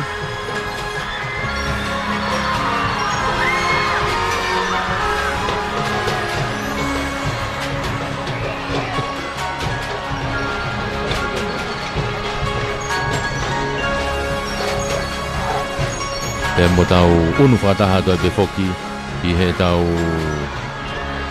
toenga ko ia o e aho tau whanonga whataha i moki motolo. Whatawanga peu tau kei whelonga ki leipe, kai ke ngata pe foki i tongani, tonga tapuni ko e whunga whanua ki eua. Whatawanga pe eua mo mui mai pe, i ho mo whanau e nau whiauhi, pe foki ki hapai, e nau mui mai pe mei hapai, ki he whiauhi me he otu mua whanau enu nau kei whiauhi be meheni he whoki wawau atu pe hena e be whoki ngahi ingoa he ngahi timi ko e whanau ia mei wawau nengu kai ke tahanga whakatoanga i lelei au pito ki nau tolu ka ko e whanau pe mei wawau ko nau to e hu mai ko i he ngahi timi i ngahi apea ko pe i he ni a ko anga e tau kau whakataha tu moku mo tolu e ngahi tapa katoa pe o tau whanonga i he houani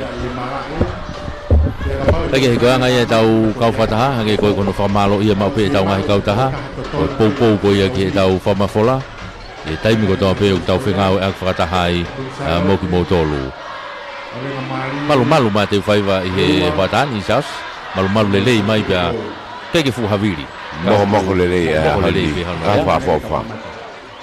Pe a wha aso ki a oe whiahui.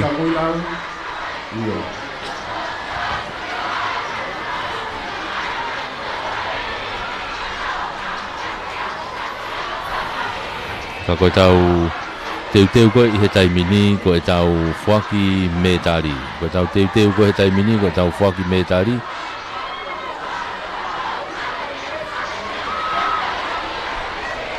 Ai ko tau hoko ati e tau whaki me tari hangi koe na lawe. I tohi bebe mo te pile me tari. E tau kau whataha mo ia i he hoko atu koe ni. Leo hoke tau discuss midget girls. Hihifo, bita tataha.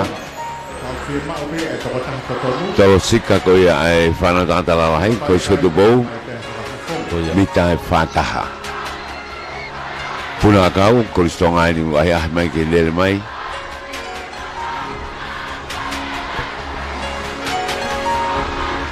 Kei selfie mai ai pā.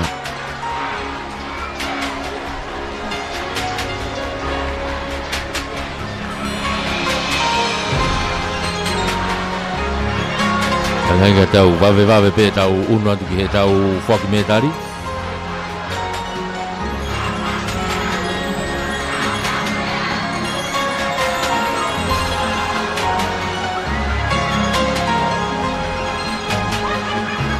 Hai ko ne tu ia programa whaki pe ngai me tari ko osi whainolo ko tu whaki tai mini kātoa tu eni ko whainolo kātoa pe. Whainolo kātoa pe ai ngahi pe au hi katoa ai ko me tari katoa pe ia ai ko whainga mari ko toa pe ke whaki ai ngai me tari e whaki ia ko ne toi ngā pe whoke hange pe koe ko tau kau whataha mo e taimi ko toa pe e toki whakakato katoa pe ia i he lava ko ia ai sipoti lava mo e laka tāpuni ia teu ai koe ka ngai polokalama ko ia e tāpuni e toi whaki whakaosi pe mo ngai me tari ai ka pae kei toi ki ai ai ngai whaki me tari whaki mo ngahi pare makehe ke kau tuki mua ko ia o ngahi kalasi takitaha ai au nau kau ko ia i he whiau hi o tauni Toro leo vito mei tai lulu he sika mita whatolu o si ai pe mea fua au ia hena sauce de suka koto kon lahe o vito mai e nimenima whanima me o ta whakilo wai kita o sampai ada apa buat ke agak bahu ya kapu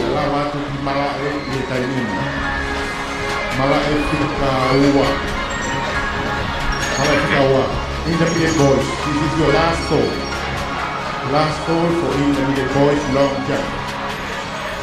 Foi wag mo shot put ko ya ai whanau intermediate whanau data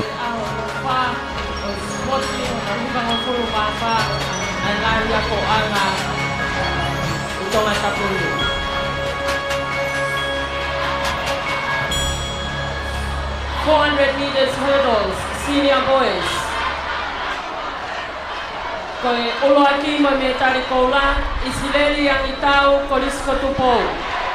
Koe ua mo me tari siliva, koe me tari falangi langi, koa tota hafe auhi me kopure ama, koa kea kia pitavi, o kolisko tupou. Koe ua pe mo me tari siliva, ihayang koa tongani, ahasi la kulu ewa secondary schools. Koi tolu mo metali polonise si ausi ta makapuna o Tupou College. Korisko Tupou. He tolo mita e whangeau ai senior boys. First with the gold medals is Hileri Amitau of Tupou College. Second with the silver medals and overseas competitor Peter B of Tupou College. Second with the silver medals Ahasi Lakulo of Ewa Secondary Schools. And third with the bronze medals Siausi Makapuna of Tupou College.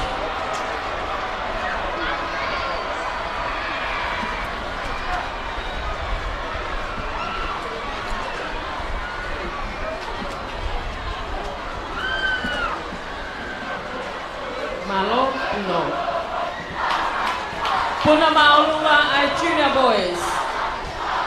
Uluhaki mametari kola, Tevitave Koso FWC Middle Schools. Uwa mo siliva ti o waslaan Liahona High School.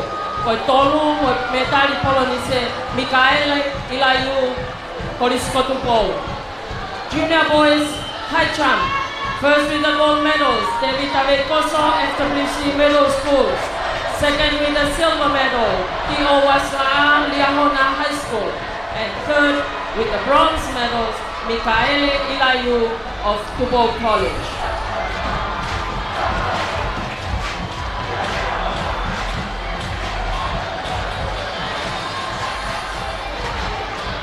Malong Uno. Feauhi puna maalunga ai junior girls. Koi uruaki mametari kola, Grace Fotu, Tonga High School.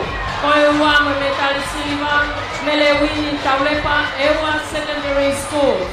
Koi tolu mametari polonise, Lotomoua Talau, Tonga High School.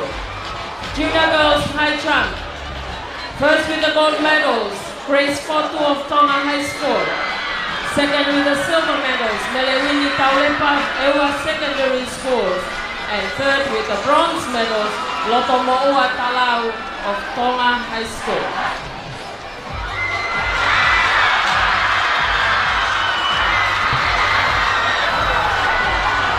Satashi Kuno.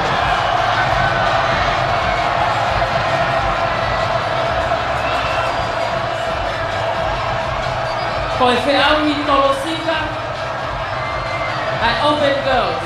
Koi uloaki mo metari kola, Hena Fonohema, Korista Kuilau.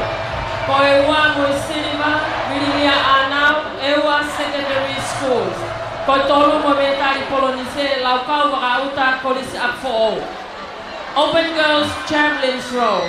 First with the gold medals, Hena Fonohema, Takuilau College. Second with the silver medals, Virinia Anau, Ewa Secondary Schools. And third with the bronze medal, Laukau Wakauta of Apifo'o College.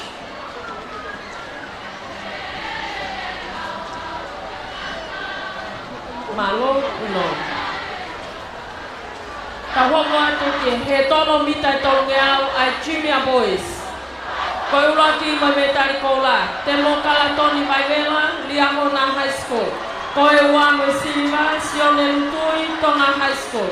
Koi tolu mametari polonise, Kalistiane Seau of Tupou College.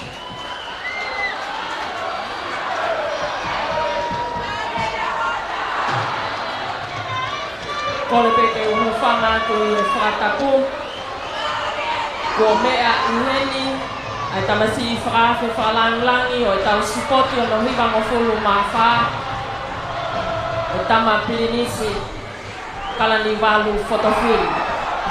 Our guest of honor for the 94th Intercollegiate Sports Competition, His Serene Highness Prince Kalaniwalu Fatofili. Kataki na tau paspasi mai o tautari fia ai tau whakalangi o ahoni. Tama pilinisi o klolotonga whaki ai ngahi meitali ke kau whiauhi o ngahi whiauhi koini i he ahoni. Whamaloa. Te teo puno. Tau hongo atu lewa ki he tolo mita whangeau intermediate girls. Koi ula ki mo kola, Los Kika Feke, Tonga High School. Koi ua me tali silva, Melekei, Kolis Pinsalote. Koi tolu mo me tali polonise, Otolata Mafi, Kolis Tailulu. 400 meters hurdles, intermediate girls. First with the gold medals, Los Kika Feke of Tonga High School. Second with the silver medals, Melekei of Queen Salote College. And third with the bronze medal, Otolata Mafi of Tailulu College.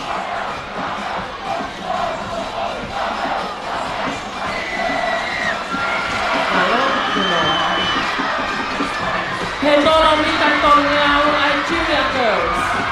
Koiulati mo metali kola. Museane Kaufusi Ewa Secondary Schools. Koiwa mo Siliva Mafi Fangatua Tonga High School. Koitolu mo Polonise Meriame Naitoko Liahona High School. 300 meters hurdles, junior girls. First with the gold medals, Museane Kaufusi Ewa Secondary Schools. Second with the silver medals, Mafi Fangatua Tonga High School. And third with the bronze medals, Meriame Naitoko of Liahona High School.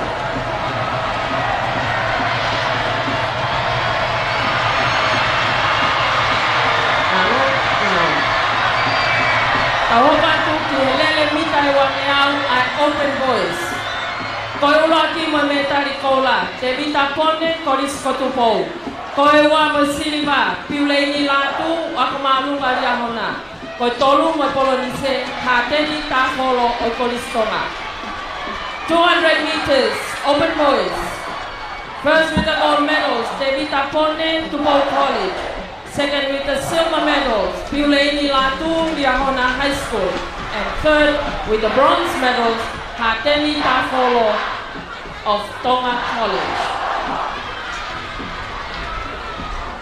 Whamaloa tu ki he whapoponga wharearea mahe ngā whiri o yongo niwa o whoaki atu ngai me tari koristonga.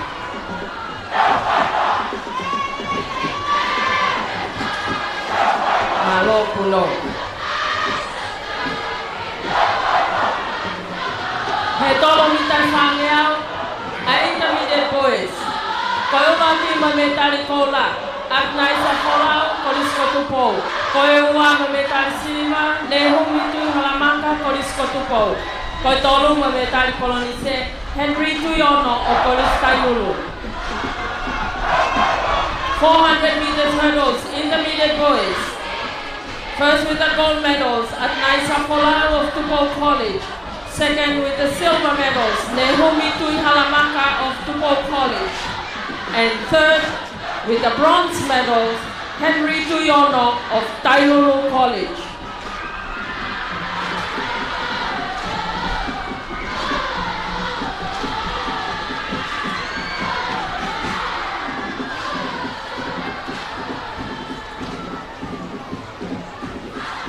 Malo puno. He tolo mitai whangeau ai open boys. Koe ula ki mo me tari koula. Palakiko fispau koris kotupou. Koe ua mo siliva katoni amone koris atfoou. Koe tolu mo polonise Luisi Papoi koris lavenga marie. 400 meters hurdles, open boys. First with the gold medals, Palakiko Fispau of Tupou College. Second with the silver medals, Katoni Amone of Atfoou College. And third with the bronze medals, Luisi Papoi of Lavenga Malie Christian College. Pagkamaloan to ke tangata sporti, ke keflo na tongani, santes watu me fuaki atu ay gahi metali o kolis kotupou. Kalo puno. Tawa watu ke he tolo mitai whangeau ai senior girls. Koe uloa ki mo koula, ana lau te au kolis atfoou. Koe ua mo siliva, Maria Ahau kolis Kunsalote. Koe tolu mo polonise, Mele Latai Moa kolis Kunsalote. 400 meters hurdles, senior girls. First with the gold medals, Ana Lauteau of Apifoo College. Second with the silver medals, Maria Ahau, Kunsalote College. Third with the bronze medal, Mele Latai Moa, of Queen Charlotte College.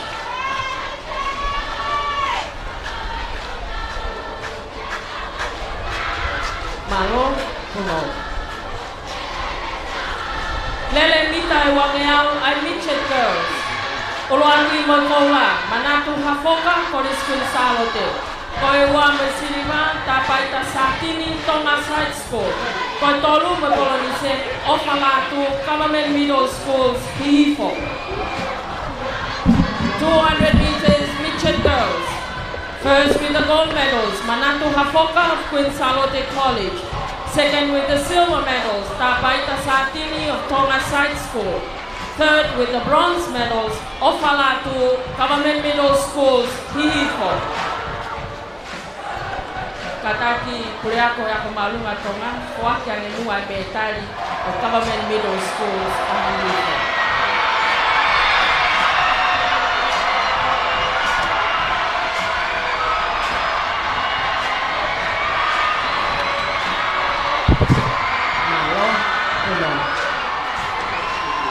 Tau hoko atu ke lele mitai wange au ai Junior Girls. Koe ulu aki pe moi koua, koe me tari whalangi, kia tokotaha se auhi me tua pureanga, o whakia kia wahine whungawaka o i Tonga High School. Koe ulu aki moi me tari koula, i ngā iako i Tonga ni, tupou hiki la ako maalunga Tonga. Koe ua moi siriwa, Wikelotu Mate Alona, Eua Secondary Schools, koe tolu mo kolonise Anita Hufanga o yako maalunga Tonga. Junior Girls 200 meter sprints, first with the gold medals, and overseas competitor Wahine Fumawaka of Tonga High School. First with the gold medals, Tupou Hikila of Tonga High School. Second with the silver, Wikelotu Mate Alona, Ewa Secondary Schools. And third with the bronze medals, Anita Hufanga of Tonga High School.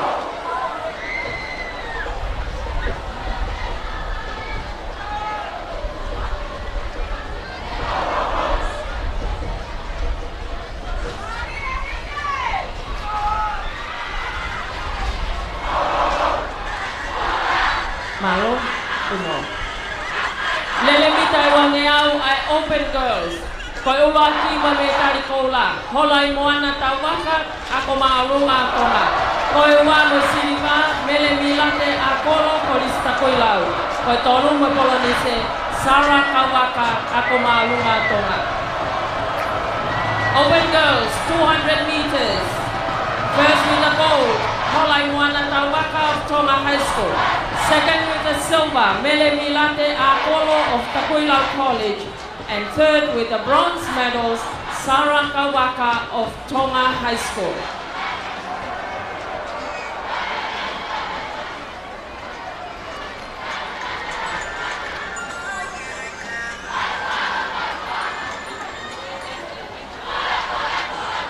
Malo, uno. Hello. Lele mitai wange au ai Senior Girls. Olo aki mo me tari koula, si titi maake ako maalunga Tonga. Koe ua mo siriva, Maria Ahau, koris Queen Charlotte. Koe tolu mo polonise, Paea Fatafehi o koris Tailulu. Senior Girls, 200 meter sprint. First with the gold medal, si titi maake of Tonga High School. Third with the silver, Maria Ahau of Queen Charlotte College. And third with the bronze medal, Paea Fatafehi of Tailulu College. Over here, yeah. Malo, uno. Lele mitai wange au ai Intermediate Girls. Koe ulu ati mo me tari koula, me tari whalangi o hatokotaha te auhi me tua pureanga o Erenoa North, koris Queen Charlotte.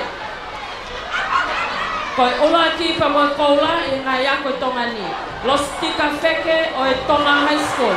Koe ua mo siriva, Florence Hakalo kois Queen Charlotte. Koe tolu mo polonise, Taina Kata o koris Queen Charlotte. 200 meter sprints Intermediate Girls. Gold medalist and overseas competitor, Eleanor North of Queen Charlotte College. A gold medalist, Los Tikafeke of Tonga High School, silver medalist. Florence Hakalo of Queen Salote College, and bronze medalist Taina Kata of Queen Salote College. Malo Puno. Koelele mita e wangeau ang national team, national women. Koi ulo aki o metali kola Taina Halasima. Koi wa mo metali siliva ko mafi mapa.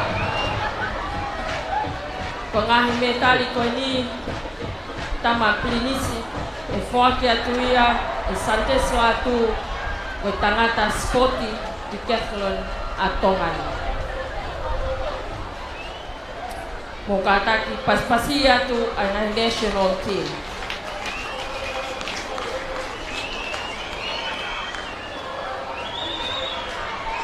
Kataki kay foaki ang metali silva.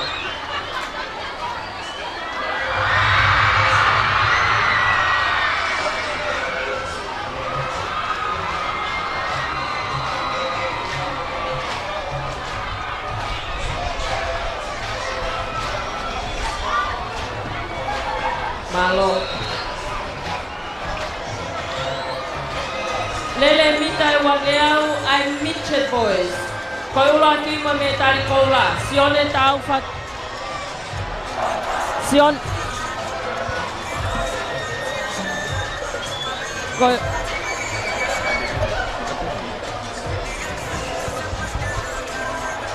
Testing.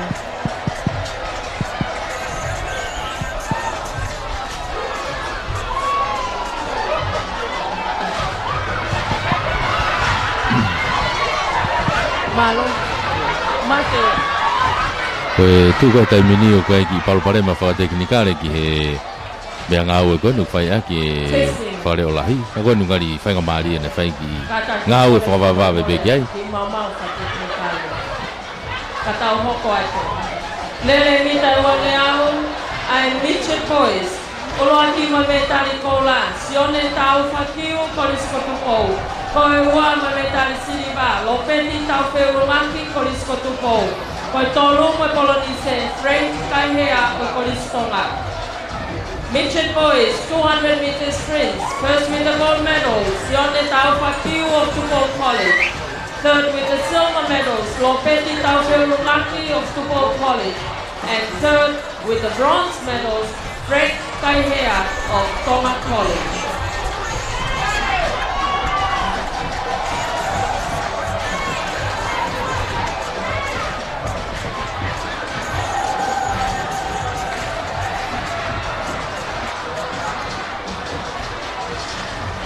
Malo Puno. Tau atu ke lele mitai wange au ai intermediate boys. Koi ulo ati ma me tari koula. Oto whangalangu ki wanu koris tonga. Koe ua ma me tari siliva, koe me tari whalani langi. Amilame whinau koris tonga. Koe ua ma me tari siliva. Tuli efu piukana koris kotupou. Koe tolu mo me tari kolonise, ofa lea ai manu koris kotupou. Tama pilinisi, o kuiai e kau whiauhi, ngau laka mai te me tua kureanga, ke ngau whiauhi tongan, ke au whoaki pēni o ngau ngahi me tari whaalangi langi, ka koe ngahi me tari, o ngahi aku angai tongani, o whoaki pēni, o ngau tō au kau hio.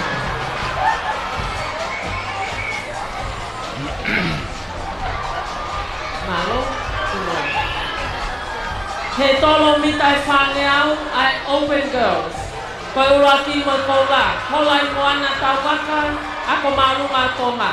Koe ua mo siriva, ana ponasi, ako marunga liahona.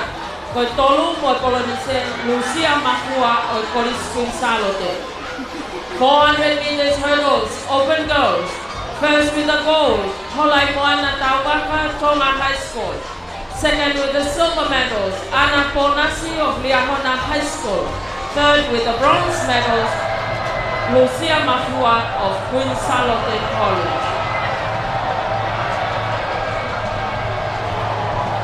Malo, Puno. Lele mita e ua ngeau, ai senior boys. Koi ulo aki mo koula, fohe folau, kolis kotupou. Koi wa mo siniva, kariopasi mo vete, ako maalunga tonga. Koi tolu mo kolonise, ahasi la kulu ewa secondary schools. Senior boys 200 meters sprint. Gold medalist Fohe Folau of Tupou College. Silver medalist Kaliopasi Movete of Tonga High School. And bronze medalist Ahasila Kulu of Ewa Secondary Schools.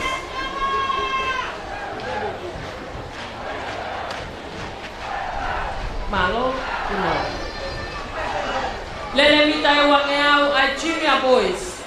Uloki mametari koula, paya wasi kolis tailulu. Koe wa mo siliba, temo kalatoni mai vela, ako malunga yahona. Koe tolu mo kolonise, nixta ta folo kolis tonga. Junior boys, 200 meters sprints. First with the gold, paya wasi of Tailulu College. Second with the silver, temo kalatoni mai vela, Liahona High School.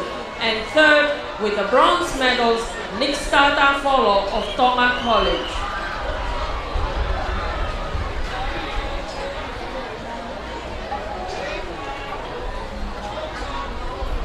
Lele mitai wangeau ai timi whakafonua, whanau tangata. Koi oloaki moi koula.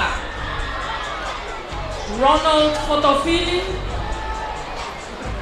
Koi wa moi siliva, pea wope fifita. Pea koe tolu mo polonise Finau Suluma. National men 200 meters sprint. First with the gold, Ronald Fotofili. Second with the silver, Peawope Fifita. Third with the bronze medals, Finau Suluma.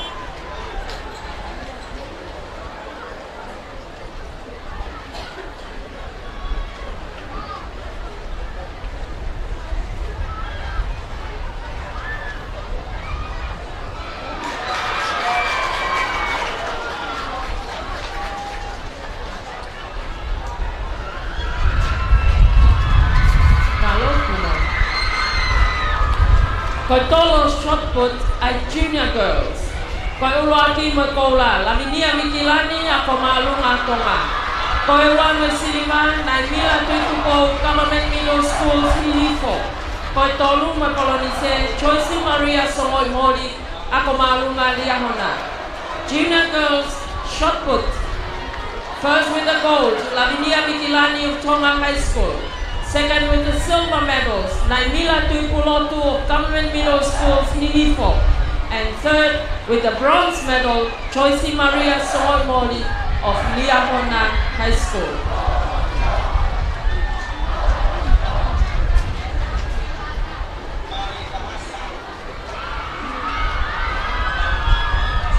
Malo Puno. Feaui Punasitepu. Ai senior boys triple champ. Koi oloaki, moi koula, koi metali whalangilangi, pitami, kolis kotupou. Koi ngahi ako anai tolani, oloaki moi koula, ali feleti takataka, kolis tonga. Koi wa moi siliva, miliami latako, lavenga maalie, Christian College. Koi tolu moi kolonise, Finau Kaufusi, kolis Tailulu. Senior boys triple champ. A gold medal is presented to Pitami of Tupou College and overseas competitor. Gold medalist Alifeleti Takataka of Tonga College. Silver medalist Viliami Latako of Lavenga Maalie Christian College. And third with the bronze medals Finau Kaufusi of Tailulu College.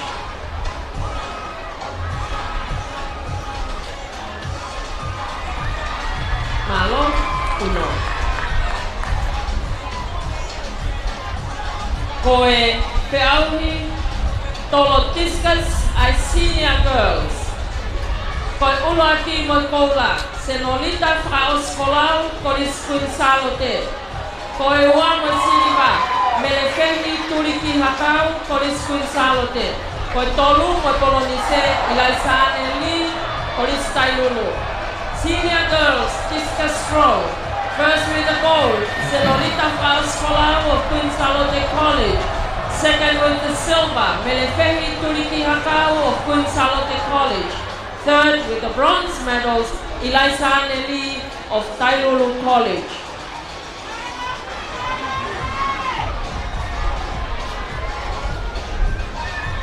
Malo Puno. Koi tolo discus a national women. Koi tokota hape Oata Mama Tuuta Faiva.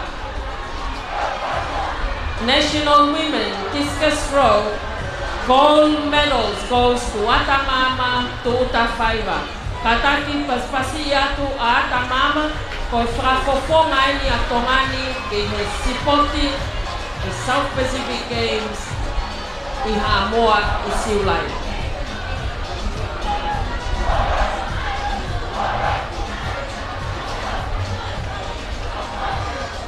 Koe metari koulai a tongani. Ata Mama Tuuta Faiva. Malo puno. Koe whiauhi puna stepu a intermediate boys. Koe uluaki koe metari koula. Whakalangilangi o Whakia kia amilame whinau o e Koristonga. Koe uluaki koe koula. Saya Filimone Koris Kotupou. Koe ua mo Siliva Manasetapu tau whangau Pilolevu College. Koe tolu pa koe kolonise Siosaya Tuuta Faiva Koris Kotupou. Intermediate boys triple champ. A gold medal is presented to Amilame Finau of Tonga College and overseas competitor. And the gold medalist Saya Filimone of Tupou College. Silver medalist Manasseh Tapu, Tauwhahau Pilolevu College, and bronze medalist Siosaya Tuuta Faiva of Tupou College.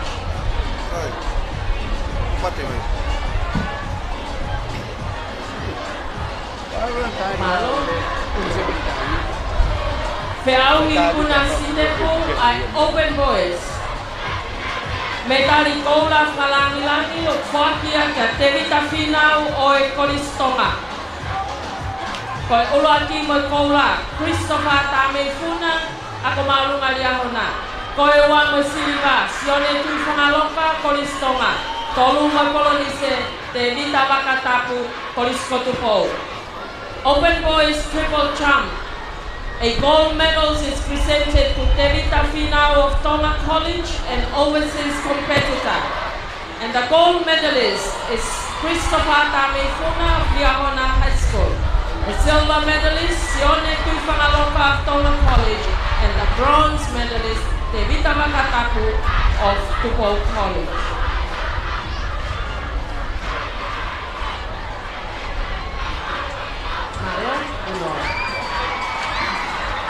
Whiauhi puna stepu ai ngahi tibi whakafonua. Koe me tari koula o Whakia kia Toto o Whamea. Koe me tari Siliva, Whakia kia Mosese Foriaki. Koe me tari Polonise o Kalavite Whakamilalo. National men triple champ. First with the gold medal, Toto o Whamea. Second with the silver, Mosese Foriaki.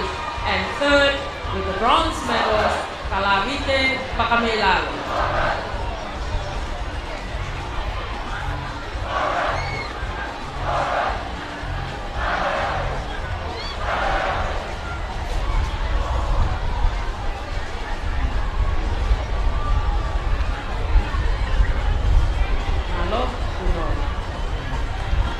Koe whiauhi tolosika ai open boys.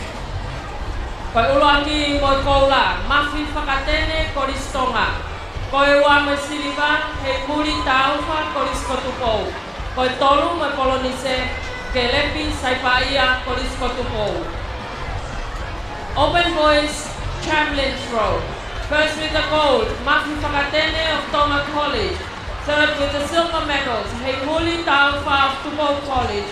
And third with the bronze medals, Kelepi Funanti Saipaia of Tupou College. kataki, kamo paspasi aku, ai kau mau medali aku ni.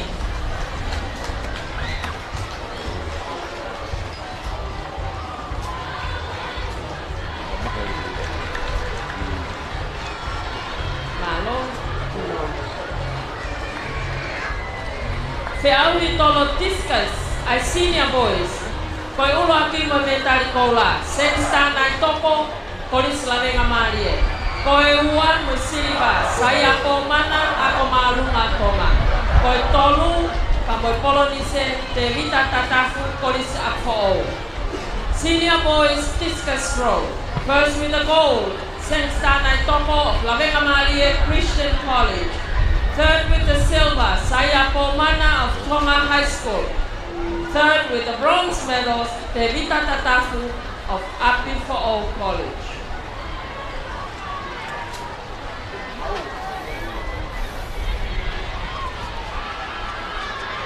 Malo, uno.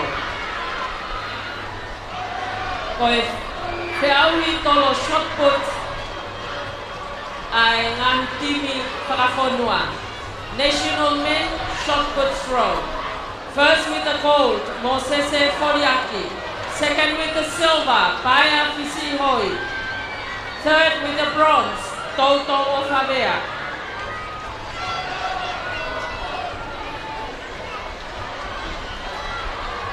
National men shot put throw. Gold medalist, Mosese Foriaki. Silver medalist, Paya Fisihoi. And the bronze medalist is Toto Ofavea.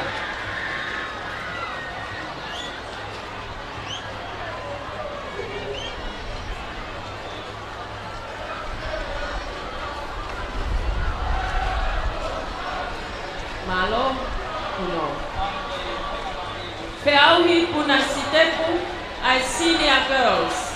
Senior girls triple champ. Koula kima koula, si titi maake, ako maaluma tonga. Koe wa mo siliva, makelesi fangko kolis kuin salote. Koe tolu mo kolonise, sela paskala, ako maalunga riahuna. Senior girls triple champ. First with the gold, Sintiti Maake of Tonga High School. Third with the silver medals, Makelesi Fangpo of Queen Salote College. And third with the bronze medals, Sela Pascala of Liahona High School. Malo, uno. Koe metali fraosi e foaki i taimini. Koe tolo mea mamafa ai national men. Ai a koe metari koula o foakia kia lisiate halaifonua. National men shot put. And the gold medal is awarded to Lisiate Halaifonua. Koe whakafofonga pe ena. Malo, uno. Tama pilinisi kalaniwalu fotofili. Koe le lava ia, ai uloaki foaki metali. O feau ni sipoti i aho hono wha. O sipoto no hiva mo fulu maa wha. O ngahi ako atonga tapu ni. Whakamaloa. Whakamaloa te kaupule ako, o kau whafofonga i e lava o whakania kola. Ka tau moko atu ki e tau polo kalama. Malo daisia. La watu ai foki metari ko ia tau tau te watu eni ki e silere siri fraosi. O 100 meter sprint katoa pe ai ngahi kalasi ko ni na os mau mai mita te au lere mari e tahai mita te au ka malo lahi atu ki he kau ofisa Kei oata ve foki ai whamalo ma ke he ve foki he tau ngahi kau taha kau whakataha kami te uano he i he pou ko ia i whamafola hanga tonu atu koe ni e spoti koe ni hono hiwang fulu maa wha. Koe Pacific Forum Line, PFL, Rio Tonga Airlines, koe EM Jones Limited, Tonga Health Promotion, Oi Waterfront Restaurant and Catering. Discus Tebe throw foki ki he at open whakatau girls. mafi finance. Discus throw Oi open ngahi kau girls. taha ia Ui unau whakaose koko. ni kia ki Tokoni Motoro. ko ia ki he tau whamafola. I aho ni wha. Ko tau whanonga mai ai. I teu whaiva. I Long spot kono no himang fulu maa wha. Hange koe ko whotutu e tau polo kalama. Te moe long Te jump tau in the hokwa middle tu rewa he boys. tai mini ke whainolo ko ia. Long jump O e mita e in the te middle au. boys. Kariui mo ki Motoro. Whainolo ni mita te au. Tau unu atu ki ai he tai mini. Tau unu lelei be mo e tau taimi. Ane koe taimi kou tonu ke kamata i mita te au koe tahau aho ata. Tahau aho ata. Na tonu ke pā e whana ulaki i lere koe mita te au. Koe nuk tau i unu whapeke hawhi e taha he taimini. Kai mana tu i pe koe proklama koe aho ni e iai mo e katoanga tāpuni. Pe toi ki i unu ato i pe mo e taimi ai.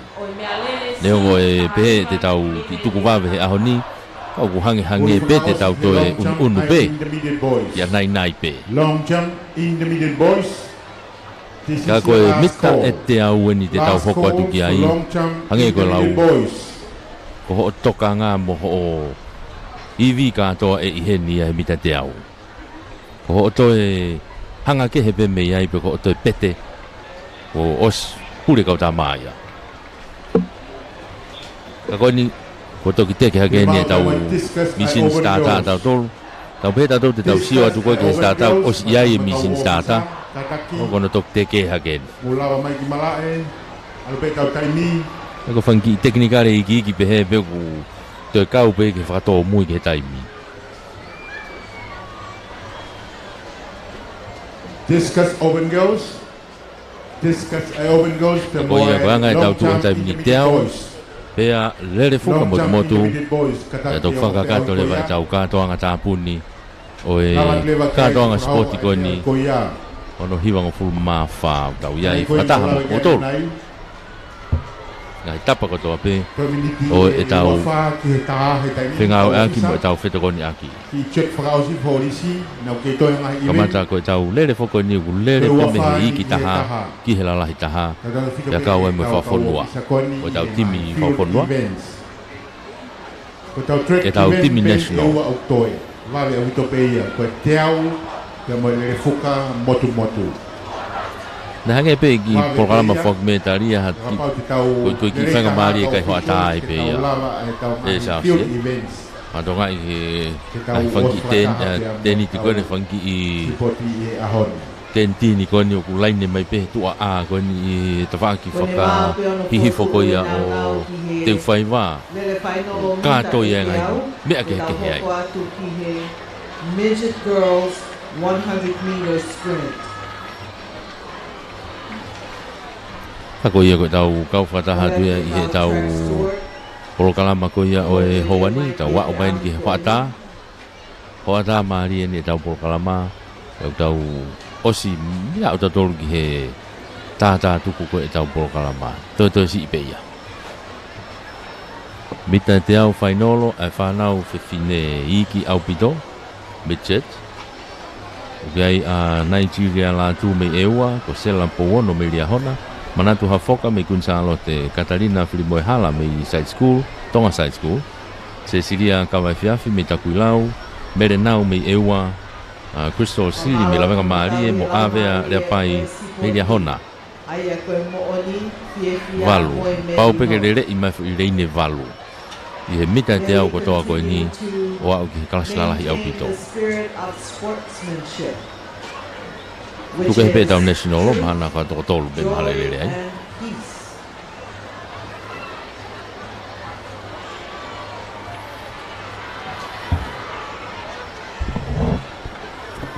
Ka koe ne tuu ia koe i he taimini. La a lelei au pita te whaiwa he taimini.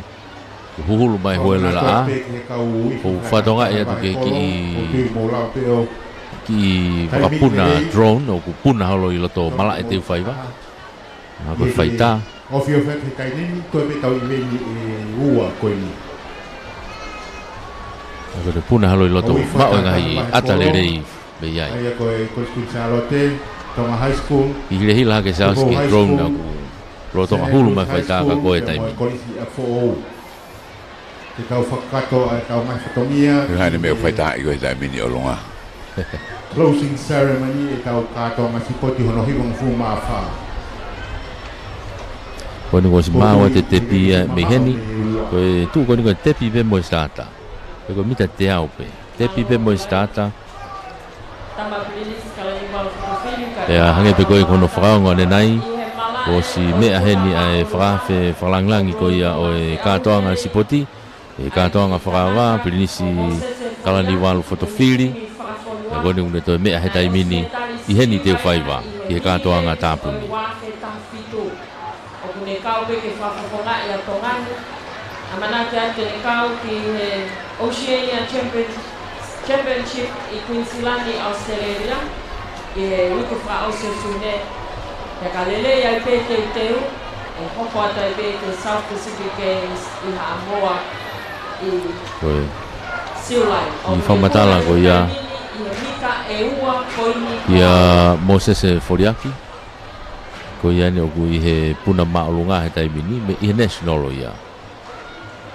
Mamaloa tataki kau mamata kau paspasi ato ai kau feauhi i loto. Tau una tau tolu he taimini ki he tau mita te au. Lele whainolo mita te au ai midget girls. Lady Uwaki, Ewa Secondary Mita te au he taimini ki tau iai. Lady Uwa, Leopold High School. Kai ke he ko hange ko na es whakalawat pe ko he tau feauhi i he houani. Lady Nima, Takulau College. Lady Ono, Ewa Secondary Schools. Lady Pitu, Lavengamali Christian College. Lady Balu, Leahona High School. Ko ia tau wa umai kia i he taimini.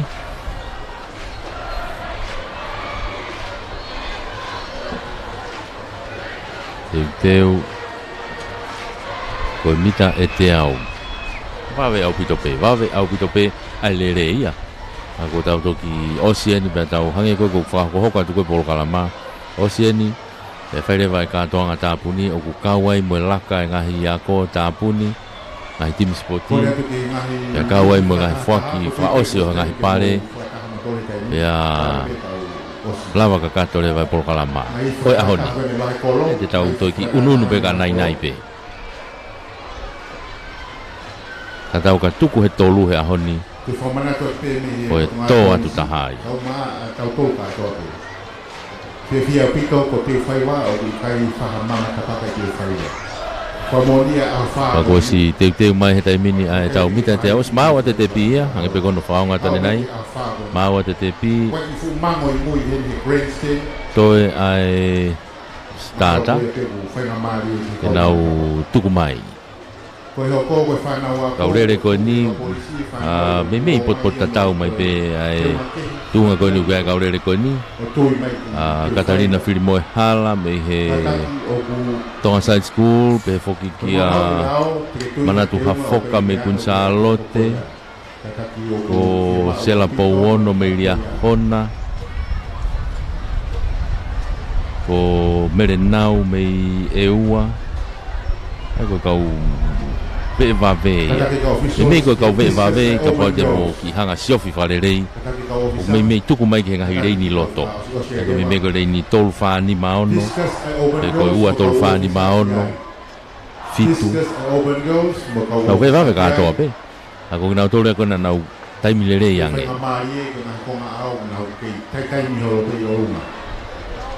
na tolu no me le mai ngahi rei ni ko loto mari Intermediate boys i malai ko ni Lavengamali. Long jump intermediate boys. I malu mai te whai mai taimin. Whanau mai pe, mo mamata mai pe ki he ātakai koe no te whai wā. Long jump intermediate boys i malai whikauraki. Teu mai tau whanau whiwhine.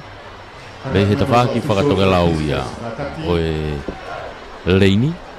Waka katoke lau ia malae i mua pe he Grandstani. Kau ki whakamaha vale pe. Malo, discus. Kau ofisai nau mau ki ai.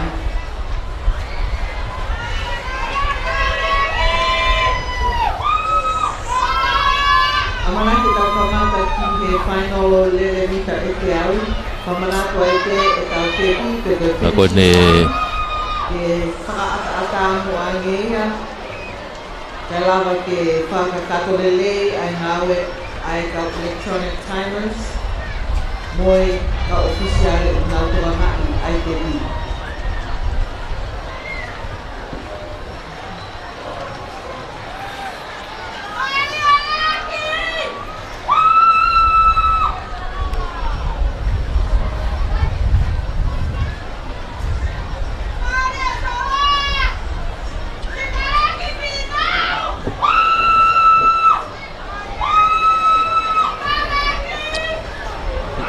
Kui whakaekae tō tahai a koune, o si laka katoa i hau whakaekae. Hau he taimine tau lawhita te awa tau tolu, tuku mai, matata tau mai peloto, kunsalote, hafoka na me kunsalote pia mo Thomas High School, o Filimoe Hala, hafoka na mo Filimoe Hala, na au mai taimine ke mitango fulu, na au ke te via taimine, High School, kunsalote lia hona. Tolo da la venga. Ko ia ko ki Filimoe ia ko na ko Katarina Filimoe Hala mei he Thomas High School. I kuna ia ai mita te au kona whanau iki au pito. Ai whanau whiwhine iki au pito Mitchet. Lere mita te au ai junior girls. Lady Uwaki, Ewa Secondary Schools. Lady Nonoa, Queen's Whanau whiwhine iki au pito ai Mitchet ko ni lava atuia he taimini. Lady Fa, Mama Ka Ross koe High School. Lady tunga kounau iai i he taimini. Lady Ono, Tonga High School. Te teo ke tau hoko a te taimini ki he tau whanau whiwhine iki ai junior. Tupo High School. Ko mita e te au. Whanau whiwhine iki Mitchet ai junior.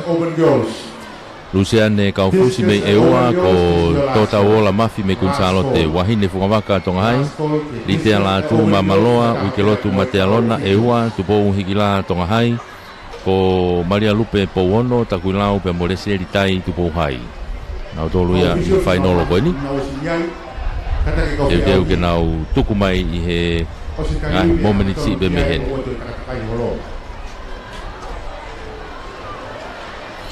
Ko ngai taimi ko ni ko ngai taimi le lei au pito ai whanau ko ni te nau lere mai ko ni i he mita e te au ko ni hange ko ni ko wahine fungawaka mei tonga hai ko tupo hikila pe mei tonga hai wikelotu matealona mei ewa o rite ala tu mei mamaloa ko ngahi taimile rei pe fokia tota wola mafi mei kunsalote na uba ngai taimile rei au kai pe na fu ma vai fe mo toinga ka ko te tau toki wakai pe ke hango lau tok mahino pe i heni tuku mai taimine na urere taimine au ke mata tau asi mai tonga hai wahine funga waka mai tonga hai funga waka mai tonga hai na ta ki ko mafi mei kunsalote ma vai mai taimine a funga waka ia wa mai taimine mi tau fu tonga hai ewa Mari.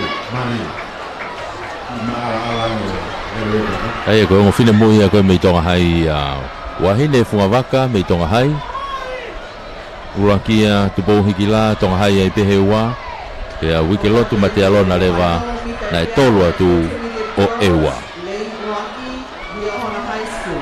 Mari no tata mai ilonga be mama hai mai e o tonga hai ai pini mai me mui a wikelotu Una kau lava ko le Tubo tolo sika mita e Fanima Tubo High School tau te te watu ni ki he intermediate whanau whiwhine Lovenia mahe tonga hai o tolata mafi tai lulu taina kata kunsalote lostika feke tonga hai o inita loti la vega mari e Florence Akalo kunsalote lo sena farevai eua kamero tangitau up for all ai ko foi taimi ko ko me ane afi he taimi le rei o inita loti pe molostika feke ai taimi le rei me ane afi ia pe mo Florence Akalo ai ko kau taimi le rei au pito ia foi tolu ko ia 100 minutes final. Ona tolu pena una o Heleni loto mari e ko tolu. Fa ni maono.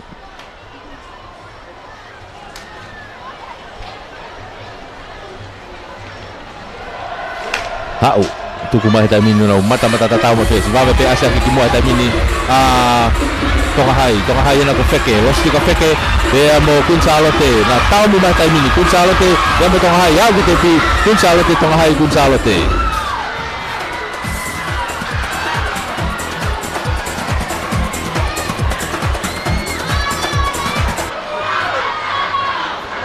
Oia ko tau lovai na tau kau whakataha doi ki ai Florence Hakalo Rosti ka feke e mo taina kata Koi tolu ia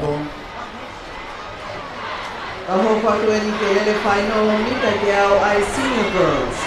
Lady Uaki Moiwang di Ahona High School. Lava te tau whanau whiwhine loto Lane Te tau 5 Queen Salote Hokua College. te he tai mini Yono Tailulu College. Lane Fitung Tonga High School. Dako Lane Te tau whanau Ewa whiwhine Secondary Schools. lalahi Au Bito. Boys. Ai koe open ia Ko tu i koton dia o sibula tonga whakahoko. Pe koe senior Boys long jump. Io ange ka tau te tau hoka te beta tōren ki senior Whanau whiwhine senior Apa o koia Koe ngoria honau tonu ke na reine uraki ua Ai ko Oriana Antoni pia mo vai pua me ilia hona. Siutiti maake tonga hai, bere kafa Gonzalote, Maria Ahau Gonzalote, paia whatawhehi tailulu, ana poroviri tonga hai mo wharesiu tau wha ewa. Nau tua te taimini ke teu ke nau tuku mai.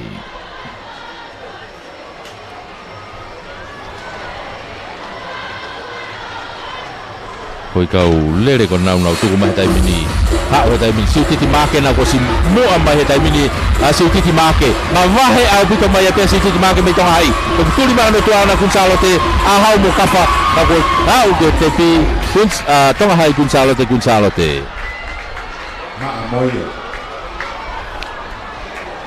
Ke whana we whakani lere ko he nau relay. ko ya Ko intermediate ko tota hai kaulere tonga hai ko nunga tonga no wa e ta mini pe elava o lere he relay pe kai. ka ko ya ne ko lava tu siutiti make me tonga hai ikuna e fa lere ko ya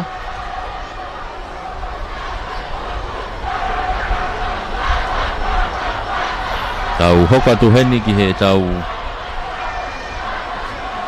openi ai whanau whiwhine openi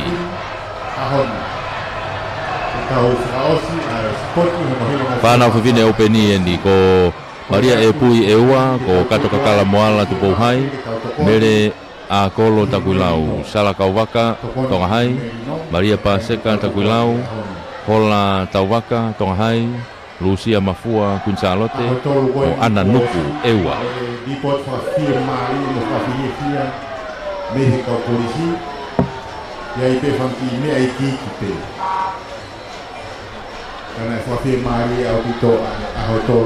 Ko tonga ke turiki whakatonga hahake ko ia malae itua o kuki whakapupunga e whanau ai e o ku tau peka ko ambulance na o ku rea hake tapako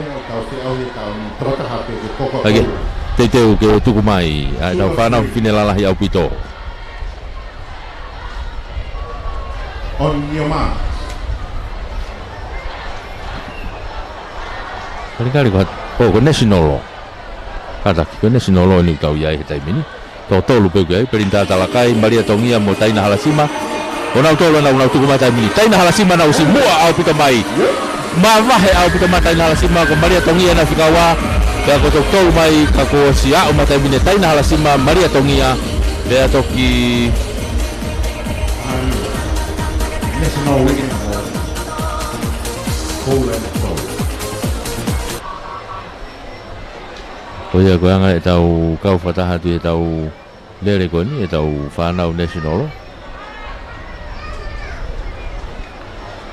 Ai tau ko perinta talakai nai. Lele mai ko na. Final la osi, ni te teo ai klasi fine. Peke ka ko yang ai tau kau pada ko ia i tau lele ko tok fra osi ni tau fa na fine. Lalahi au pito. Toko ni ki toki ki foi papa he mala e oni koni i la na mari. Ai lawa ke kamaka se au ko. Kata galo. Te watu hange ko na ulawe ki ane nai ko kau fine mui ni he klasi open ni. O gai foki a hola tauwaka o Tongahai ko sta ia o open ni fa na fine. A hola tauwaka. Ai ko ne taimi ana ia he ni o ku ki mama he be ne taimi ana. Ki mama he aputo ne taimi ana ia me he toenga ko o kaurere ko. Ko fitaha mai be ki ai ia ko mere a kolo mei takuilau malo atu ki he au ofisa ka koe anga ia tau unu atu he taimini open whanau whiwhine whaosi e nunau lere mai koe ni pia tau hoko rewa ki he tau whanau tangata loto tau taina, loto moon loto fia mo loto merino whahoko e ke tau masatongi a koe ke tau lava lere i Tei teu, au stu ko nau ngahi tuanga. Ko tui ko takai te sa na cross na malo.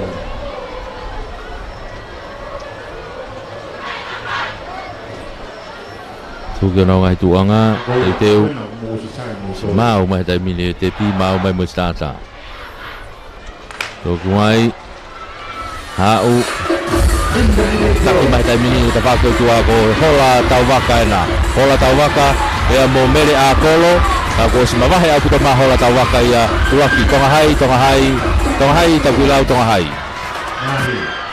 Ko open girl ia ataki.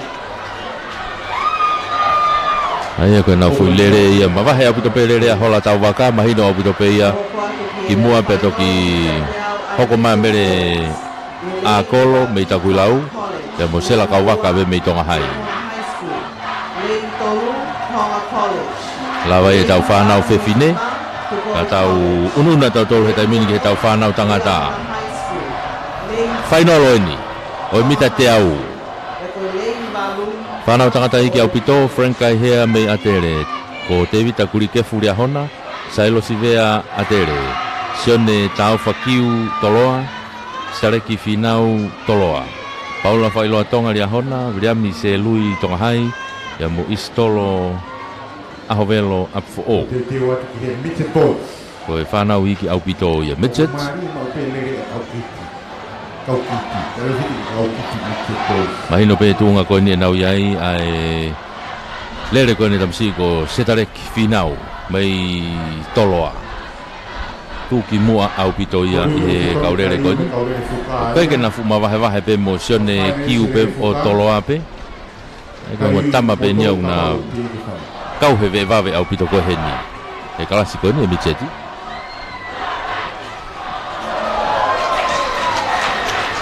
Pula gawa ta mai klarahi sine boys lava ya ko dubo.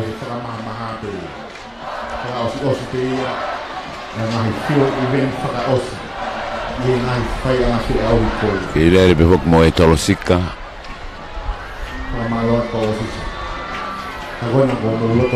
Teu ke nau tuku mai he taimini. Sarek finau ko sione kiu ko whailoa tonga me ria hona. Oe kau tangata ia oe klasiko ni i he midget. Te whoka sailo si vea o atere.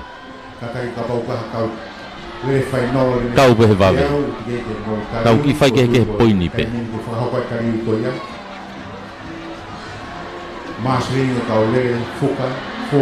Maa watu ae te pi me heni.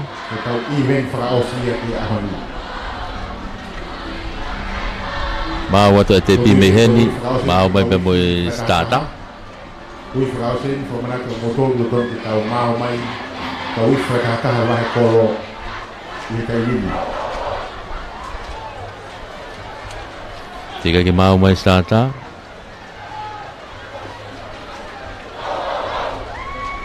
Kau ko si mau at mo te pia mihen. Final o mita te au eni atau whanau whewhine. Whanau tangataki. Hiti koe final o uraki eni whanau tangata iki au pito midset.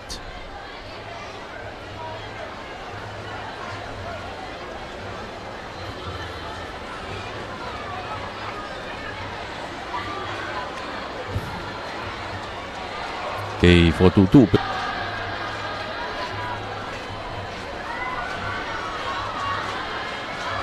Kei fotutu pe mona ngai tuanga ki tuai mai starter.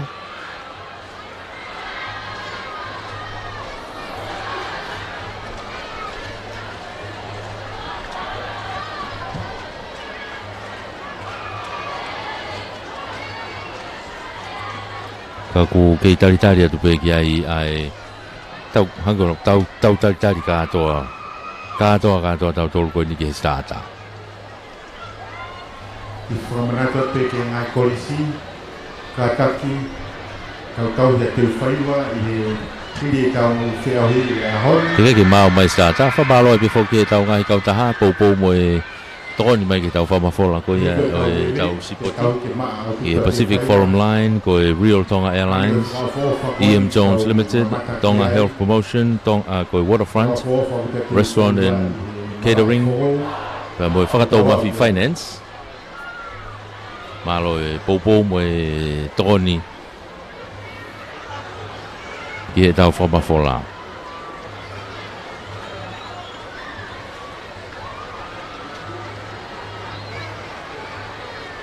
Malo ko start.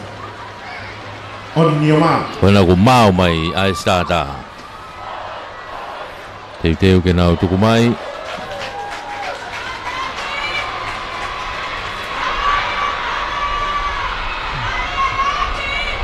Tuku nau ngai tuanga. Tuku mai tai mini. Kuna mai ko tu vave puta asi mai ko reni tua. Vave au puto asi mai ko a finau. Se tare ki finau pena pe mo kiu. Finau pe mo kiu ka vave asi le to kai hea mi atere. Nau mai ke te pita mini toloa atere. Tau atere whare hana nima atere. Hona re hana whita tong hai. Pe mo apu au. Ang hoko atu ki he lele whainolo mita te au ai junior boys. He lei Kuruaki to go high school. Lei Niwa to go college. Lei Toru Liahona high school. Lei Fa Tonga college. Lei Kaya ko tu ya ko tai mini ya. Ko foi lele mari ko na to ki turi mai masi ko na ko sone tau fakiu. O to falaka mai ya streki finau. O ulaki ya ka ua pe streki na ko na tolo ulaki ua tolo pe. Tolu a Frankai hea mei atere. O kwa te taimini ke tiunia, tau kau whatahai, siaki ari mei tupo hai, sione maasi mei tolo a temo kalatoni vaivela mei lia hona. Next ta folo atere, paia wasi tailulu, sione lutui tonga hai, penaya nat solo atere, ya mo superi lilo ko toloa. Lelei au pito e kau tangata koe ni. Ka koe talavou koe na mei tailulu. Talavou mei tailulu paia wasi. Koe omatu. E foki ki a temo kalatoni vaivela mei ria hona. E ve foki ki a Nixta ta folo mei atere. E mo sione lutui mei tonga hai. Tama koe au nau kau pehe ngai whiauhi. Mga fiauhi na wikuna ko ia tau whanau ai he aho koe ne tolu aho no whae ni unau ki asi behi ngoa kau tangata koe ni. On your marks. Tu he taimini ko nau ngai tuanga te teu ke nau tuku mai whanau tangata Iki Junior.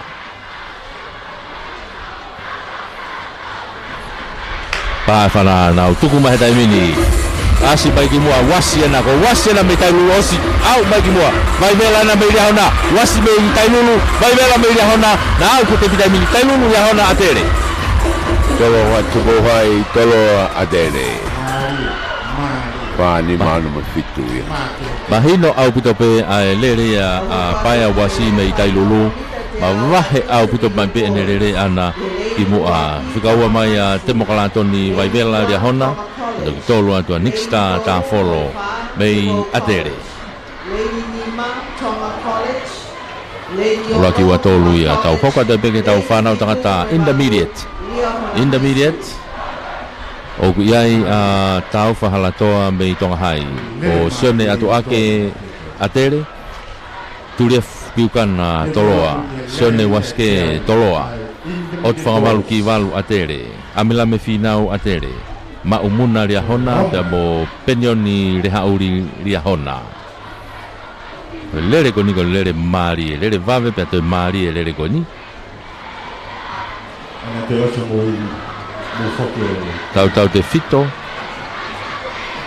te kau tangata lere vave koni nau heni masiko turia fupiukana me toloa amila me finau me atere ko sione waske me toloa ya pepe ki out whangavalu ki walu o atere ka i honau tu a pe ku iai pemba mo ka ve vave au pito me iai ange ko ngota maria hona ma umuna be mo penioni le hauri tonga hai ki ai tau fala toa oi pe ke fu fai ke ve na nga taimi e na nga hikiti ka elova mari he ni ko kiwalu mo waske mo piukana kau tangata ia unau pefoki ki a finau e hango lau tau toki VTP intermediate girls traveling marshalling le vai taimini kone lava se au ni kone ma tau toki vete tu pe me heni me he foi miniti ko ni ka hoko mai e toki mahino ai koni na tu kuma he taimini hau he taimini na ulele mai ko ngo tamaina iloto ko kivalu mo waske asa ke taimini te mo piukana ia kivalu atere toloa atere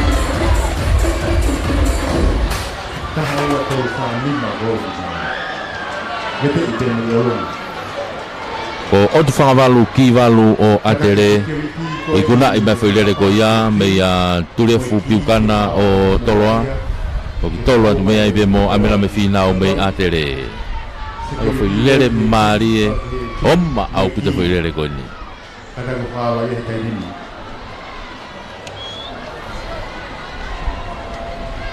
o ki ai ko tau whanau tangata loto ia tau hoko atueni ki he senior Tonga College. Lane Yua, Yahona High School. Lane Tolu, Tobo College. Lane Fa, Ewa Secondary Schools.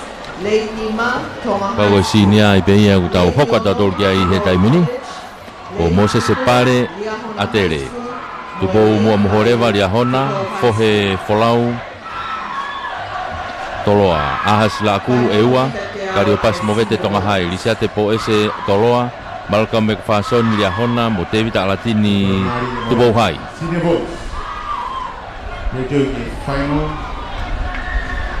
lere mari e ai lere koni i kau tangata ve vave au pito kuna lere heni ange ko Michael Folau me toloa kario pas movete me tonga hai iai bebe mo ahas la akulu me ewa kataki satonga yang au va au fipelere kau tangata ko ni lele mea kario pas movete me ako malu katonga mo Michael Folau me kolis ko tupo o na kau kinawa e timi frafonua atonga ki spot in South Pacific Games oh iya, kau teu kenau tuku mai.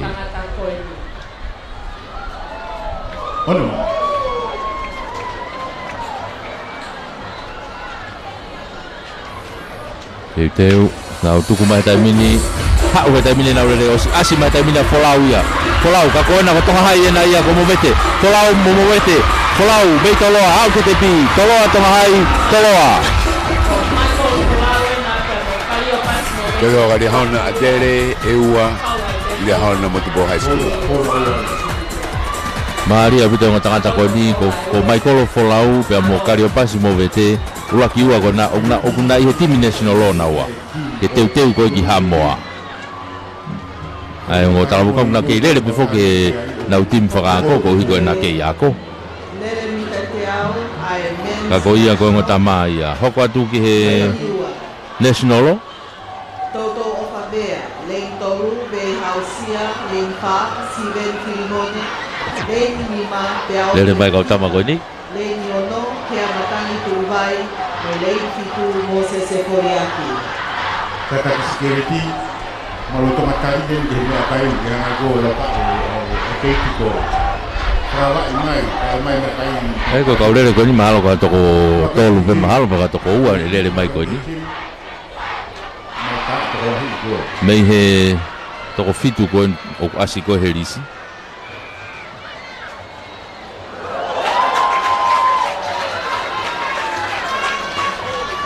E ko whatonga e whakao ko Moses Eforiaki na u kei puna maalunga e me ta whaki koe. Ko ku ose ne puna maalunga pe kai ke whoki hake ki he. Ke kau mahe lere. Wanoa e toi mahina ua ko nito terereia.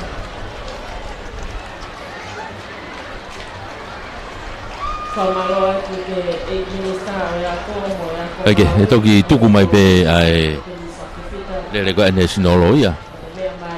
Ke tau wakai ki ai. Iyo timi koe ni national men, ke lele koe ni e mita te au, ko toko ua pe ko Ronald Fotofili, mo pe awa. O ia, ange koe nau lawi kei koe toko ua pe ia. Tuku mai na he taimini pe au fifita. Pe au pe fifita ena pe mo Ronald Fotofili. Ronald Fotofili ena pe au pe fifita.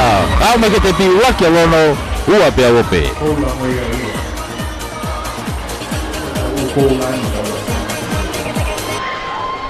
Ronald Fotofili, Ilonga bute te whanga. e mo pe au pe fifita. Nau pena na lere mai, e foi lere koe ni. Pea te tau tātu koe rewa e tau mita te au koe ia oe uafe taha hiwa. Koe open. Okay, a viria mi te rewawe mei atere. Afe halapua mei afo ou. Piurein la tu mei ria hona. Se o sifa pone mei toloa. Ha tenta folo mei atere. Te vita pone mei toloa. O Wilson Tonga mei ria hona. Pea mo Luis Faapoi mei lawenga maari e. Moi Lane Valu, Lavenga Malie Christian College. Koe kau reka koe niu te ebe kau reka hene unau uhe national o pe mo nau tolu. Kataki koe uia koe ke kau whiauli. Kau kunau kei lere pe mo nau ngahi api ako. Whiauli tolo sika intermediate girls. Ke mauleu ki motori loto malai. Kaike, koe te vita pone. Koe final call. Ta hai e kau tuki mua ko ia i he lere koe ni. Ko piurein la tu mei ria hona.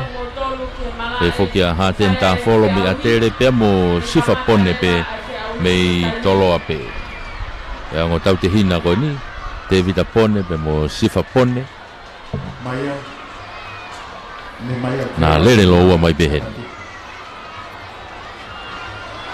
Intermediate Girls Challenge. Intermediate Girls Challenge. Ui whakaostak motoro hanga te au ko iwen whakaosia i o field. Kata ke tolosika a Intermediate Girls. Tolosika a Intermediate Girls. Mo kau ofisa. Whakahokoang ere laia ke kau oswa kahake.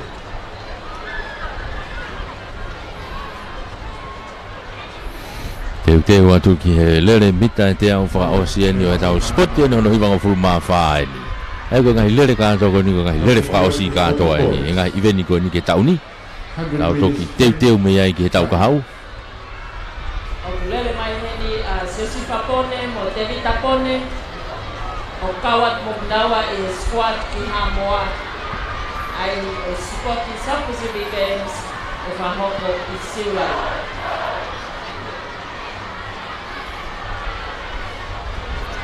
Nau o si mau ka nau tuanga, tepi, mau atu mo tepi. tuku mai tai mine nau lere ka ku to e full starter au te foki ki mui nau te foki ki mui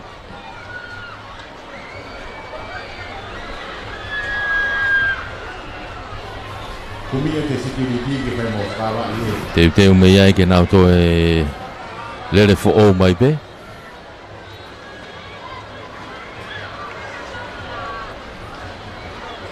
mita te au o si pene tau mita te au ko tu tau whamahamaha tātua pe ko e event flower si e na the children and intermediate girls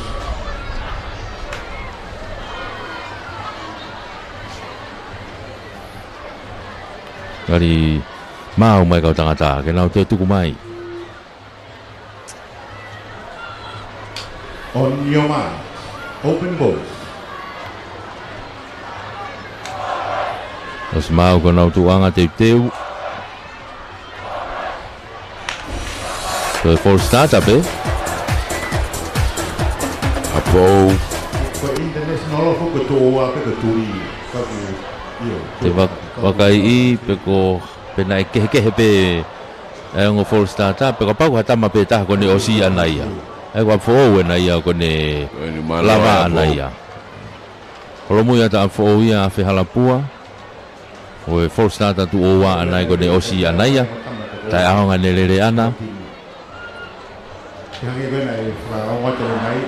ai hoko atu pe kau tama ko ni ia e foken pe muria mi televa ve me atere kau ia he kau omma au pito he ni ko foi lere ko ni mari e pe e kai ke na fu fai ke fe foi lere ko ni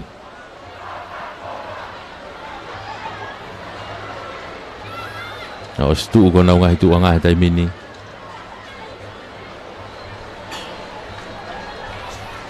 ki whaka longa te uwhai wahe tai mini ka tau. Tuku taha pe toka ngā ki he starter. Tuku mai, hau he tai mini e kau tangata. Vame pute asi mai kau loto a tā wholo. Hāteng tā wholo nau. Vame ona ta whaki, te mita pone. Pe whoki ki a lātu, pe wen lātu me ia hona. Toloa, ia hona toloa.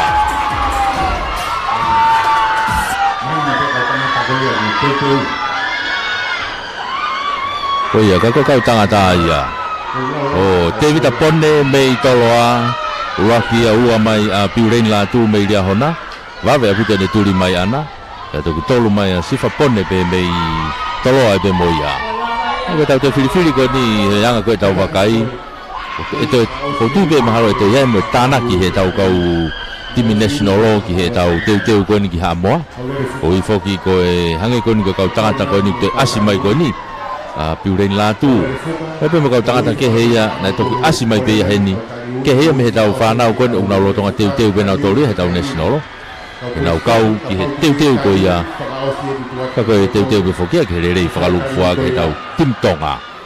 E koe ne tu e he taimini sao ki wakai mai ki he anga he tau whanonga mai he taimini wa mai ki he whaosiosi koe ni aho. He osko tau fuaki me tali ana lai lo mai koe mea te suete ke kai ke ha apea ko te ne tau neiti ai mita te au ke mi ma kwa tabe u koula ko ia ka una wa mata tabe ko ngai tong hai mahal ne koula e ua pia ko atere ko tolo ai ni ko e koula mo ia ua ka ko e pe tonga leva ku humai mo tai lulu humai mo liahona ona wa va be ange be ko e fana fe fine kun sano te humai ofisa fe okay mai mo to ma lo tu ko pe tau ma kau tau whamalo hoki ki he ai kau taha Pacific Forum Line ko PFL Real Tonga Airlines AM Jones Tonga Health Promotion Waterfront Restaurant pa mo whato mahi finance mo toko ni mai ka tau wahi ai ngai maari ko spot hono hibong fu mawha puna kau koe mama ko ia i he lava ai tam simitoloa puna maalunga te puna pem simitoloa lava ai ka koe tatari ni ki even fa osko ia oi aho ai koe lere fuka motmotu fa te aweni ka tau foki heki Viglani House ki maha tau whanono ma tau popaki ka toki fok mai koe nuk toki fodudu hake whanau he taimini ke marshalling area malo pito Viglani House pia. Kalau kita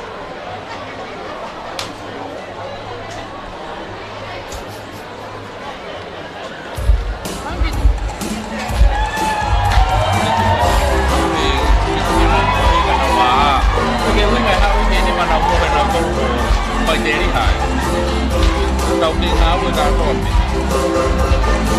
là đầu tiên là không có được áo mình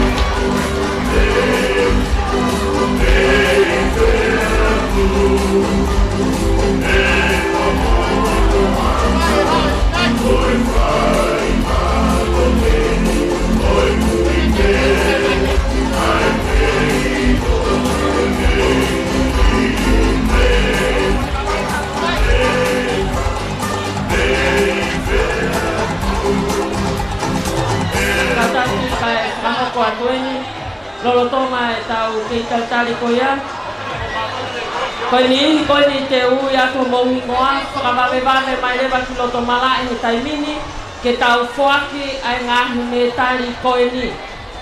Fusi manu hapai, koris tonga, Biliami pouri baati, koris kotu pou. Feki tufi tonga college, sione tau feulungaki tupou college. Paia finau, eua secondary schools, Supamani, Lupe Ubea, Tailulu. Manatu hafoka kuin salote, sela powono liahona. Nigeria latu ewa. Mafi fangatua tonga high school. Museani kaufusi ewa. Anita Mufanga tonga high school. Florence Hakalo kuin salote. Losena Falemai ewa. Kamil Kangitau api fo'o. Sititi Maake tonga high school. Maria Ahau, Veronica Tau kuin salote college. Mele milate akolo takoilau. Holai moana tauwaka tonga high school. Mele poafa liahona high school. Paila mano fetoa tupo college. Tevita kurikefu liahona. Paula Kailoa tonga liahona. Sione maasi korisko tupou. Sione lutui tonga high school. Temo kalatoni vaivela liahona. Amilame finau tonga college. Hea masi whakalelu Tupou College, Nehu Mitu Halamaka Tupou College. Kainga tau fo'ou eua secondary schools. Pitavi, Alfereti Kaifoto, Tubo College, Permosiausi Vakapuna. Paya Vakameilalo, Tonga College. Devita Finau, Tonga College. Siosifa Pone, Tubo College. Watesoni Pale, Liahona, Edwin Lavaka, College Tonga. Moses Eforiaki, Peawope Fifita, National Team. Peamototo Favea. Tapaita Satini, Thomas High School. Crystal City, Lavena Malie. Ofalatu, Kamamen Middle School, Hihifo. Wikelotu Matealona, Ewa. Tuko Hikila, Tonga High School. Fataika Ofisi, Yahona. Eleanor No, Queen Salote. Los Kika Feke, Tonga High School. Mautuyono, Tailulu. Romeberg, Apifo. Melekafa, Queen Salote. Paya Fatafehi, Tailulu. Melela Taimoa, Queen Salote. Holai Moana Tauaka, Tonga High School. Maria Paseka, Maria Manuhapai, Takuilau. Siosiwa Eteaki, Tuko College.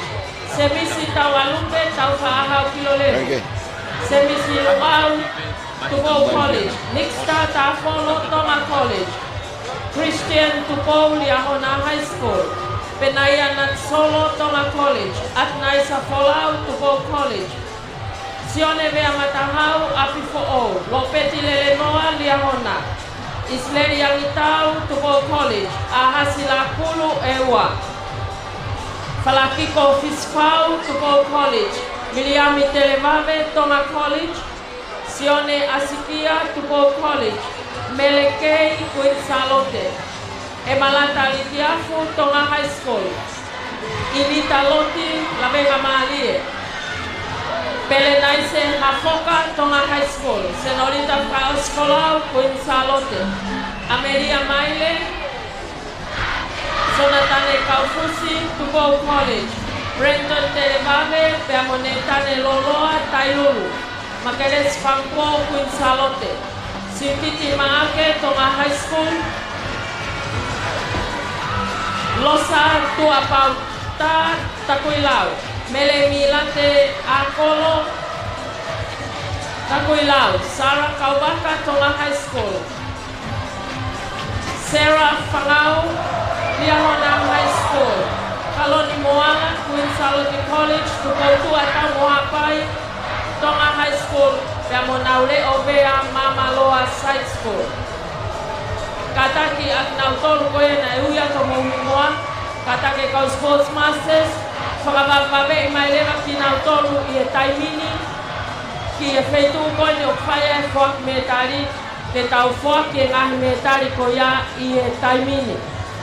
Lolotonga ko ia e tau taritari atu ke whakakato ai track event whakaosi o e ahoni aia koe lele fuka mita e te au.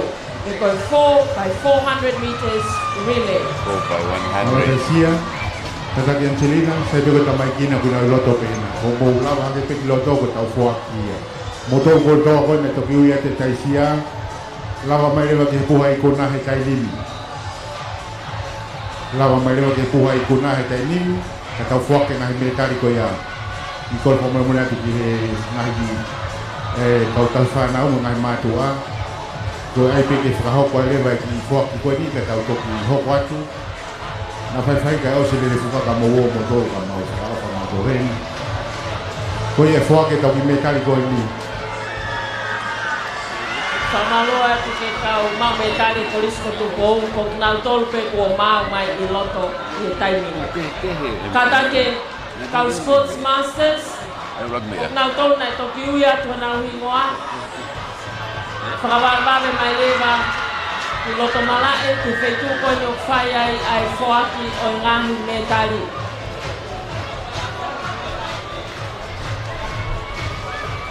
Halo, Kuristonga, Tong High School, Abifo, Liahona, Lawa Pereira mo kau mau me tari hitai ni, Kuris Queen Salote. No te va a uriar. Ke mau pek motor ko na uya tu ke fokat kat motor ya ka toki kai pe toki mau ma fra fofonga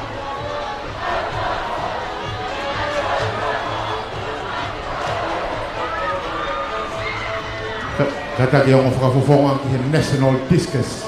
Discus ai National, pe mai ongo whakafofonga koe ai kai rimi ki ai. Kataki, ongo whakafofonga me he National ki he Discus.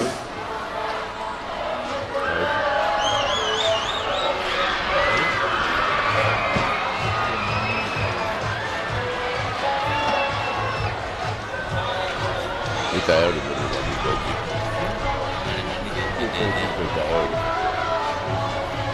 Malo, timia me he sia ka mo ia nga.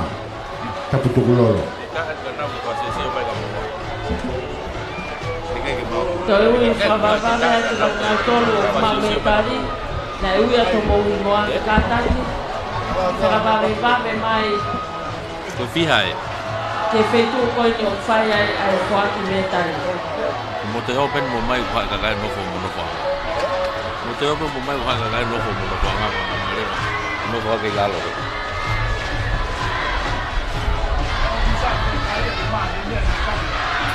Malo, ko lawa ke pe a kau Angelina mo na kau medali ki loto. Ko kau fo aki. Okay. Kami te taha. Ko malo atu ke kai.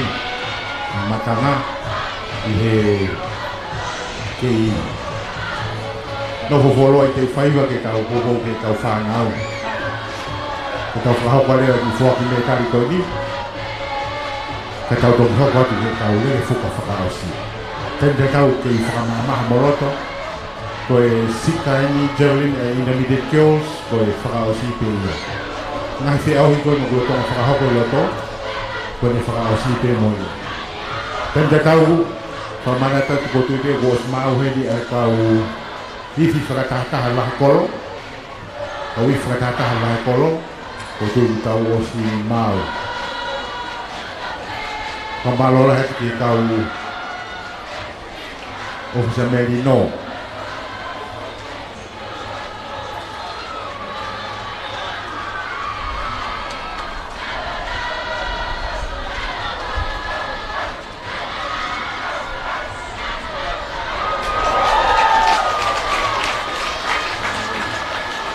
Pamalo ki he Coca-Cola.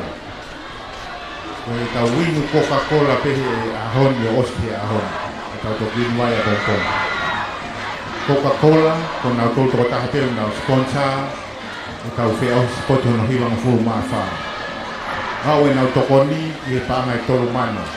Au e tokoni e Coca-Cola ki he paanga e tolu mano. Ki he tau spoti tonu o e tau ni. Ko tui e toki hou mai ngā tau taha koe tau whohou. Ko i o whamaro ki e Coca-Cola. No sugar. Sugar free.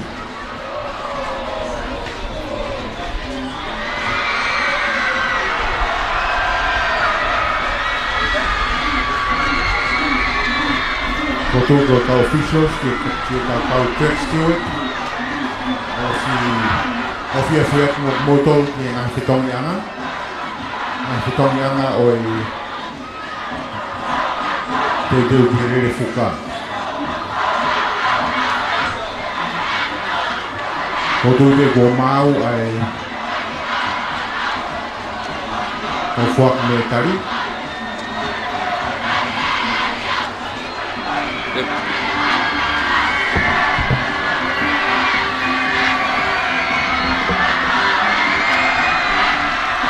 Pau ki mau bagi tuku mai ki te whaiwa o te ki me tari koe ke tau kau whataha moia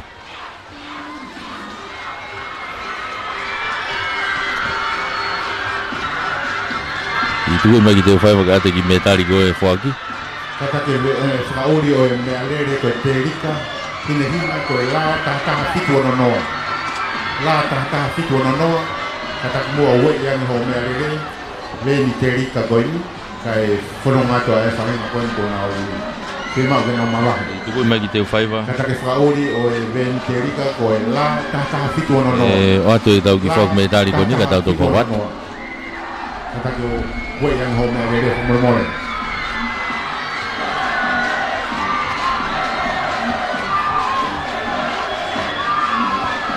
Io kore peke u whangatinga. ko le peke ufanga te ngai whatapuka e hoka te ngai whamatala ko ni mei mala e te uwhaiwa i tai mini te tau hoka tu ki he tau whaki me tari. Ko e toe pe whoki i he ngahi i veni ko e lere fuka motu mita te au. Ko e toe pe e tau polokalama ko ia mo e polokalama tāpu ni. Ka ko e tai mini te tau hoka atu eni ki hono whakalawalawa atu pe ano whaki atu ko ia o e ngahi me tari. Haua pongpong o ahoni.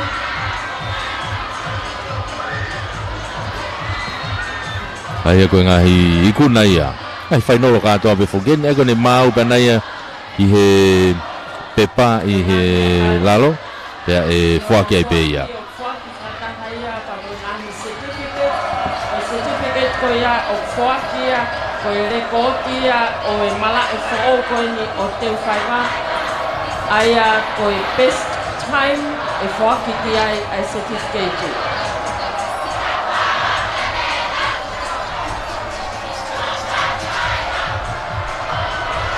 Pataki ka pau kai te hena ai toko taha koe o kune mau ai metari.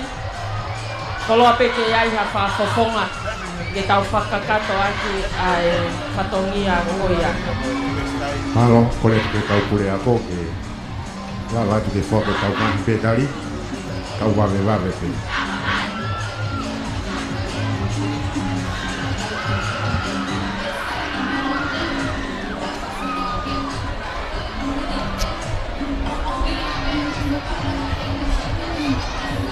Ke whaake wharangi o i skoti o no hiva ngofulu mawha o i wanoa tahaiwa tama pilinisi kalaniwalo fotofili ya pehe ki a Lady Kalaniwalo fotofili Ek Minister o e ako Honorable Pensimani e penisa fifita he ki e whafofonga o i kakai o i ngoniwa vata hui pakokta tol kau mamata o kore atu ke tau whakakato ane mua e polokalama o whaki ai metari honoua ke ngahi whiauhi na e whakahoko i hoa pongpongi o i ahoni.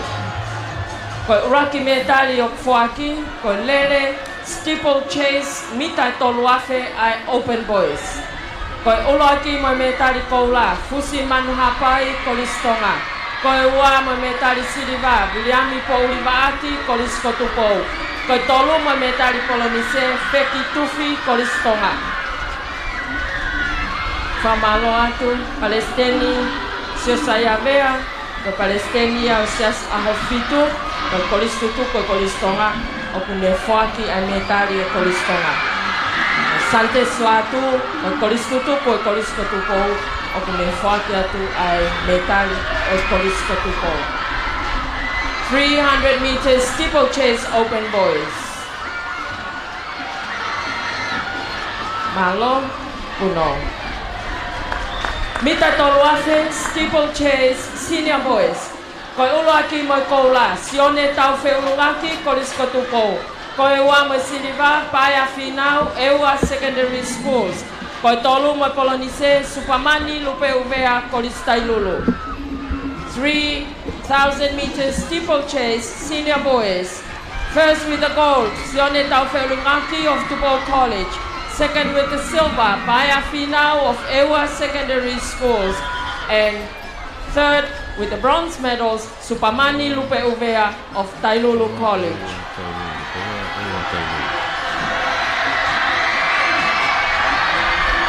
Malo, uno. He tolo mita te au ai Mitchell girls. Koe uloaki mo koula, manatu hafoka, Queen Salote College. Koe ua mo siliva, Sela Powono, Liahona High School.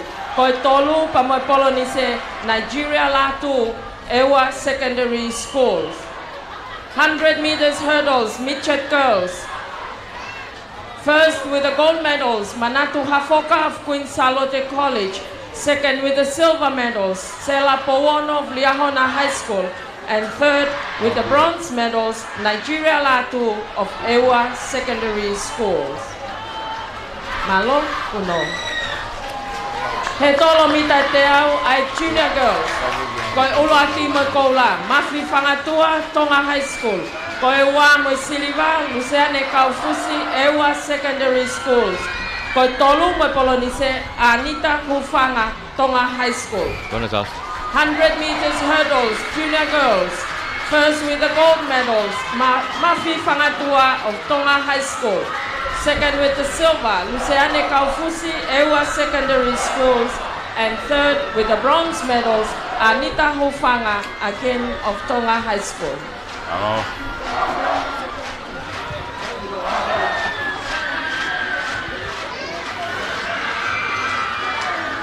Malo, uno. He tolo mita te awa intermediate girls. Koe ulaki mo me tari koula, Florence Hakalo, Kolis Quinsalo te. Koe ua mo siliva, Losena Falevai, Ewa Secondary Schools. Koe tolu mo polonise, Camille Tangitau, Kolis Apfo'o. 100 meters hurdles, intermediate girls. Gold medalist, Florence Hakalo of Quinsalote College. Silver medalist, Losena Falevai of Ewa Secondary Schools. And bronze medalist, Camille Tangitau of Api for All College.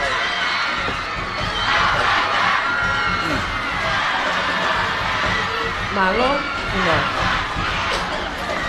He tolo mita te au ai senior girls. Koe ulo aki mo koula, si Titi Maake, Tonga High School. Koe ua mo siliva, Maria Ahau, Quinsalote College. Koe tolu mo polonise, Veronica Tau, Quinsalote College. Senior girls, 100 meters hurdles. First with the gold, Sititi Maake of Tonga High School. Second with the silver, Maria Ahau of Quinsalote College. And third with the bronze medals, Veronica Tau of Quinsalote College. Malo? No. He tolo mita te au ai open girls. Koe ulo aki mo me tari koula, Mele Milate a kolo Kolistakuilau. Koe ua mo siliva, Holai Moana Tauwaka, ako maulunga Tonga. Koe tolu mo polonise, Mele Poafa, ako maulunga Liahona. 100 meters hurdles, open girls. First with the gold, Mele Milate a kolo Takuilau College. Second with the silver, Holai Moana Tauwaka of Tonga High School. And third with the bronze, Mele Poafa of Liahona High School.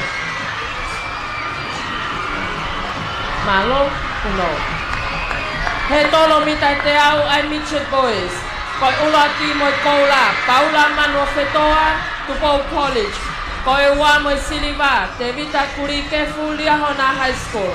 Koe tolu mo polonise, Paula Whakailoa Tonga, Liahona High School. Mitchell Boys, 100 meters hurdles. First with the gold, Paula Manofetoa of Tupou College. Second with the silver medal, Devita Kurikefu of Liahona High School. Third with the bronze, Paula Whakailoa Tonga of Liahona High School.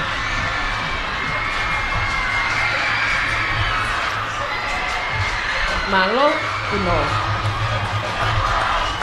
He tolo mita te au ai junior boys.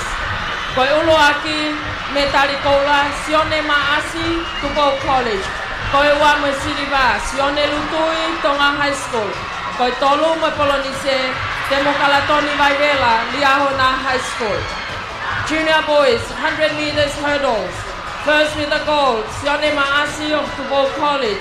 Second with the silver, Sione Lutui of Tonga High School. And third with the bronze medals, Te Mokalatoni Vaivela of Liahona High School.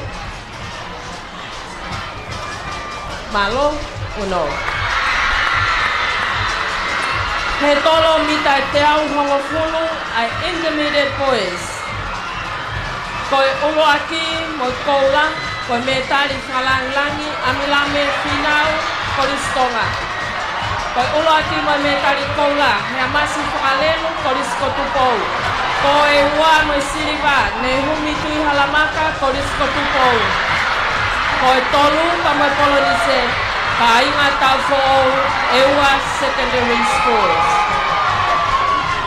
meters hurdles, intermediate boys.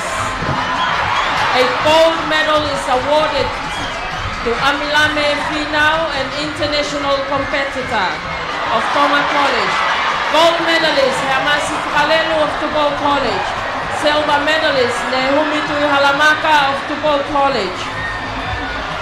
And bronze medalist Kainga Taufo Ewa Secondary Schools. Malo Puno. He tolo mita te au fulu ai senior boys. Koi me tari koula, whakalangilangi o kufuakia kia pitami o koris kotupo.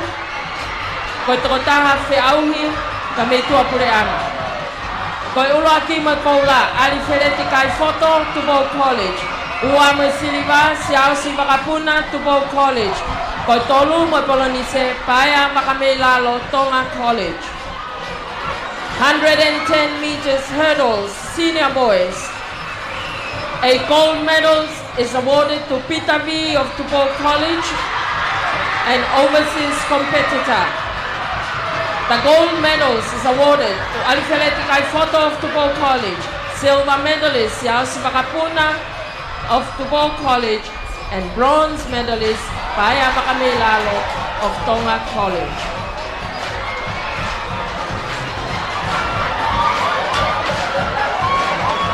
Malo uno.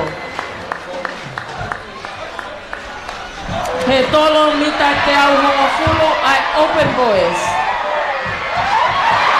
Koe me tari koula whalangilangi o Fuakia kia te vita whinau o i Koristonga.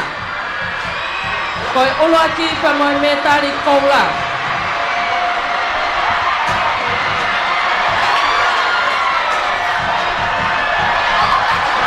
Ka tatu whamore mole, ki kore atu ke ngahi ako, ki wharere o si i whope fie fia kai lava o whakakato ane ai polo kalama koe ni. Kore atu e Koristonga, moe ako maolunga tonga. Tau hoko atu ke whoa ke tau ngahi me tari. 100 meters hurdles open boys. Koe me tari koula pa moe certificate o e taimi lere taha o Fuakia ke a siosi whapone o i Korisko Tupou. Koe me tari siriva moe wa wate soni pale o i Korisi o ako maulunga riahona pe a koe tolu mo polonise o Edwin Lavaka o i Koristonga. Open boys 110 meters hurdles. Gold medalist Siosi Fapone of Tubo College, silver medalist Watesoni Pale of Riahona High School, and bronze medalist Edwin Lavaka of Tonga College. Malo puno. Koe he tolo mita te au hongofulu ai ngahi timi whakafonua. Koe me tari koula o Fuakia ke a Mosese Foriaki. Koe me tari siriva o Fuakia ka peao pe fifita, pe a koe me tari polonise o Fuakia ke a Toto o Whawea. National men 110 meters hurdles. Gold medalist Mosese Foriaki. Silver medalist Peawope Fifita. And the bronze medalist is Toto o Whawea. All from the Tonga national team.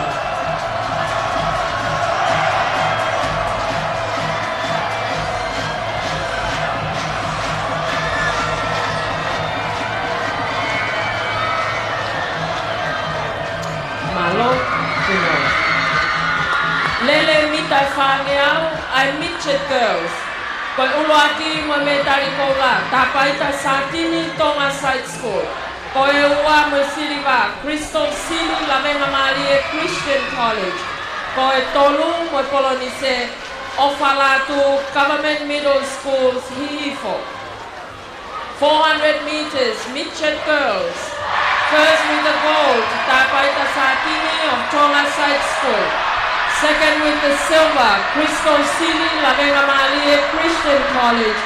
And third with the bronze medals, Ofalatu Government Middle School, Hihifo.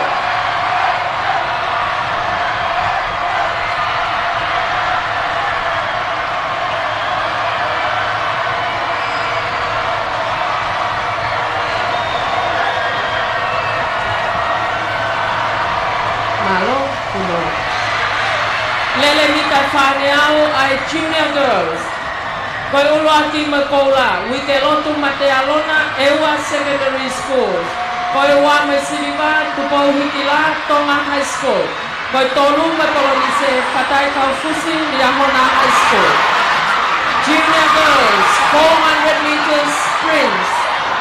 First with the gold, wike lotu mate alona, ewa secondary schools. Second with the silver, Tupou Hikila of Tonga High School. And third with the bronze medals, Fatai Kaufusi of Liahona High School.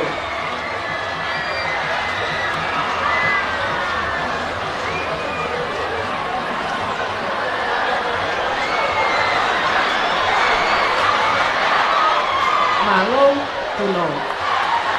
Tauhoko atu, kia lele mitai whangeau ai intermediate girls.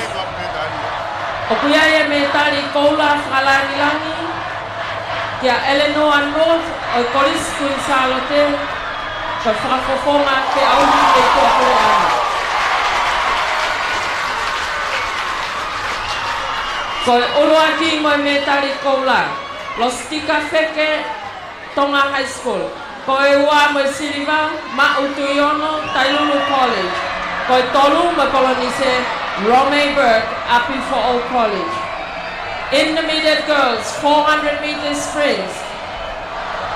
A gold medal is presented to an overseas competitor of Queen Charlotte College, Eleanor North. And the gold medalist is Lositika Feke of Tonga High School. Silver medalist, Ma Utuiono of Tailulu College. And bronze medalist, Romay Burke of Api for All College. Malo Puno. Lele mita whangeau ai senior girls. Koe me tari koula, koakia kia Mele Kafa of Queen Charlotte College. Koe me tari siliva moewa paia katawhengi Koris Tailulu. Koe tolu mo kolonise Mele Lakai Moa Koris Queen Charlotte. Senior girls, 400 meters sprints. First with the gold, Mele Kafa of Queen Charlotte College. Second with the silver, Paia Fatafehi of Tailulu College. And third with the bronze medals, Mele Lakai Moa of Queen Charlotte College.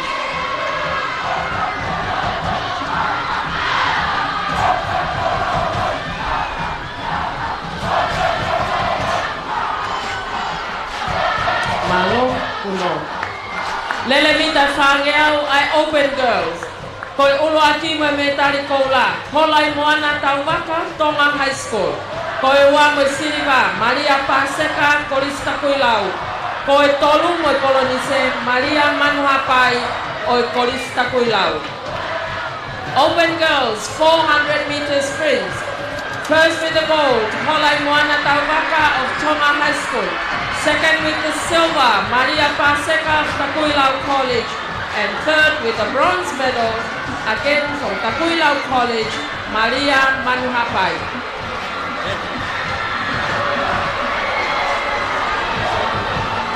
Malo Puno. Tauhoko atu. Ia lele mita whangeau ai Mitchell Boys. Koe uruaki mo koula, siwa e te aki Koris Kotupou. Koe ua mo siliva, se misi Tawalupe, Tauwhaahau Pilolevu College. Koe tolu mo kolonise, se misi Luau Koris Kotupou. Mitchell Boys, 400 meters sprints. Gold medalist is Yosiwa Eteaki of Tupou College. The silver medalist, Semisi Tawalupe of Tauwhaahau Pilolevu College. And the bronze medalist, Semisi Luau of Tupou College.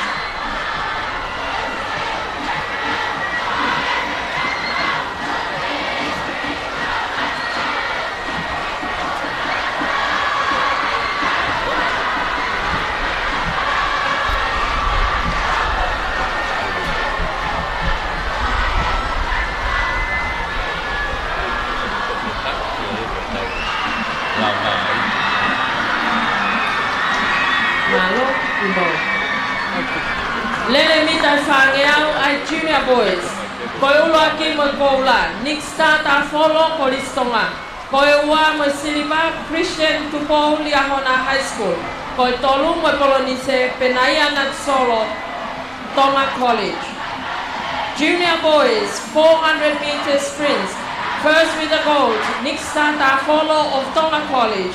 Second with the silver medals, Christian Tupo of Liahona High School. And third with the bronze medals, Penaya Nat Solo again of Tonga College.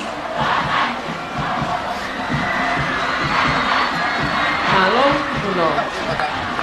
Lele mita fangeau ay intermediate boys. Koi uluaki pamoy koula. Atu naisa folau kolisko tupo. Koi metali siliva falangi o fuakia kia amilame finau o kolistonga. Koi ua mo siliva sione bea matahau kolisa fou kia koi tolu mo polonise lopeti lele noa Liahona High School. Intermediate boys 400 meter sprints. Gold medalist Atunaisa Folau of Tupo College. Silver medals is presented to Amilame Finau of Tonga College and overseas competitor. The silver medals, Sione Bea Matahau, Apifo'o College, and the bronze medals is awarded to Lopeti Lelenoa of Liahona High School. Intermediate boys, 400 meter sprints. Malo, uno. Lele mita fangeau ay senior boys. Koi ulo aki mo metali koula, isileri ang itao kolisko tupo. Koi ua mo siliva, ahasila kulu ewa secondary schools. Koi tolu mo polonise, supamani lupe uvea kolistai lulu. Senior boys, 400 meter sprints. First with the gold, isileri ang itao of Tupo College. Second with the silver, Ahasila Kulu of Ewa Secondary Schools. And third with the bronze medal, Supamani Lupe Uvea of Tailulu College.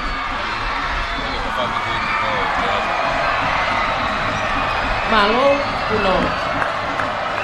Tauhoko atu, ye lele mitai fangeau ai open boys. Koi ulo aki pa moi koula, falakiko fisfau Tupo College. Koi ua moi siliva, Williami Televave, Tonga College. Koi tolu moi polonise, Sione Asikia, Kolisko Tupo. Open boys, 400 meter sprints. First with the gold, Falakiko Fisfau of Tupo College. Second with the silver medals, Williami Televave of Tonga College. And third with the bronze medals, Sione Asikia of Tupo College.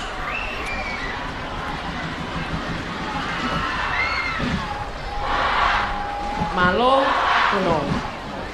Tauhoko atu ke puna sitepu ay intermediate girls. Koi ulo aki mo koula, melekei koliskuin salote.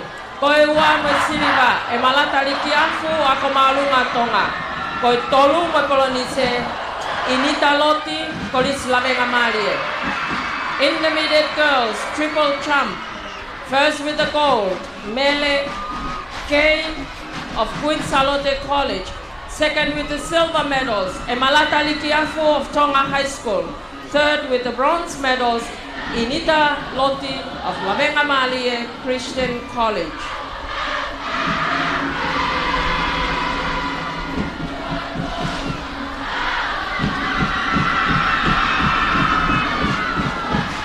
Malo, uno.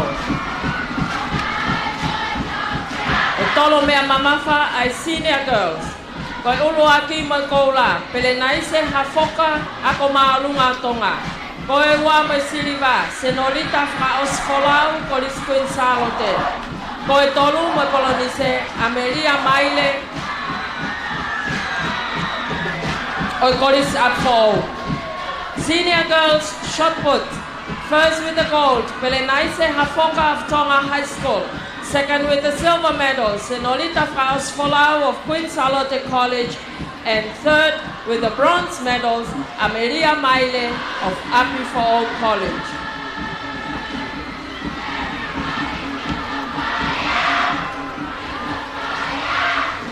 Malo puno.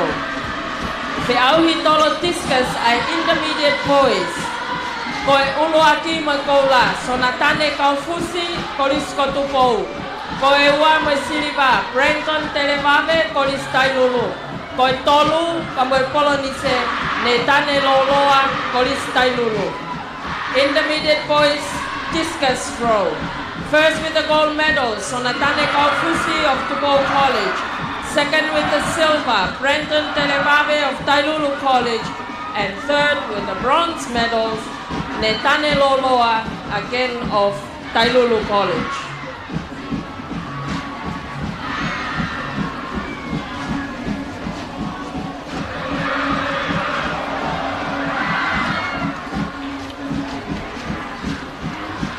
Malo puno. Koe feauhi puna loloa, ai senior girls. Koe uloaki ma metari koula, makelesi fangpo kolis kun salote. Koe ua mo siriva, sutiti maake ako malunga tonga. Koe tolu mo polonise, losa tua pauta kolis takuilau. Senior girls, long jump. First with the gold medals, Magalesi Fangpo of Queen Salote College. Second with the silver, Sutiti Maake of Tonga High School. And third with the bronze medals, Losa Tuapauta of Queen Takuilau College. Malo uno. Feauhi puna sitepu ai open girls. Koe uloaki mo koula, mele milate a kolo kolis takuilau. Ua me siliva, Sara Kawaka ako malunga tonga. Koe tolu mo polonise, Sarah Fangau, kolisi liahona, ako malunga liahona. Open girls, triple champ. First with the gold, mele milate a kolo of Takuilau College. Second with the silver medal, Sara Kawaka of Tonga High School. And third, with the bronze medal, Sarah Alewa Fangau of Liahona High School. Malo puno. Koe metari fraosi o foaki i he taimini, koe feauhi tolo tiskas ai midget girls. Koe uloaki mo metari koula, kaloni moala kolis kun salote. Koe ua mo metari siliva, tupoutua tamuhapai ako malunga tonga. Koe tolu mo metari polonise, naule ovea mamaloa side school. Midget girls, discus throw. First with the gold, Kaloni Moala of Queen Salote College. Second with the silver medals, Tupoutua Tamuhapai Tonga High School. Third with the bronze medals, Naule Ovea of Mamaloa Side School. Malo puno. Tama pilinisim, ta uma ex-minister ko. Koe lava ia ai whaki me tali o noua ki ahoni. Koe toenga ngahi me tali te tautok whakakato hono whaki i e osi ai ngahi te auhi o e ahoni. Whamalo atu ke kaupure ako, e lava o e whatongi ako ia malo au pita. Malo lahi taisia ke mauiwi hono whakakato ngahi me tali goi o tahawhi tupu goi. Tau te watu ni ki he tau even whakaosi i he ahoni. Koe 4 by 100 meters relay. Koe maari e taha ia. O ngahi whi au si koti ka koe lere fuka motu motu. Whamalola he tuke kau ofisa i loto koe o tui pe gulahi ngahi whi au hi kua osi. Kamalola he kau ofisa loto lelei ka kei whakahoko tau mai whatongia da kua lawa lelei ko tui kua tau ofi i he osi he taimini koe osi ni ai ua osi ni ai ua ko tui pe koe tolu he ke tau tofu mama o mei ai kau ofisa koe osi ni ai ua ko tui kua osi mau mo tari ui e kau lele fuka Apa gua timile fuka tike tari. Lava ia ai foke ngai metari. Toi pe foke ni le fuka ta hanga tike ai ko ngai final ko tobe. Kamata Midget Girls. Te tu mo ngai fuka kiai. Takuilau. Pe mo fuka. Kailulu lia hona apo o kun sala te Tonga High School. Akala to preanga hahake te mo Tonga High School. Ai go ngai timi e valu. Tuna final ko ia ki he Midget Girls, the Junior Girls. Tailulu Mamaloa High School, Takuilau, Eua. Tonga High School apo o lia hona be mo Tupo High School. Intermediate. Ie whakakakato o spoti hono hiwa mo fulu maafa. Tailulu lia hona Tonga High apo o kunsalo te Eua la venga mari e be mo Takuilau. Ka venga o tau spoti. Lau mari o spoti. Lele foki be mo e Tonga National. Ai ko lele be na toke na taimi ko Midget Girls e Costa Guilau, Anaka Waka, Telesia Tautai, Otilia Fate, Bemo Cecilia Kawai Fiapi. Me Costa Lulu, Siwa Kaho, Peliwaki Kolotau, Pedli Salatu, Motani, Diahona High School, Toka Ceylon Tenisi, Hivatang Noa, Serapo Wonomo Averia Pai. Costa Po, Crystal Sime, Maria Anasi, Suliana Palanite, Moilasane, Tukimaka.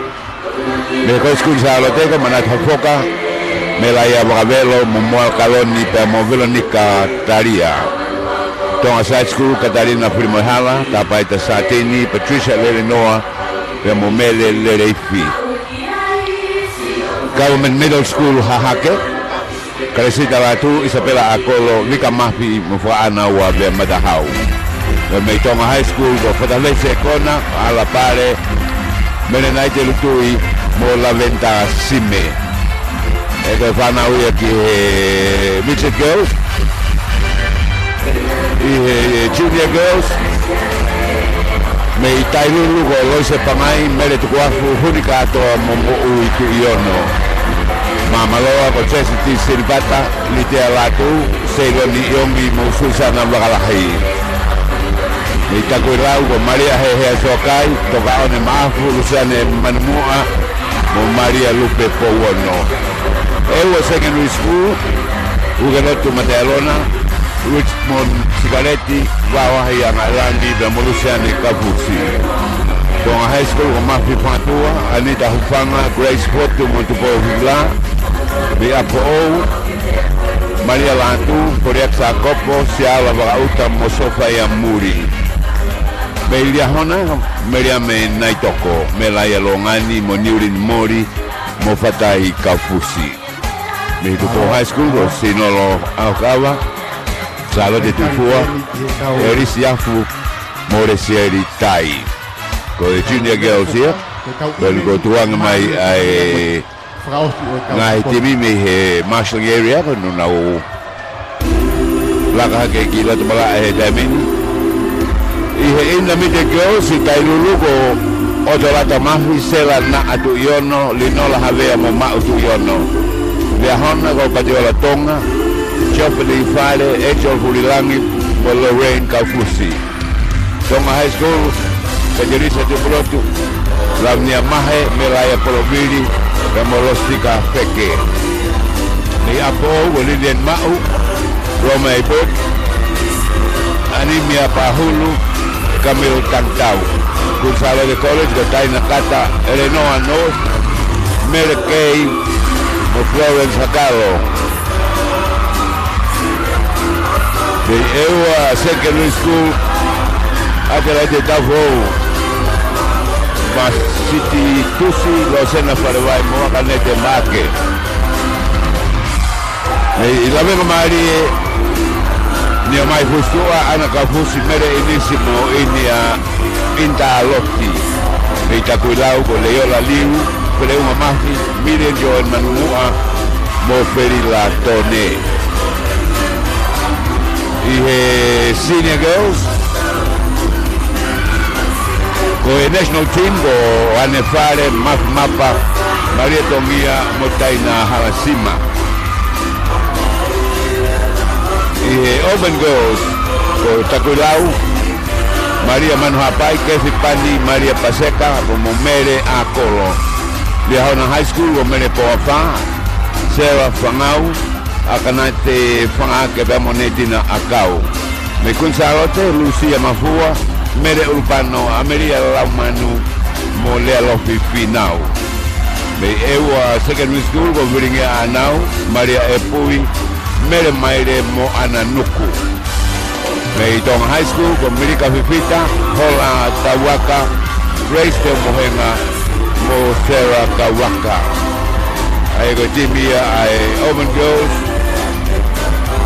Be Ihe Senior, Go Tailulu, Ewa Tonga High, Kunsarote Apo, Leahona, Tafu Ahau Kilolemu, Motakuilau. Me Tailulu, Ekaugia, Paseba Vereka, Vasa Selupe, Pelepiola PA, Lang i Tauke Aho. Me Ewa, go Magaresloni, Faresita Afua, Susana Lama, Molamini Afu. Me Tonga High School, Benina Raigan Bronca, Ana Poloviri, Maria Hofanga, Musutiti Make. Kunsarote, go Mary Kafa, Mere Moa, Magareswang Bo, Mo Maria Ahau. Me Apo, was not a Taufa, Ana Lauteo, Mexin Wangake, Mo Ameria Maire.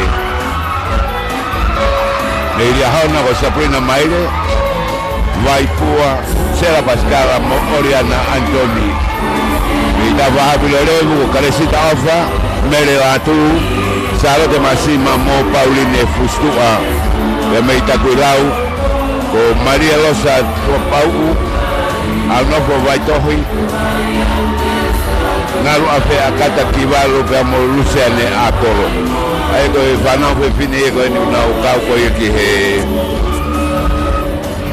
There we go, or Ahoni. May he Midget Boys.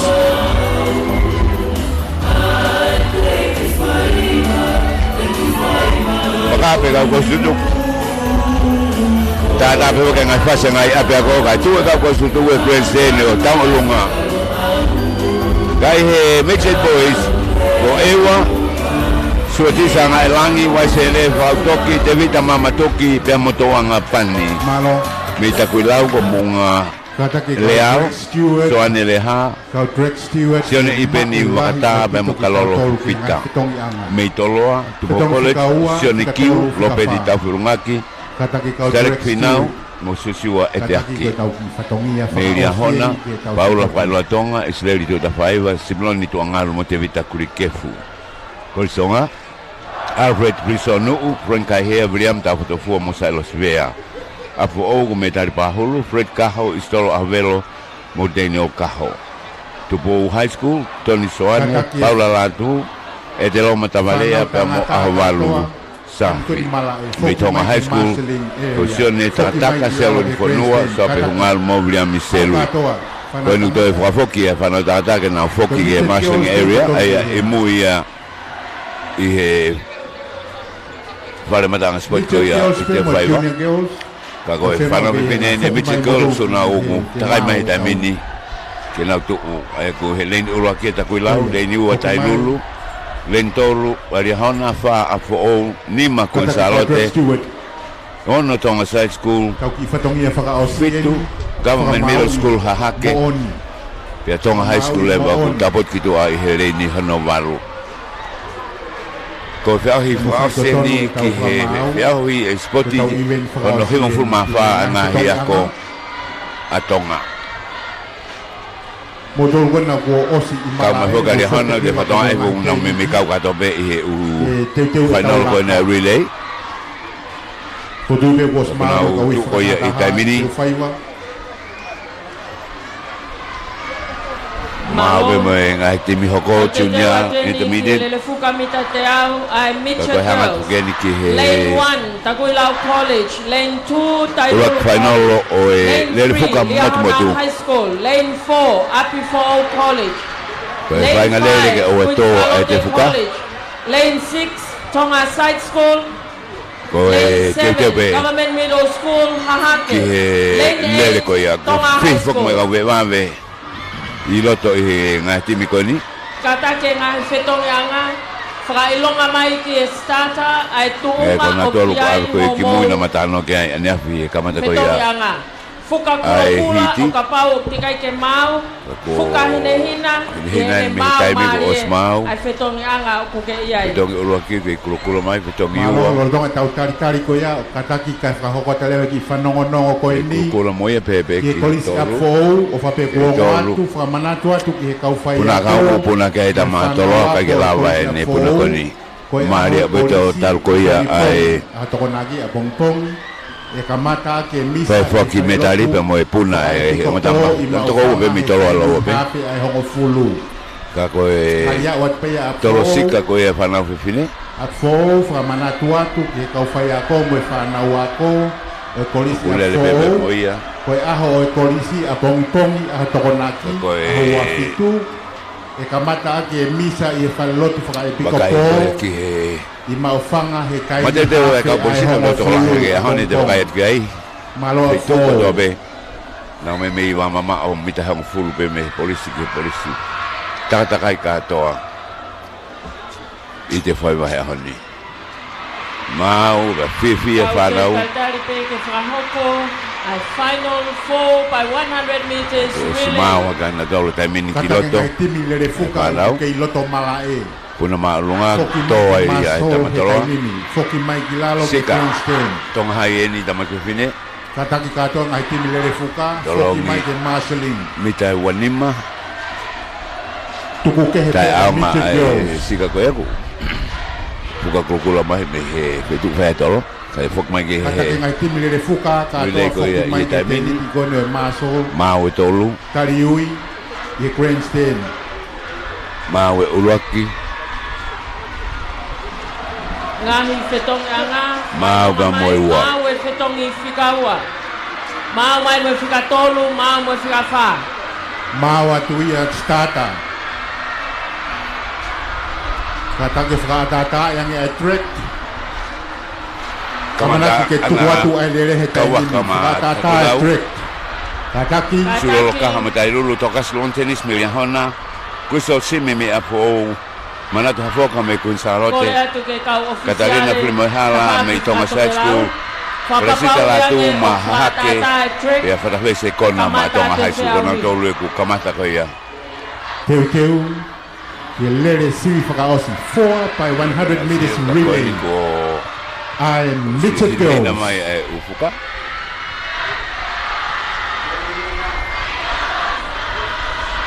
On your marks.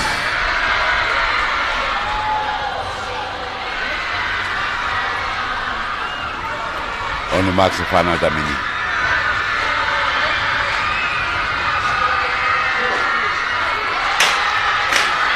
Alu full start full start Okay, Mike.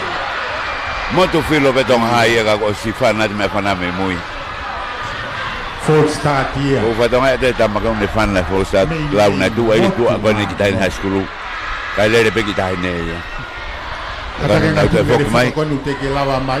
Lava mai rewa ki he teni ti tariui. E tainini. ko ne te fa fok mai a tonga hai ne o si ofe te ke tongi Manatui takita halere pe honoreini. Te lere fuka koni takita halere pe honoreini. Oe. Te fa kolosi. anga tu ki hela to hai ka ku ke yenge Hau ka mai officials ka iaha palo Full parema start. hiki pe he taimi koia. Kulukula ki olunga o taritari ai. Kataki takita halere pe honoreini. si ma ko to Ka officials ka iaha palo parema fuka kulukula ki olunga he taimi pe koia o taritari ai. Ani ko hin ufuka tamini ke sada Koia, katake ka officials ko ni loto, me whanau ako, mo me ahi fokilalo, ka mau me a tu ki he. Ka officials, ko to la ko ke fana ko na to ki le fuka ni to ke hame anefi lalo ke mo me ahi. ya o me ko le ko Ono ke Max. fai ba ko ni ko na to e ono max tamini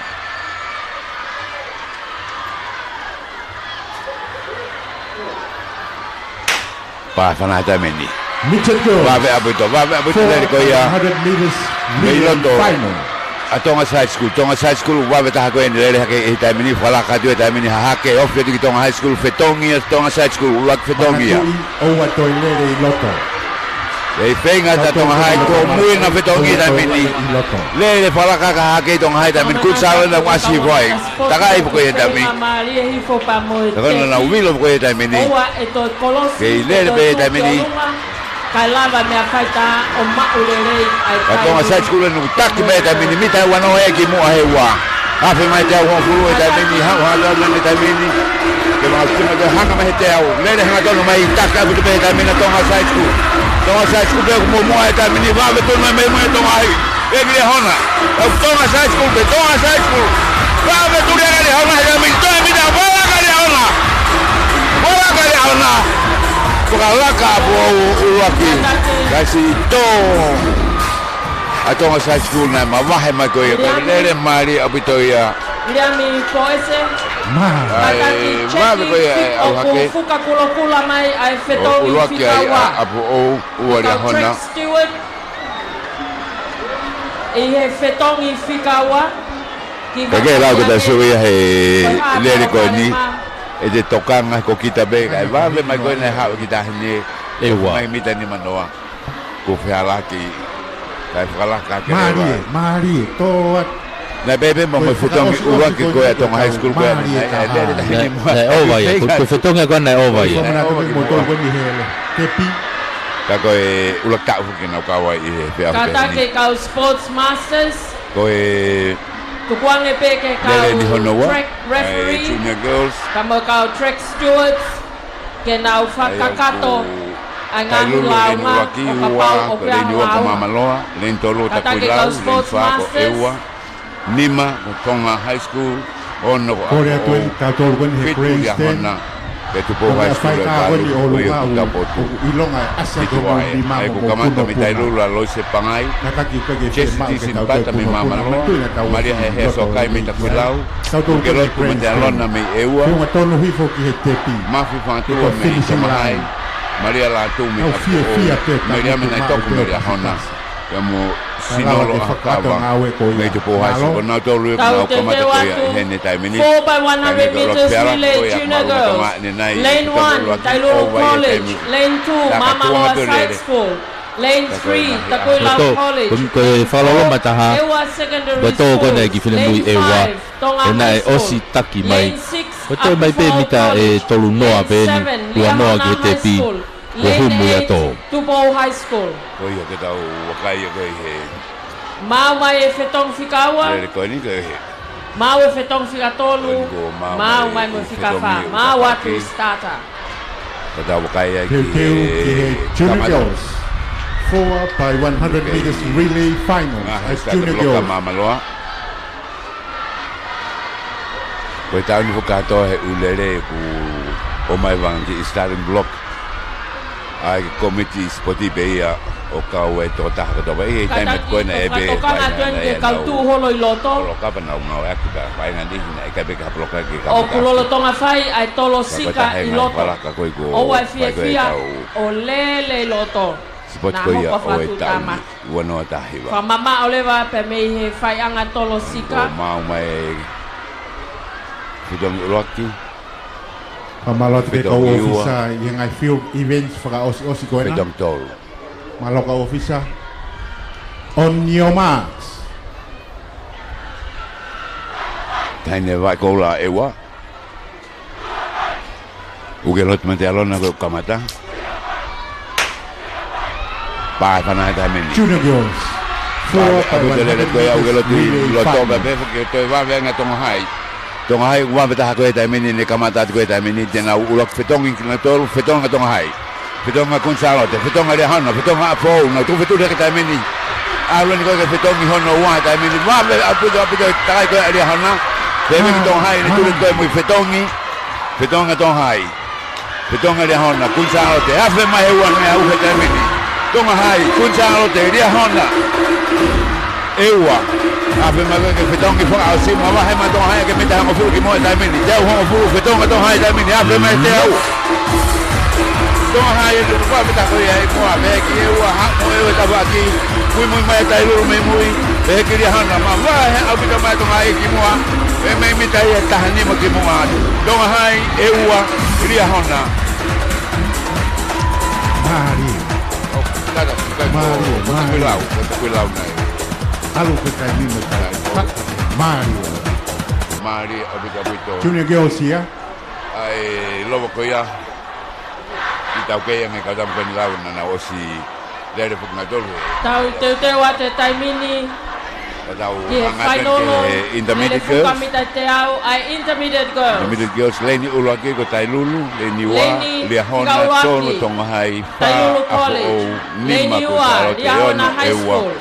Fita la vema. Tolu, tonga high school. Fa api fo. Ai me tai lulu ko. Otola mafi une kamata. Ewa secondary school. Fitu la venga malie. Valu takuila. Lilian ma ume apo. 4 by 100 meters relay, intermediate girls, final. Lane 1, Tailulu College. Lane 2, Liahona High School. Lane 3, Tonga High School. Lane 4, Apifo College. Lane 5, Queen Salote College. Lane 6, Ewa Secondary School. Lane 7, Lamenga Malia Christian College. And Lane 8, Takoilau College. Ihe timi ko ia tong hai. Kona kono vae na hai pe. Malo ki formana frao satu ki korisi apfo. Ko lele frao si. Pongi pongi. Ko lele frao si ni oi sipoti ni. Oi wa fe taha hiwai. Fanawa ko korisi apfo. Ko ki ivi ke to to. Ko osele vahen. Kau aho apong tong pete tau misa. Ba hinga tena fo kwatu tena mo ia kawa ti sport ko ia. Hafe ai hongo fulu. No fe fo ki spending mana ka tu. Mawe fetong fikawa. Na o mate ke Mawe fisi. fikafa. Ya ha mo le. Kau ko mau ai fanau. Kau tol ko ni loto. Mau te stata ia. Ai ko te ben ke vakai ke ngai fetongi. Ai ka ko mau mai ngai tuliki ia ko stata ben utoi. Tonga nge ke lere ai Ko mari ko. Javelin i loto ai intermediate girls. Mawe me fetong fikatolu. Mawe ngai fetong anga. Kita be ke grandstand ita mini. Malo stata. O mai ane nai ita me fo ki medali ta kon go ki. Malo na to ai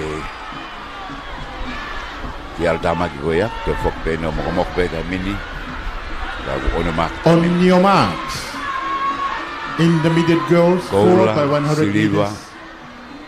Relay final. Ko hai den hanga o mau. Ye fe ko ni ko ta han le ko Golden Girls ko ya tong hai. Uya na timi. Ba pa na ta mini. Ba me abu te kam na ewa. Ewa ko ule ko ya me tua.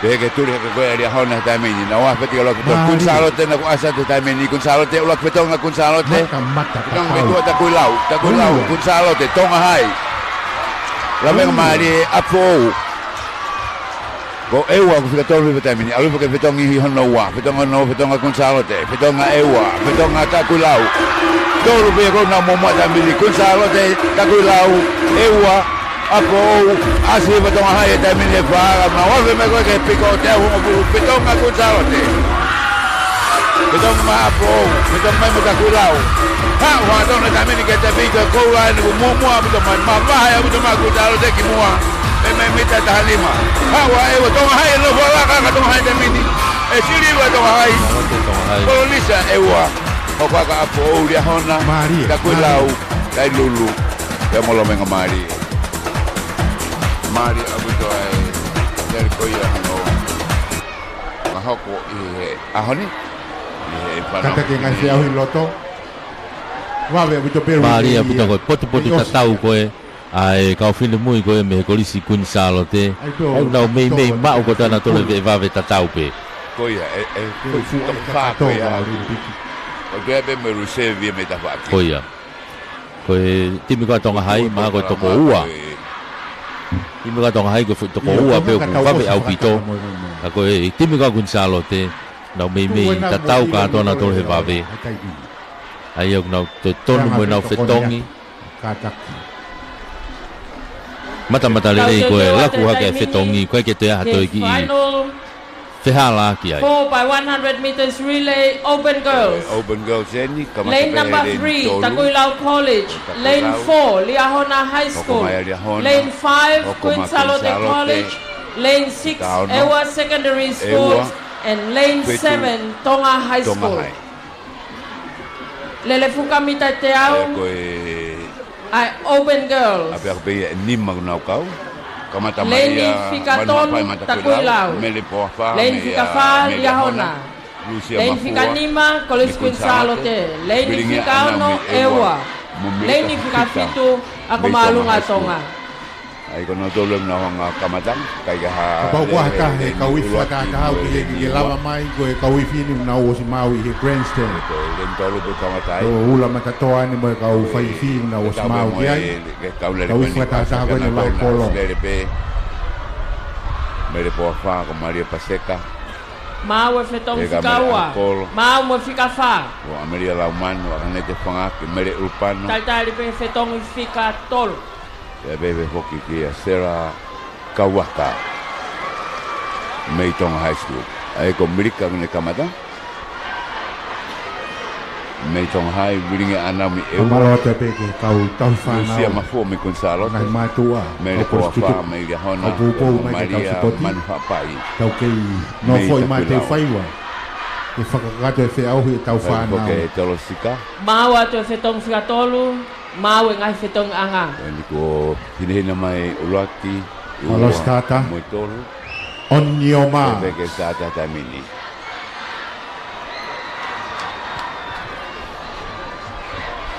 Onu ma tamini.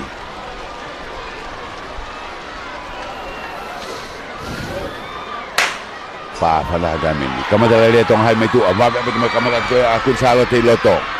Wa betul dia ko salo de mak be eu ke lok petong ngi tong hai mama ha do betul ti helen ko itu ah ke lok petong ngi petong tong hai petong ya ewa petong kun salo te ma be mo takul la ha u ya helen ko lo to tapot ma ko kilo to tamini mama ha tong hai age mita wa no tamin ke wa ta ewa ma be takai ko takul la lo to petong ngi no ko tong hai o bitua petong takul la lo to ko na wan na ta o piko ma ko ya wa ngau.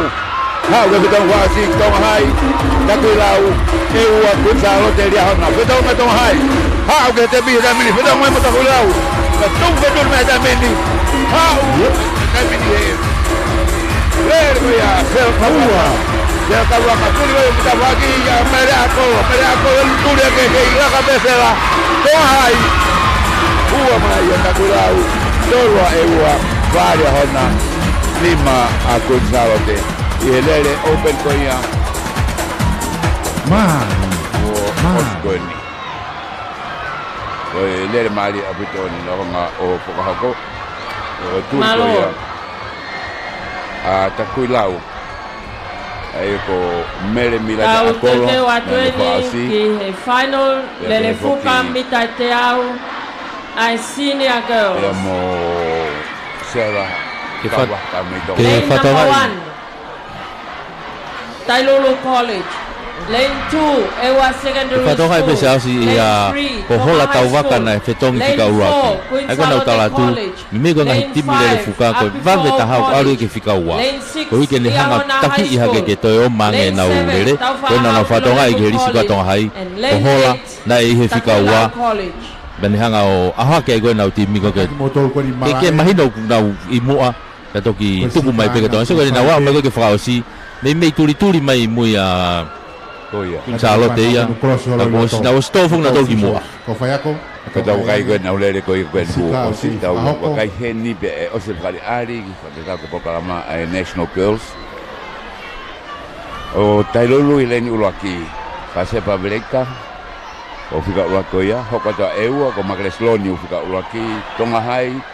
Senior girls. Raika Doka. 4 by 100 meters relay final. O wasna te taufa, le hona ko Sabrina Maile. Le taufa ahau ka le sita ofa mo ta koila leva ko Maria tu apau. Ai ko na tonu na kamata ko ia ai relay hani. Tau sio ko ke na himo ko no asi. Na ulere ko tabe hangi be ke lave ko ia. Lau yang aku duduk koya kamu style koya hange ko o tu apo o pe mo ria hona ona o mai vai Mau e whetongi Sabrina whika Pua, tolu. ha o fika ua. Se tolu leva se. Mau mai me whika ua. O sa ore anai. E anga koe e no tekniki. Sire tu koe timi a Kunsalo te. Ko mere la tai moa u whika ua. Ko afo ou ko ana lau te au. Ko ongo ve e oma ia ko timi ko ia. E foki ki...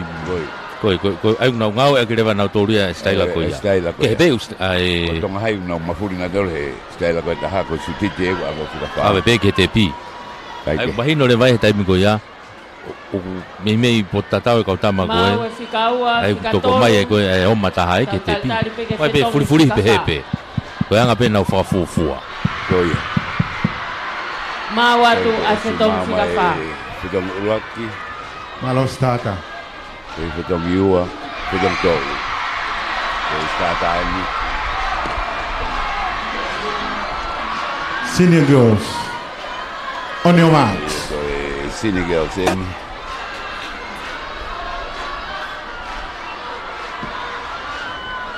Tava pilo levu i le ni fitu, le hona e ono, apo o ni ma.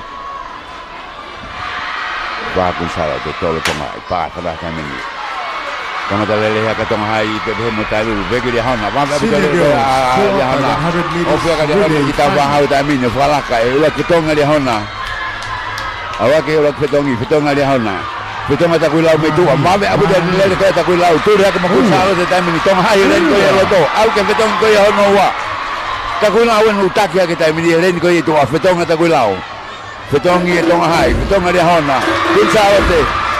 Kunsalo te ne ko asi ko ne ta mai ma ko ha ko asi kunsalo te le hona tonga hai ta kuilau apo.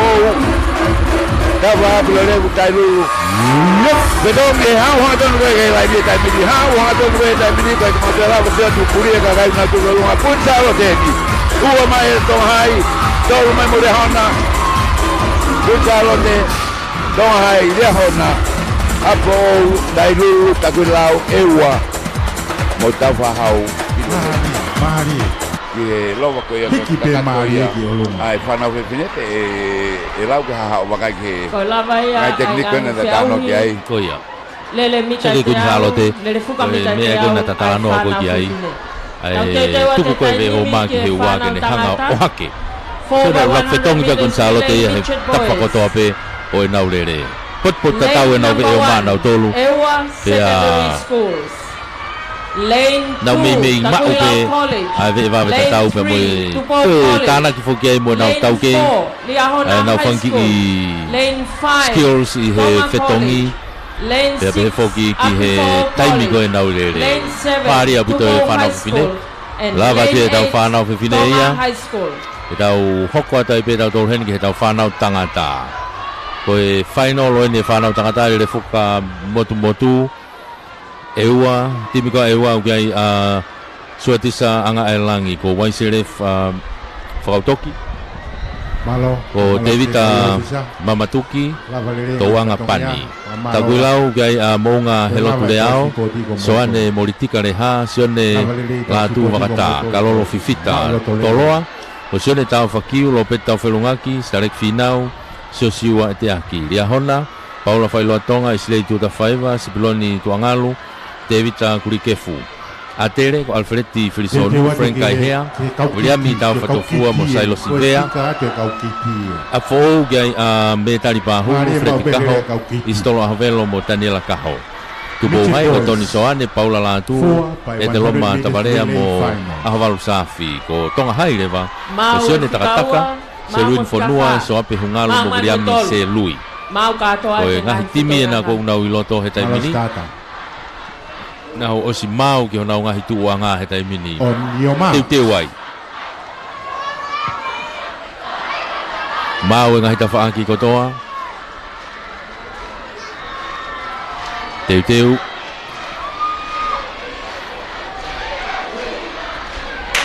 Koena tuku ate taimini waki mita te au.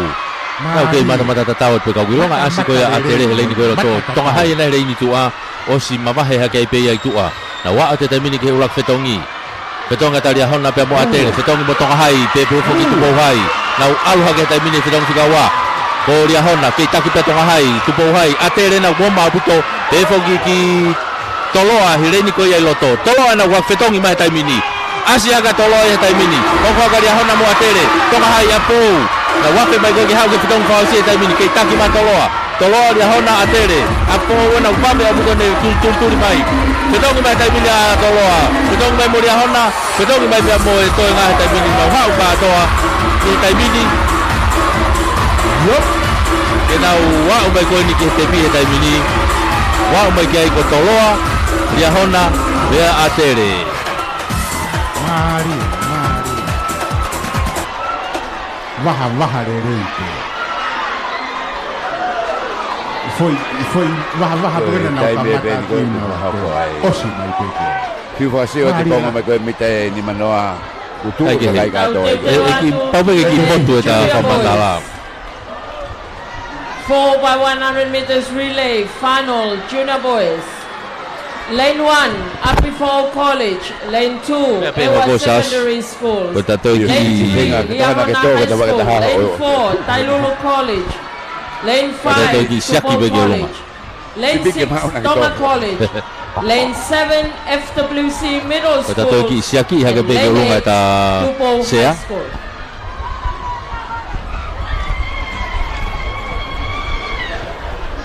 Ayo ta hoka tu hana utangata iki ni junior afo eua Liahona Tailulu toloa pe mo atere mo ya kolo tolo tu esirana pe mo Tupou hai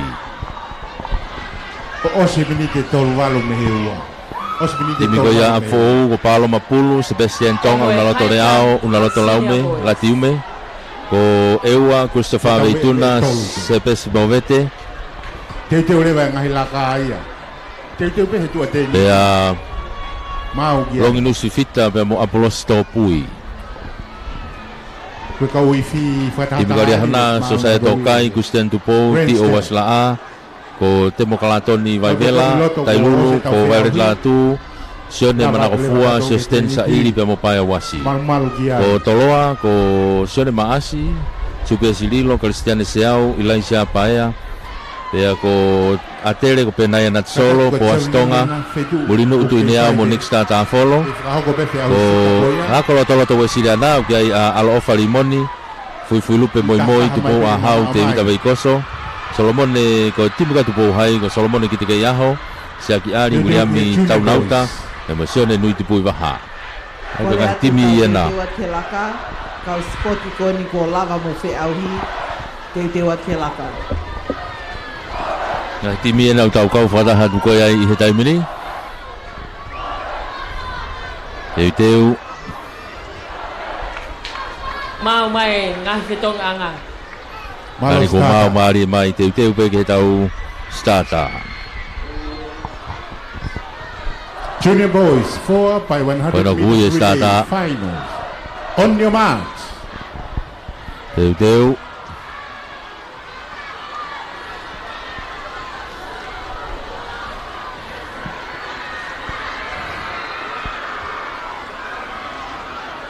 ki fralongo pega tu wa to dai mini ala tu ko na he dai mini ilonga pe le ko le ni loto toloa ena ko si vave aputo ne ununa tu ki moa toloa homma aputo na wa dai mini ke rock fetongi fetonga ta Tailulu toloa atere almo tu pohai le ni ko itua Liahona pe fugi ewa pe mo apfo wena iloto na wa fe dai mini ke fetong fika wa ofi aputo atu ke mita wangau fetonga ta toloa he dai mini vave aputo fetonga toloa fetonga ta atere Fetonga tu kamo Tailulu e mini maju ko sta Tailulu e frausi mai la wafe mai go ha ga Tailulu e mini e ya o mai go ke fetonga frausi e mini fetonga mai mini a toloa fetonga mai pe amo Tailulu Liahona toloa Tailulu Liahona atere bene ka fatu ni ka go ria Tailulu na tola ka ma Tailulu ya o ki ba Tailulu Liahona toloa Tailulu Liahona toloa Tere mari na Tailulu tere ko ya Kaki matoloa tutongi nuwa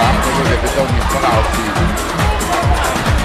Asya Tailulu Asya Kala mai be kala kai kata ki ko ke tau kau ko tau lave ki ai ko tau na ko paya wasi ko ya Tailulu ko sta ya Tailulu e mita e te au na de fausi mai tau te wa te taimini.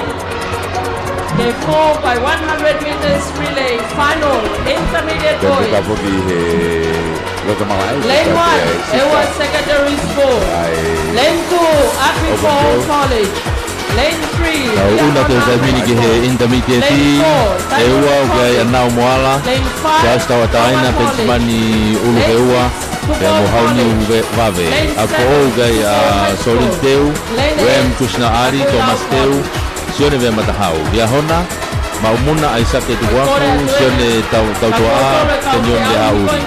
Tailulu gai a Henry Tuyono Finas Kupo Sarestonga mo mate mafleo. Atele sione tuake David Hangana o ava o ot pangavalu kivalu amela me finau.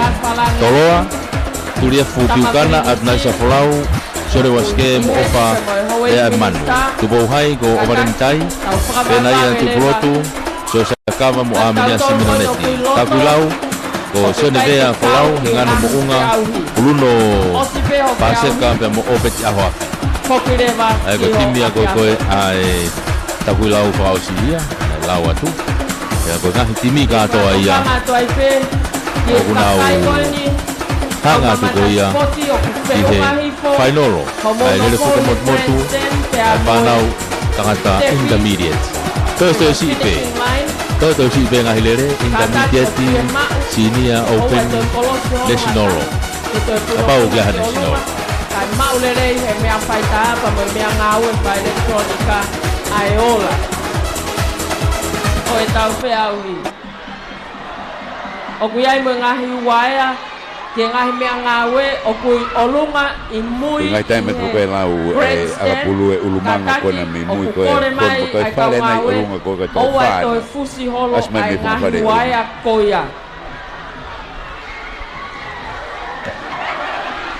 The field events toipe a children intermediate girls pe mo high jump. Ko ngo field event pe ko toi ko pi kia. Mau e kaurere ia ko nau ngahi tuanga te teu ke nau lerei ai finalo. Mo ko ke te ongo i hata hai gure. Taimi ko koe o ku lere kamata i koe lere kai ke te ongo hata haia. Peko hae mea ku kai ke ngofua mo ngofua. Nau puna peke ngai whetu o tape. He lawa ke nau wau ki ai. Pai ata tene ki faita i whakarerei hake. Mei lalo i grandstand i ke taimi ko lere ka nau puna holo ka kai. Toi first data. Fukai ngenga.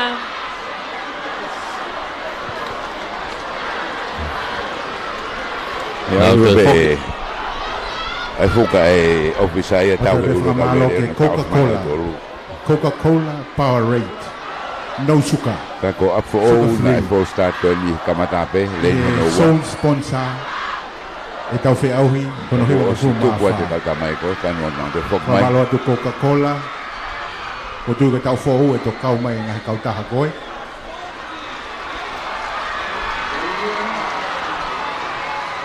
on your marks.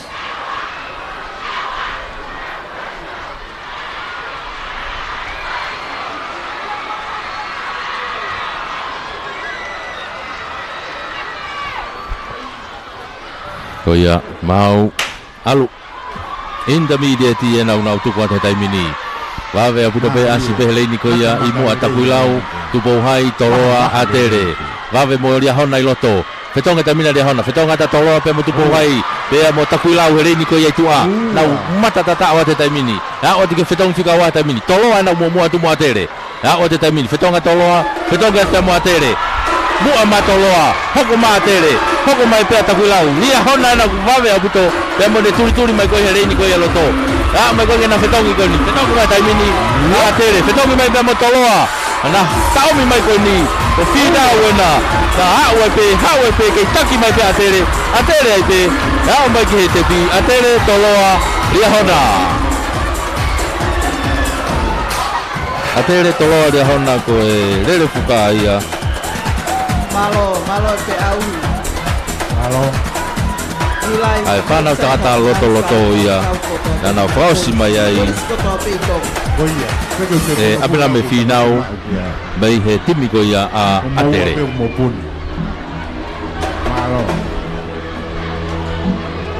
Malo. au una toini ki he openi Tau te watu ki he Lele fuka mita te au Open voice Lane 3 La venga mali e Christian openi e no tau iai he taimini iai tina la venga mari e sone tau fa ko he te pou sa finau mo Luis Vapoi Timia Koristonga ko Peki Tufi Riam Televave Samuela Taufa Mohaten Tapolo Timiko ia Taufa Hau Pilorevu Giai Abriam Noa Renatino Pongi Sione Tafa Bea Mo Moana Pang Paongo Timia Toloa Giai Sione Askia Sipa Pone Palakiko Pispau Motevita Pone Timia Ria Hona Ko Wilson Tonga Watson Pare Christopher Tame Puna Mopiurein Latu Ki wakai foki he ngahi timi saosi timi ai koristonga timi ai korisko tupou oe lova maari e au pitoini tui fio e kau tangata de vave kotoa koia oe openi head ake koe ngo tau te hina pone e i toloa pe foki a pisifau mo askia e kau tangata ko niu nau potu tatau pe nau ve o maa nau tolo tau toi ki uno ake ke koristonga tatau pe televave tufi pea mo tāwholo mo tāufa Koe kau tangata koe ni unau ve vave hono kotoa pe ma koe anga ngine tau I wakai atu pe I tu koe he taimini pe Ake koe maari e koe te ahui Ake koe lere kone te kosi 4 by 100 meters Nā tuk whitaulaki he relay finals. Open boys. Ira mi koe senior ani koe open.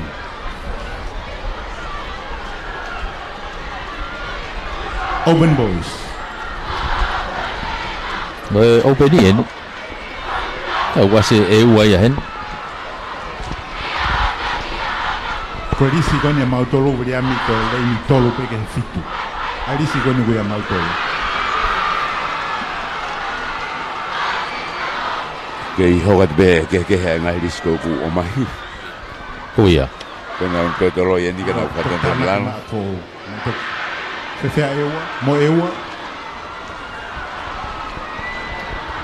Kato ke whamanoa be Lisi koe he ni uka ke ase a fo uka ke ase ai a e ua I tua Ewa, he ewa, mo ap he valu, mo ap fo ewa. Io.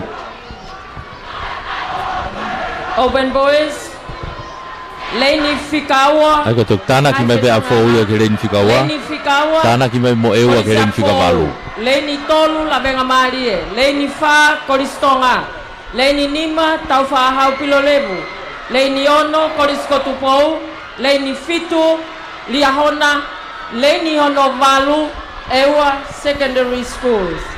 Ka koe kei open I be Koni ku kaumaya e wai taimane risko Open boys. Na o si mao e pena tolu ke nonga he tu anga he taimini Teu ke helere Mau e fetong fia ua, mau mo e tolu, tau taitari peke fa. Pau peke Mau mai mo mau fa. Ma opo mai ngai turiki kotoa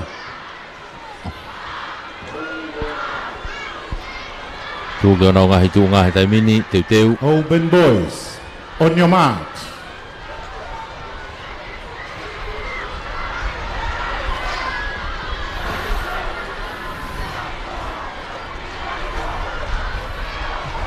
Whaosia ni e tau ngahi whi au hi I fall starter a fo Lolo, kataki ha foi crossbar, ki he pole wall. A fōu Kataki lolo Tolo ki ni he e crossbar kostata go fōu motor. Ngai heni be mo I te au nai turi aki Se tu ki Ko masi tatau ben Koe ni koe he start pe hen Masi ben na fall starter anyo Kataki lolo ki Wata he o ngai crossbar ki he puna akau. On your marks.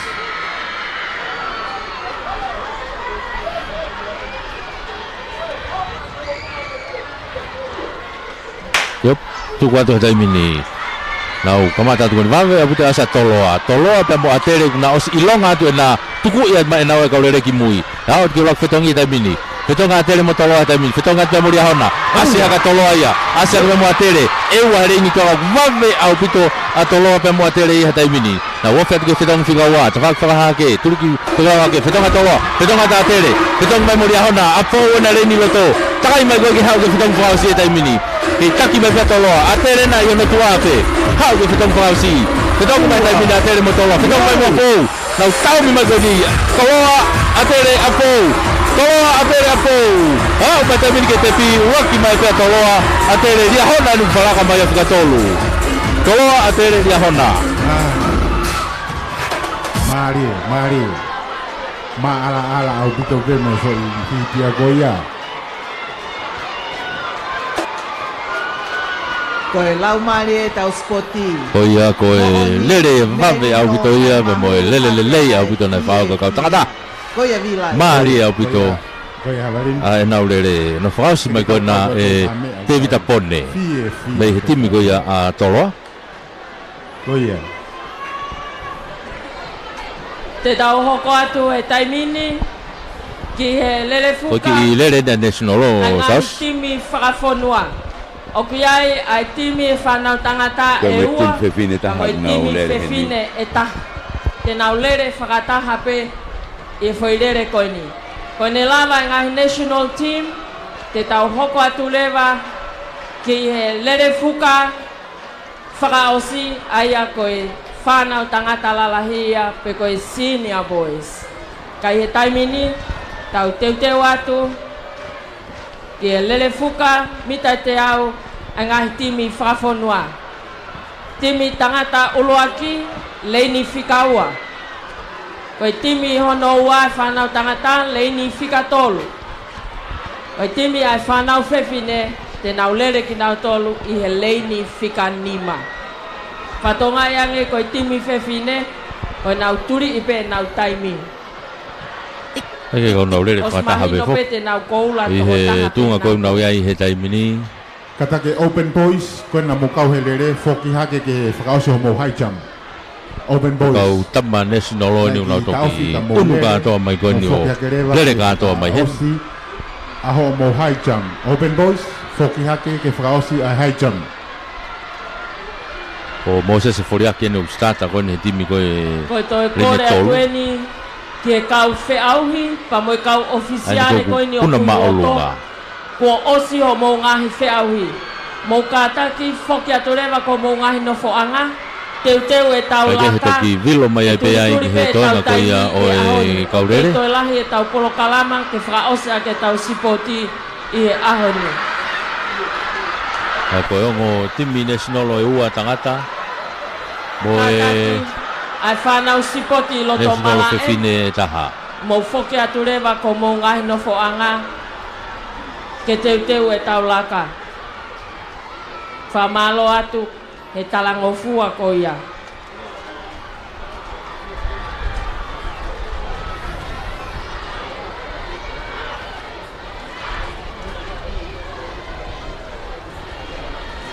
Ka fo mala be foki ki ai kau taha Pacific Forum Line pe foki Koe tau timi e ni gau ku Tonga teu i ke Airlines. tau sipoti. National Men. Tonga Health Promotion. E.M. The Jones. women. Ya mo whakato mafi Hoa manaki finance. ngahi Ma ma metari. mo toni ka ta wa wa hai ai katoa nga hono hiwa fa. Al ma wa hai ai tai me ta mo tule to a ala ke be to me ulu aki. Ko de mama ai ngo na tolu. Petong yang atin tanga ta petong makupine. Hoa. Kuko hake petong hono wa ai alge to pa ma hai abu de boti ulu aki ya. Ma bon wa. Petong ki after my público Man. do fuga da mais bene. Hoa.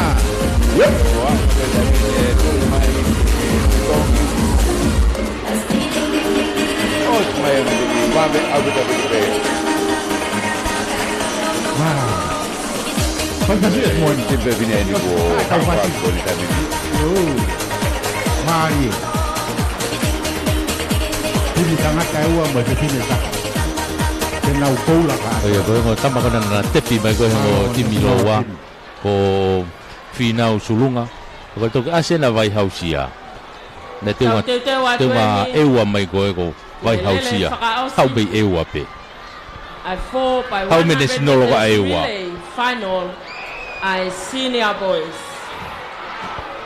Oi na tepi mai ke ka ko ne lava tu ia tau una ko le va tai mini ke tau fo I lere faka osi ko ia oi sipoti ko ne tau wa fe taha hiva no tu ngo ful ma fa ko tau fo lere fa osi eni lane 6 Iai ai tima tai lulu ko Supermani lupe uvea lo tima tunitau Christopher Luka mo Paula to ia a fo ko ofa fili Anthony Siare pai atolo ko Christopher tu moala Adere ko maka tu Ivai ko Sione tu Halamaka mo se separe Tonghai ko Leonidas tu Dava ke Karipas Movete Samuel Hola Line Unu o Toloa ko Isileri yang itau Jordan Vailala Isiate po ese mo Michael Folau ia hona lolo mana ia tuifua tupo mo Mohoreva Malcolm McPherson mo Pitahuni tupo hai ko Simeone Vea Amin Kala William Fusi ia mo Tevita Alatini Eua ko Paia Finau Feofanki Havea ka Peritonga mo Ahas Aku ko ngahi timi e nau teu ko ke helere ko ni final ko ni hange peka teo sasi ko timi ko ne ai ko risi ko tupo timi vave fa uri ai na pot tatau e ka tama ko ni Isileri yang itau ko Jordan Vailala ko Isiate po ese e mo Michael Folau kata ki mo lava mai ki ka oficiale ke fakakato mo foi puna ta hoktoe timi vave au pito ne timi ko risi ko tupo e befo ke timi ko ia ai lia hona ai ko toloa ko lia hona pe mo atere o ku ki vave na nga timi e foki ko ki ka foi timi e tolu ko ia o ku ki vave ko e na nga timi e na lere ko ni foi lere faka osine tau sipoti ta ko mari ta haya senior boys 4 pai 100 meters. Fanonga isa se foi lere fuka ko ne national. Na ke hata hatu ki olunga. Be ai fo mon ko te tangu tu pro sio pe ke alo le alo va ha o si e. Ai da la ko to be si be ke pate tau tangu lere. Ko ia, pate tau tangu te tau. Sio lere ko to pe tau to luia. Ko yanga ko foi ulunga nga pe ia. Ma fana pe pa tu ki olunga. Ko na fatonga e ke faita ko na moi mo na tu au. Ko na to tonga joge. Ko ia. Na fai pe kore ki ai. Me tau he adone me vai o tolo na mogi mama ta mai pe ata he live stream ko na Paula moi ko me ma ta no ko ki ai kai ke te lava hasi o ia kora tu ko ta bini ko le fuka fa si ni na pot ta pe tolo ana ko si va puto ne asa na heleni ko ia I loto marie afe mata mi fetonga tolo ia fetonga ta ria hona ta bini e wai tua osi aluhake toloa ki mua toloa ewa ria hona pe mo tupo hai na tonga hai na mo atere na turi at me mu ma fo mo tai lulu afe mege fitong flawa toloa fitong ma toloa fitong ma ria hona tai mini fitong mo atere loto na tai mai tai mini mo fo ulu mai tai mini ya o mege tama ko ni fitong mai tai mini toloa fitong ma fo atere na tau mi mai tai mini mo ria hona ako si ba vahe au pito mai a toloa ya apo na ewa toloa apo ria hona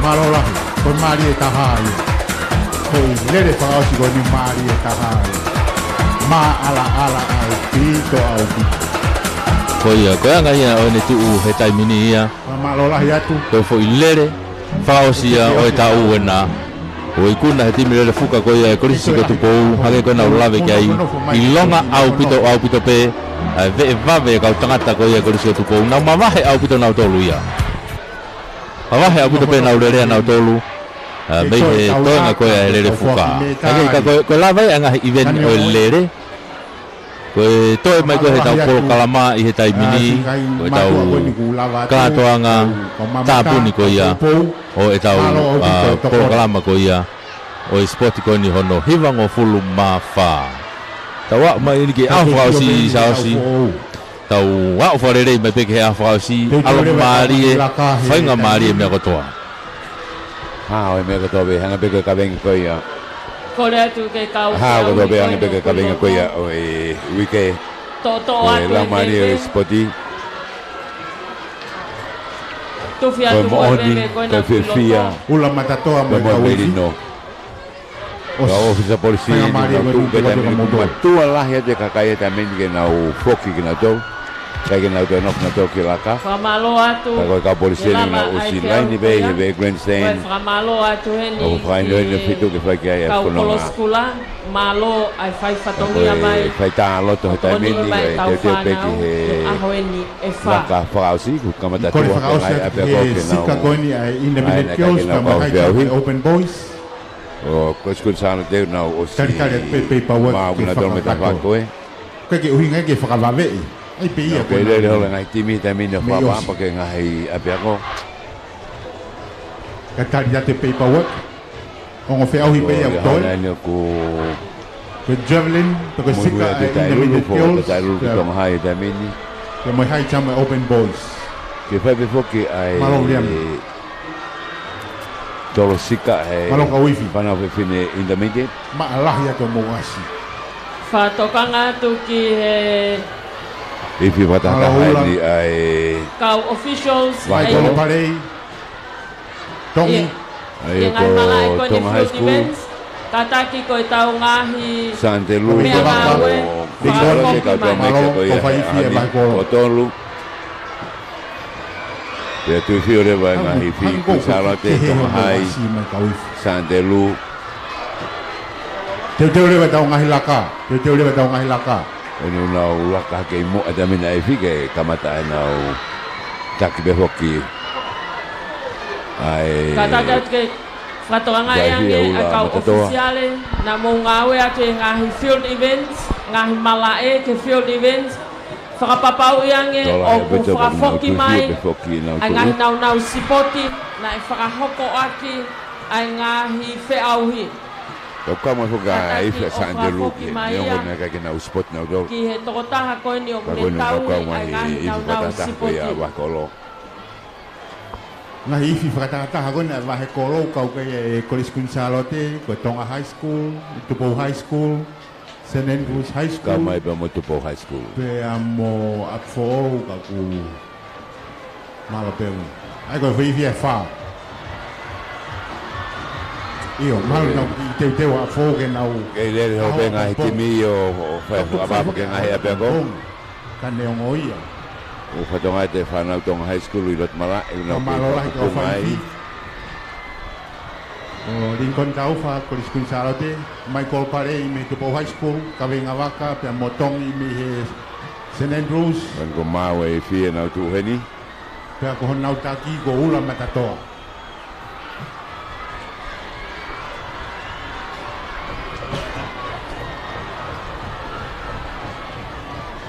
O mawa ke a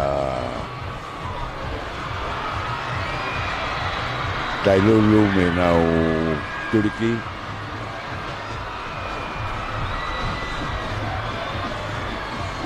Fotu le vai tau laka he tainimi, kataki.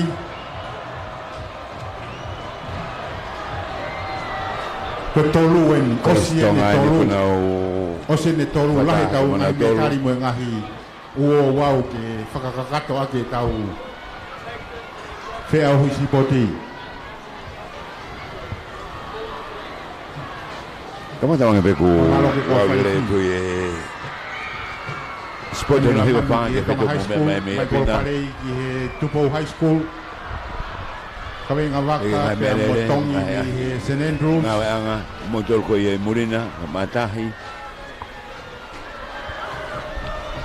ya ko wa ase no pakakato ko ya ke ka official ko ni loto malo hi ko atu tau bebe o mawa ke spoti ai kau mamata kon ne grandstand Kolistonga Tonga High School wen na line hek monatoro ako o pini bebe oku itu ape kata te ule laka te laka ala tu pe ko ai tata upe pick up to pe ne Kolistonga alwa ipe ko e si mawa ke mo e na tu ko se fini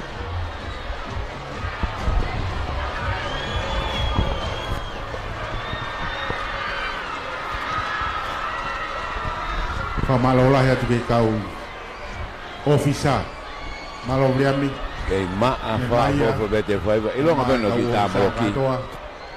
Kagi ki lava framatala hingoa na to hata Wa we ke ngai ko ko ilo ka to beti Wa be me ke foto wa na dolo wenu. To mai ki sale ti ko ya o sia fa sika. Kamalo fo ke fanau fe au fanau sporti. Ui vilahi kakava goinu fai No ke ma os ma we vi heni.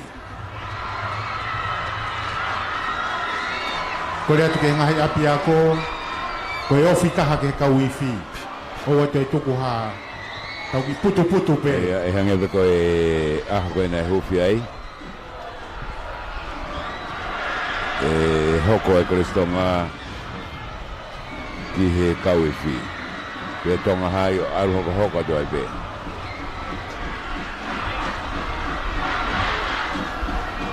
malo ke ka ofisa Pepe saso ki koma popo fa pe ke hanga e tu ko e tau sipoti ko ni ke ai metali po ngahi tu nga ko ya e tanga ko e tau fulonga mai ke a fa si ko ni le ko to ki o mai pe tau metali te pile metali funga te pile tau ko tau ki ko ta ki te pile metali lalo te pile pe ho ke ni tau ha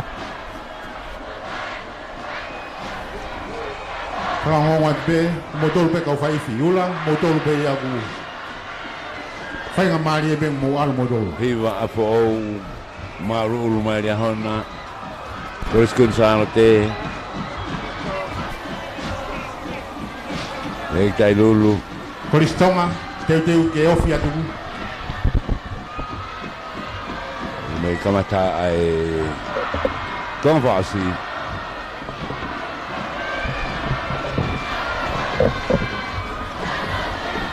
ko ia tau whanau wata i he taimini o a be i he tau ngahi katoanga tāpuni i he ni whoki bea mo e whakawhalangi ko si me aia heni a pirinisi kalani walu whatawhiri o ke lere mo puna maulunga e ta whaki whakatonga ai ko whakasosia o i veni ia ko ia peo kei toi he taimini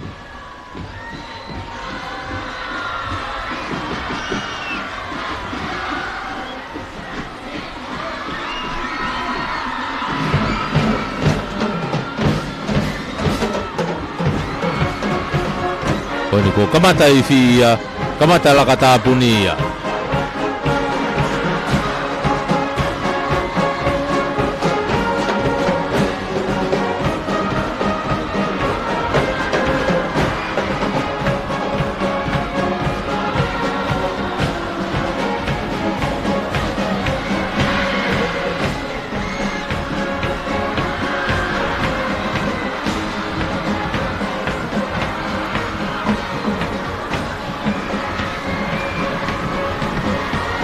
whanau le rei mai pe mautolu ia ki heanga ko ia o teu whaiwa i he taimini ko i whiena ko i whakataha ai ngahi ka uwhi ko ia wahe kolo age pe kona na whahau katu ko tupou hai ko kunsa lote ko saan te lu pia mo tonga hai ko ngahi iwhi wahe kolo ia pe ki asa apo i he ngahi iwhi wahe kolo angenge na wahe uta apo ia Koia.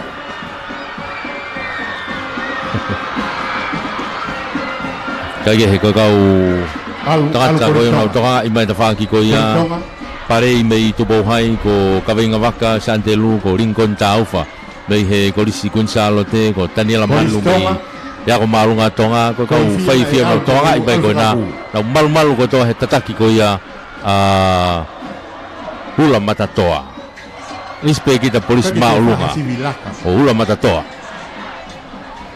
o ia una foto tu ko ia ai ngahi pol kalama ko ni o e ngahi ka wifi whakataha ko ni mo ngahi aitemi ngahi aitemi ko hiva o ku whahau ko peme ngahi ka wifi ko ngahi foto tu ko ia tu e ka wifi me ta whaki whakatonga e malai he taimini ko e kamata mai o e laka hoko tai be e Kristonga me honau turiki be Kristonga eni ko Kristonga mai ke turiki tonga hi fo ko ia mala e ko na tolo na te na hoko tai pe hei fi ai ko ala tu pe ko ni to tai pe ngai ko si ka to pe ko ni i fono nga te takai e o se te koristonga hoko tai pe a ko maulunga tonga hoko tai pe me ai ki he ex community ngai fo ko na tatano ga sa si ko to ko ua pe ko he timi ko ya ex community talamo mo file mo ko na lere pe i intermediate pe fo i lere mita te au pe mo wange au na lere ai ka goia una tai pe me ai ke to ata pe mo takuilau i ga turiki ka to pe goia turiki fa tonga pe ia to takuilau to ata pe mo fo i he fa tonga pe tonga ha ke ia ara ke pe ki he mama ki he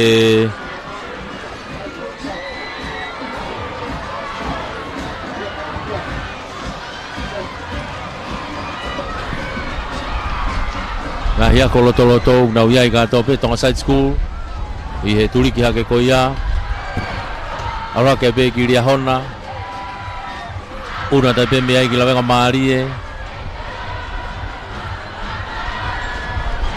pe ke hoko ta pe me ga hia ko ia ko loto ka esa suisiliana ia mo monga olive ai ara ke pe ai ki eua pe foki ki he ongo polisi ko ia mei hapai tau fa hau pilolevu polisi tu poutoa ara ke be ki kunsalote toloa tailulu mai be tuli ki ko ni ongo ako loto ko ia a hahake mohihi fo na kawa tu pe monawa he vaha ko ni oe apfo o ko ki ria hona na ia ka to fang ia ko loto ko ia pe ai ko side school ia be mo hahake una mohihi fo na ia no nawa ya mohahake to ki toto atu pe ngahi ako ko to ena e kau mai ko ia ki spoti ko ne hono hiwa ngo full mafa na timbi ka to afia sa si kwana de lau mai wanoa ai timbe wanoa na ta na e kau he au hi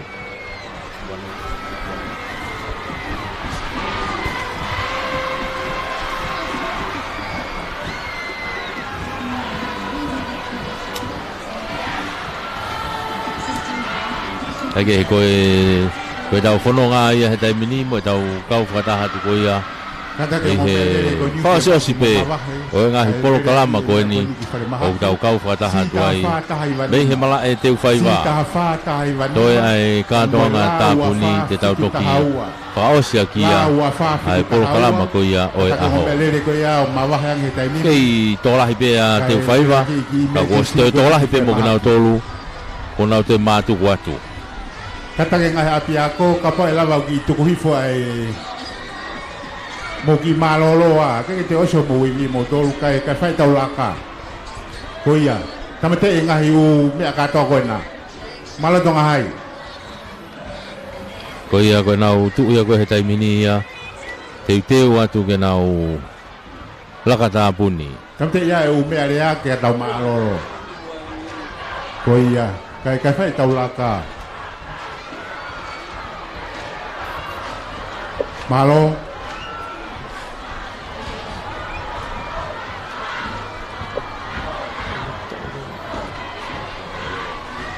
kata ke ngome lele ko ni si ta fa ta hivanima na mo la wa fa fitu ta haua kata ke o we yang ho mo lele ka lele aki ki kes ko ni ki fare mahaki na tau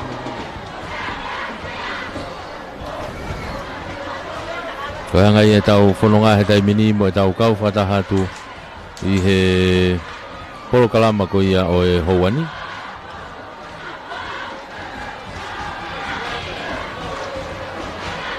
mei he tau whanonga whakataha tu ai mo ki mo tolu i he houani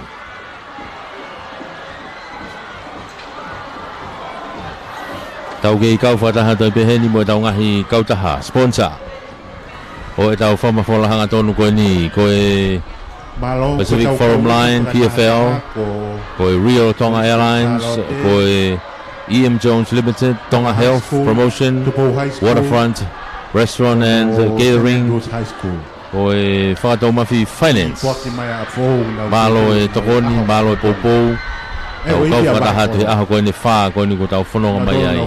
Closing Koe ceremony. iwi whakataha ni ko na osi takai mai na tolu ke na wau mai ki moa he taimini. Ai ko na takai mai ko stonu ke hau katoa i pe mga he kolisi he taimi ko ia. A te reo ku hoko mai ai kolisi tonga. Hoko mai ako malunga tonga. Hoko mai X Community School.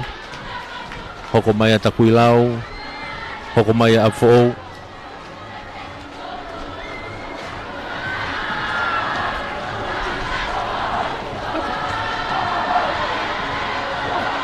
Oua. Toat.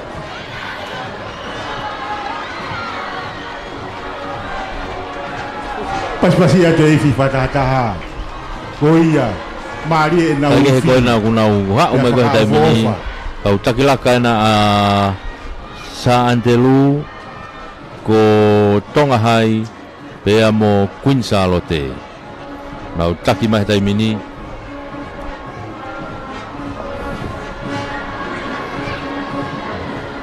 Mo ngai mo ifi fatataha.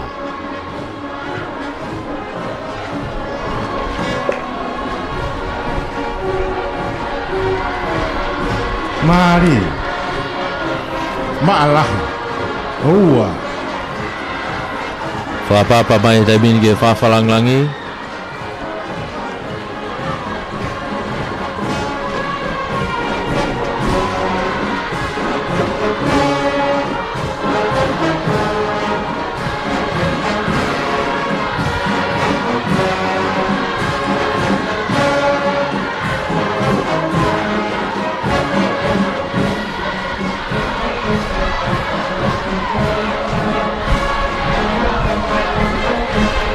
Pas-pasi de Coristongan.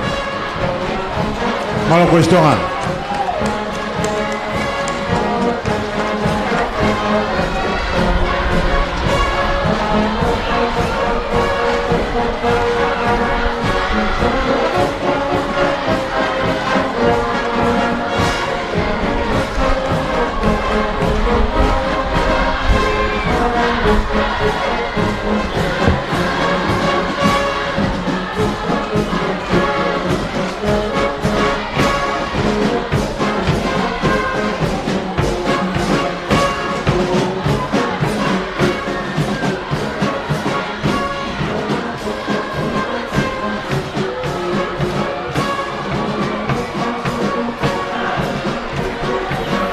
Koe koe ifi whakataha nai ngahi kolisi o wahe kolo. Malo. Nau Coristongan. iloto mala he tai mini. Kolisi tonga ni nau whapapa mo nau tolu.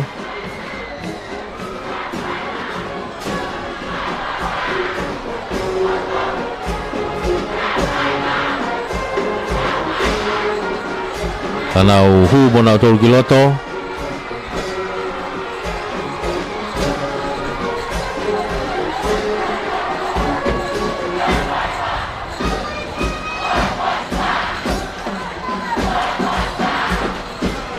Ngantonu pi loto mari tong. Toki aso mai ai. Loto mari tong. Tonga High School. Kolisi tonga ni kulava mai nau tolu nau whapapa. Iherereta. Nau unu mai nau tolu ki mua he tai mini. Kau tangata tu ki mua he timi ko ia kolisi tonga. Ange pe koe ni ko tau ngongon na ho nau ngahi hingoa. Mai. I he aho koe ni wha ko tau situ aki ai. Hoko mai ako maulunga tonga.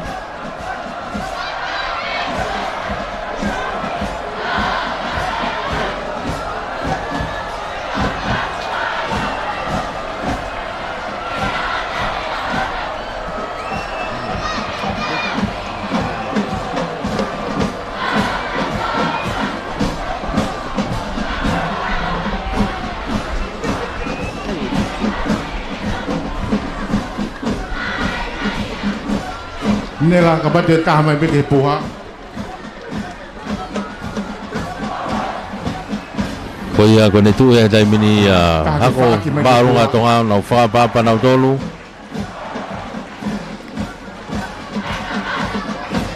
Malo Tonga Hai.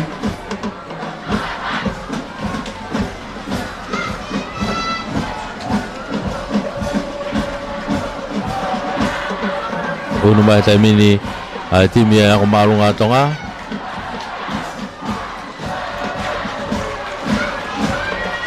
Malodonga High School, ex-community school. Kau tuki mua ai ako malunga tonga ko tau whanongo ai ngahi aho ko ni spoti.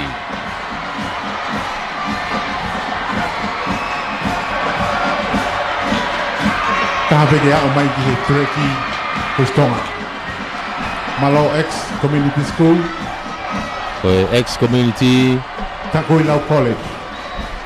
wana ongo whiauhi e toko ua pena na kau koe ki whiauhi.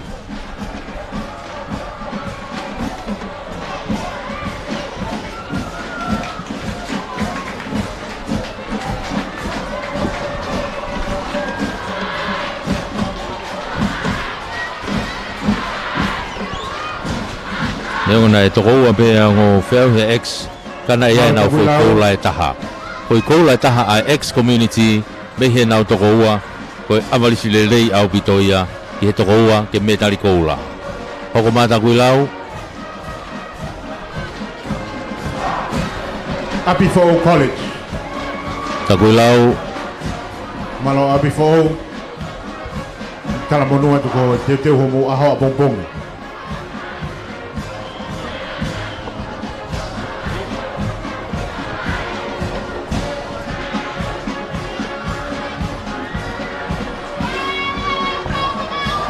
Paspasia te Kolisia Fo'o. Unu mai taimini mo e Kolisia Fo'o. Talamonua te modo.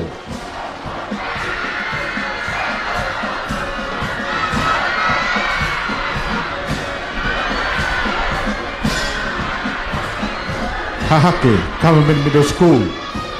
Paspasia tu Hahake Government Middle School. Malo Hahake.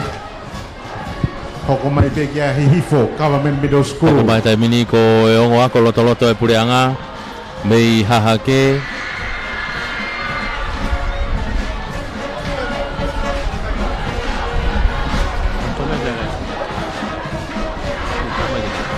Tonga Side School. Paspasia de Tonga Side School. Malo Tonga Side School. Hahake. Hoko mea Hihifo. Plani kurei be hoki a Hahake. Lau sila po pitu tolu. Ngenga pa ko Tonga Side School. Hihifo ni. Lau te unga kula na Kata tolu. paspasia de Lia Hona High School. Nau foki mai he taun. Tonga Side School. Kau ngā kau whakataha i e whe auhi spoti hono hiwa ngufu mawha.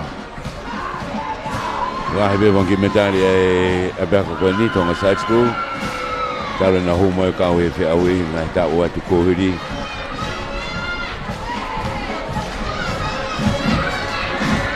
Ia e koula Side School. Ia e koula Side School.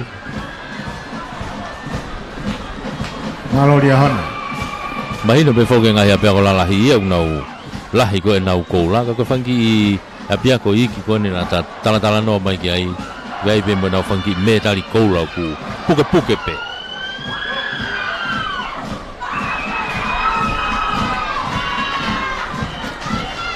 Maloria Hana High School. Lavenga Mari Christian College. Kata paspasia Mari bagai tu dia hana ko e tota Christian College. kau spoti ku lavea pa fua be he tama e kapteni ko ia no metari ko tona mau whakaho aki. Nau kau mai ngai tap ni na mawa he tuai.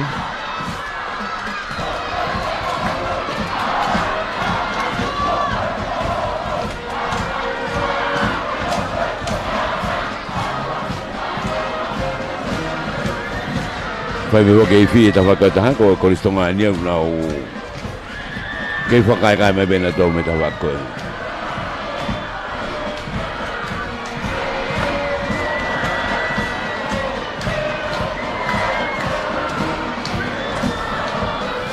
Kei toi mai penga ia piako.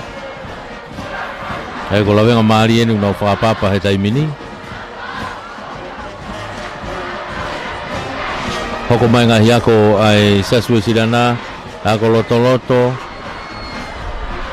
E foki ki Bonga Orive. ke lau e vesela loto pe fa papa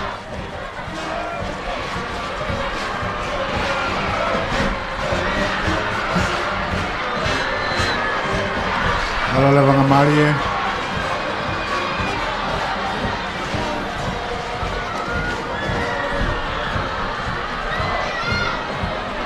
FWC Middle School.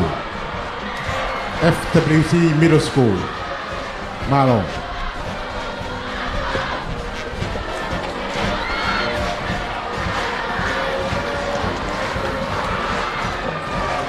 FWC Middle Hoko School. mai tai mini ko nga yako loto ni ai we sila na nga yako loto we sila na we na foi koula e ua Mamalo foi Side School. koula e ua ona ku kaho mai be masi foi kaho foi koula e ua ko Monga ya Olive. Paspasiat mo Monga Olive me hake. hoko mai ai Malo. tau fa hau o mamaloa hoko mai Malo Monga Olive. Funga Fonua. mamaloa ko foi poni sene taha Sport team. hoko mai a monga olive hoko mai ai o eua Malo Ewa.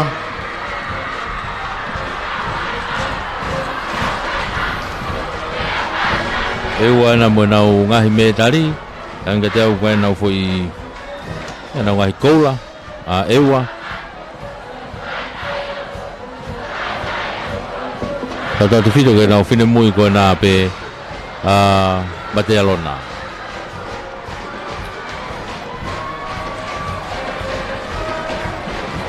Malo. Ewa Secondary Schools.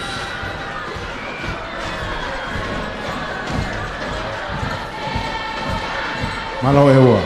Tim Tokolahi.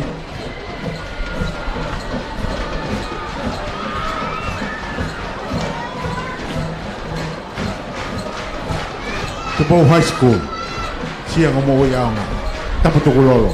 hoko mai ai nau tu ako ia o eua o tupo hai ako fa ko ngahi teunga i he fa si ke iai pe ngahi teunga ke fa ke laka ke he pe teunga fe auhi o gi i hai ane i pe teunga laka ia o fa o pe ta fa ki tau pe Just Malo Tupo High School. Koe tupo hai ia koe fohe unga eli Kolisi tupo to a me otu mo mua Otu mua mua. Tupo Toa. Tupo Toa College. Mei Namuka. Mi Haapai. Maria Tupo Toa. ya e nau ngai foi medali Oua. Toa.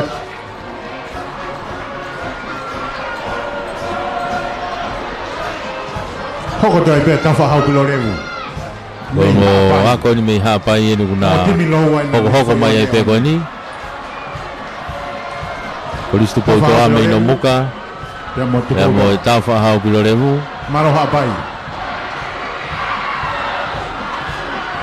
Hage, na whanau na mo whanau pe na iai be ngai me tari a ngo ako ko ni he na kau mai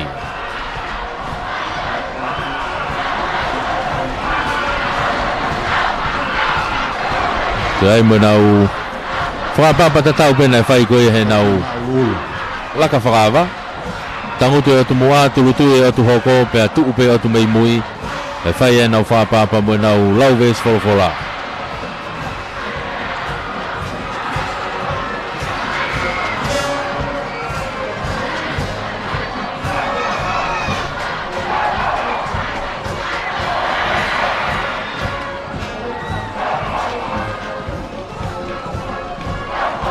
Lava nau whakapapa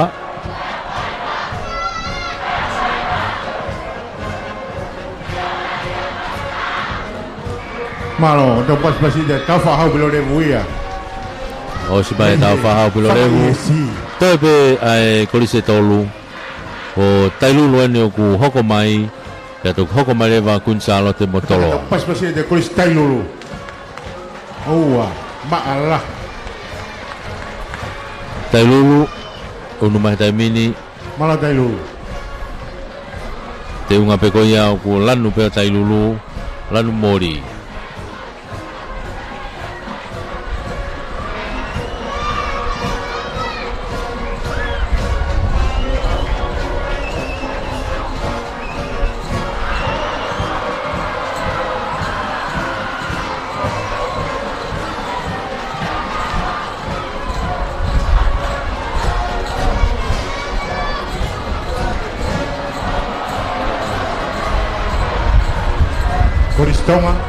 Koristonga, unu mai ke ofi au pito ki he kauifi, kaha mai ki he, kaha mai mo tonga hai, koia unu mai mo tolu e ki mua he kauifi. Ai ko e tailulu ni hoko mai ko ia o se tailulu kunsalote, kolisi kunsalote ni. Hau mo tolu ki mua. O kuna hoko mai he taimini.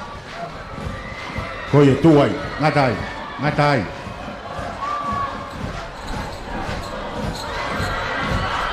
Koia, tangotu mo tolu ki lalo koistonga. Tangotu, koia. Tonga high school, unu mai mo takoilau, kolisi kunsalote, kata pas-pasi. Oua. O ia hoko mai ko kolisi kunsalote, ofa maupe, ai te unga ko ia kolisi kunsalote i he taimi laka.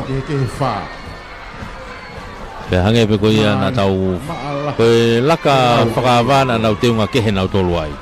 Ako na lawe ki ai ko falani matohi-tohi ia. Kaha mai takoilau. O ni unau foki mai ni ki nau te unga, hanga maheni e ni ko nau tingi mutu piritipe. Palaya hide hina. Nau tulu-tui ko toa ki lalo, hanga mai ki olunga ke Grand Seni. Koia.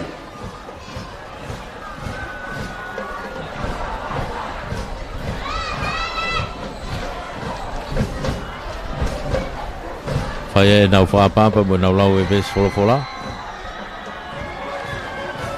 Mari. La vaia Kolis Kunsalote. Kanau hoko mai. Kata pasu mau se Kolis Kunsalote. Whakakakato mai pela ka e Kolisi ko tupou. Koia, taha mai mo e Ngogo Middle School. Oua. Mata lere e taha e nau laka mo e taha ho nau teunga. Kolis Kunsalote.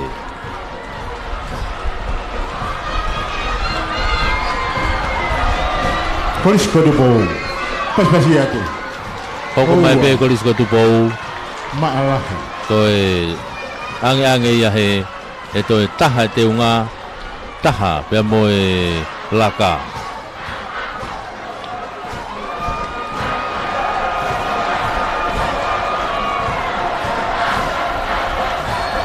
Malong, pas-pasi atu Kolis ko tupou. Whakawhawhawhito. Ko ia Kolis ko tupou e a. Taktaha pe tamasi e metari o nau tui. E kuna metari ko to ia a toloa. O kunau wahe peke whanau ka toa ke nau tui. Koia takai hake Kunsalote. Tau pas-pasi atu tau national team. Taki mai e atamama Katoki whaosi mare mai taimini e tau timi whafonua. Atamama tu ta whaiwa ko tau Ngai ko lau ko e konga pe whokenai timi whafonua. Ko e konga ia ku kei i he kau pena o tolu he ngai timi spoti ko ne ngai Kolisi.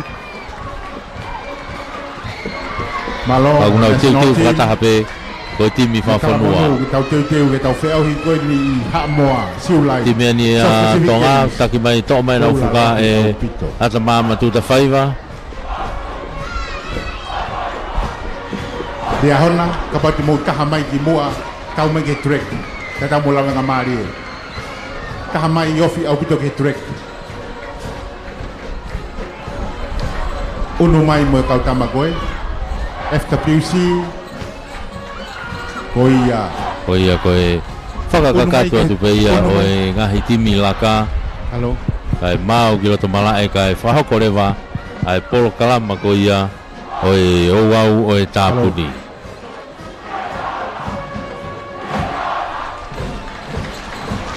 Ko e whakakata tu pe taimine laka ki loto malae.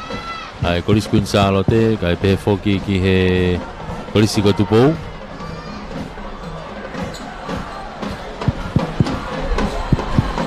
Hello. Koia. Kata kata ilolu. Fu mama oia. Mo pa mo tolu ya ki he. Ko eua high school.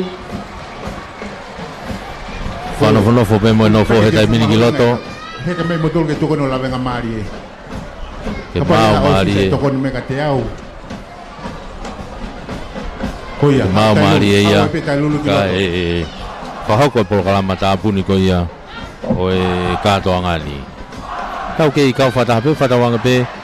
Kei hongo lere at pe, ke ngai tapa katoa pe.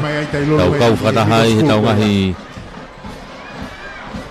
kupu whengawe aki. Ngahi retio.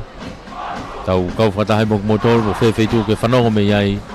Pe whatawanga pe o kongo lere atu e whamafola. Pe a tokoni atu foki. Yono atu e maari e koni mga i katoanga. Bei teu whaiva i he houani.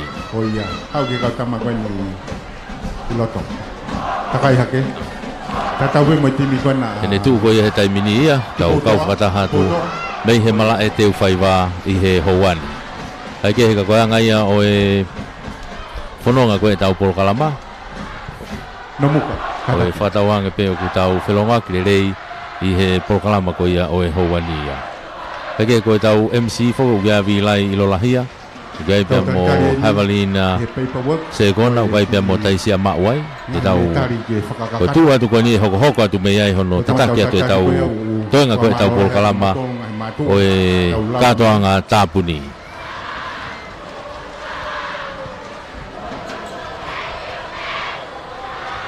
Lolotonga e tau tautari ke whakakato mai ai paperwork. Ato ai lewa i ki whanongonongo koe ni. Kok mautolu koe ni e ui atu mo ngahi hingoa. Kok mautolu ia kua whiri ke maukau ke teuteu o i timi whakafonua, timi spoti whakafonua a tonga ni. Mei he Tonga High School, Siutiti Maake, Hola Kauwaka, Lostika Feke, Wahine Fungawaka, Tupou Hikila, Sela Kauwaka. Mei e Koliskun Salote, Mere Kafa, Eleanor North, Mele Kei, Florence Hakalo, Maria Ahau, Makeresi Fangpo.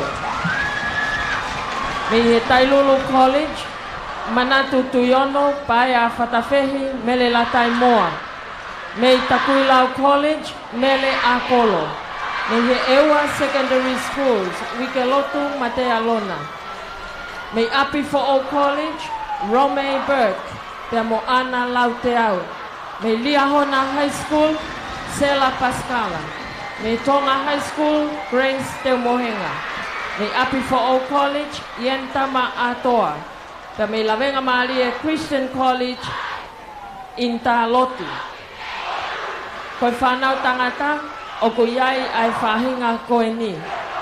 Te vita pone, Masiosi Fapone, Tupou College. Te vita whinau, Kiko Fisfau, te vita whinau, Tonga College. Kiko Fisfau, Tupou College. Piuleini Latu, Liahona High School. Pitavi, mo Isleri Angitau, Tupou College. Sione Tau Feulungaki, Pulufu Fituafe, Korisko Tupou. Fusmanu Hapai, Koristonga. Atnaisa Folau, mo Kaisa Pakileata, mo Turiefu Piukana, Korisko Tupou. Otu Whangavalu Kivalu, Koristonga. Ahasila Akulu, Ewa Secondary Schools. Lisiate Po Ese, Korisko Tupou. Kariopasi Movete, Tonga High School. Katoni Amone, Api Fo'o College. Karekavala Akulu, Pea Mopaea Finau, Ewa Secondary Schools. Supamani, Lupe Uvea, Tailulu College. Amilame Finau, Tonga College. Paea Wasi, Tailulu College. Hateni Tafolo, Tonga College.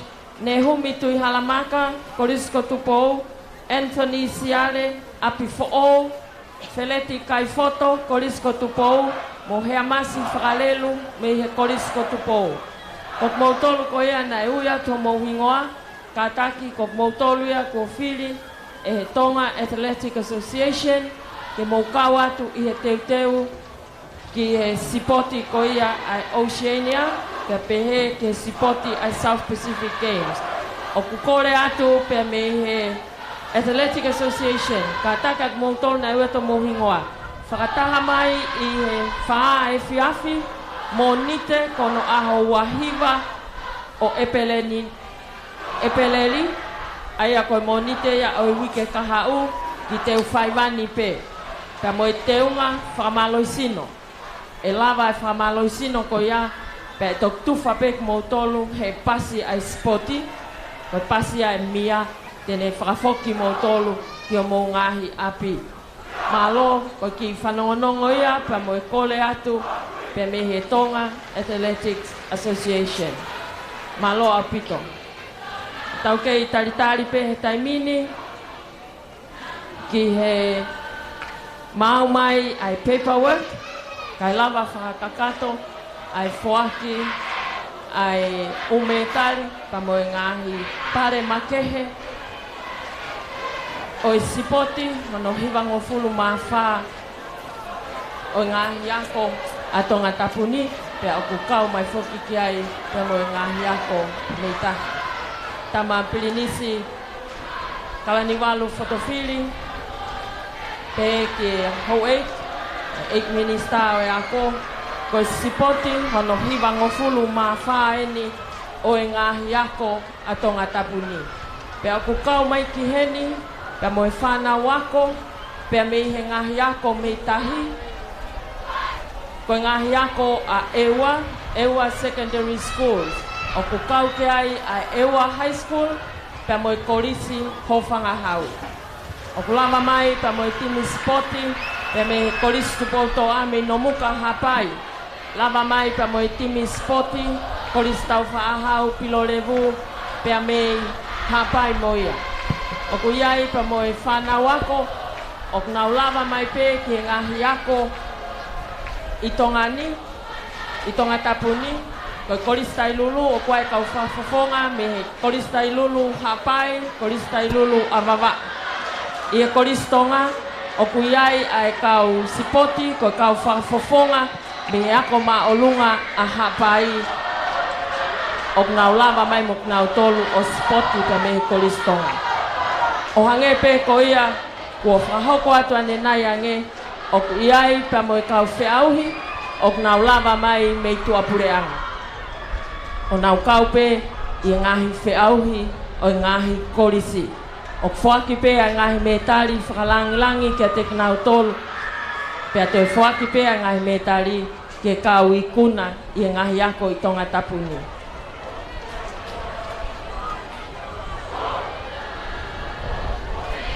Ko ia o ku fie whakahoko atu pe, ai whakamalo ki e ngahi tokoni kotoa pe, kautaha Coca-Cola, pehe ki kautaha whetutaki a Tonga Communications Corporation, pehe ke Tonga Broadcasting Commission, ngahi letio FAMA, ke walu fitu poininima, ke ngahi newspaper, o knau kau mai, ki hono sponsor o e tau sipoti i e tau ni. E whakawhalanglangi o kuiheni, ka mo Executive Director of Oceania Athletic Association, ko Yvonne Mullins, pia mo e toko ua mi honau ofisi, ko Hazel pia mo Tom, i e aho e wha ko e ni, o nau tokoni mai, aki e nau tokoni i e photo finish equipment. O kulava pia mo e tau kakai o ku mamata mai pa me tua pureanga i ngahi live stream kei kehe o ku tuku atu ia e ni ihi o na wanga ofa pe ke na tuku atu tai totongi ai ngahi ola ko ia ki tua pureanga o hange ko Paula moi moi la tu ka moi ngahi kautaha kei kehe pe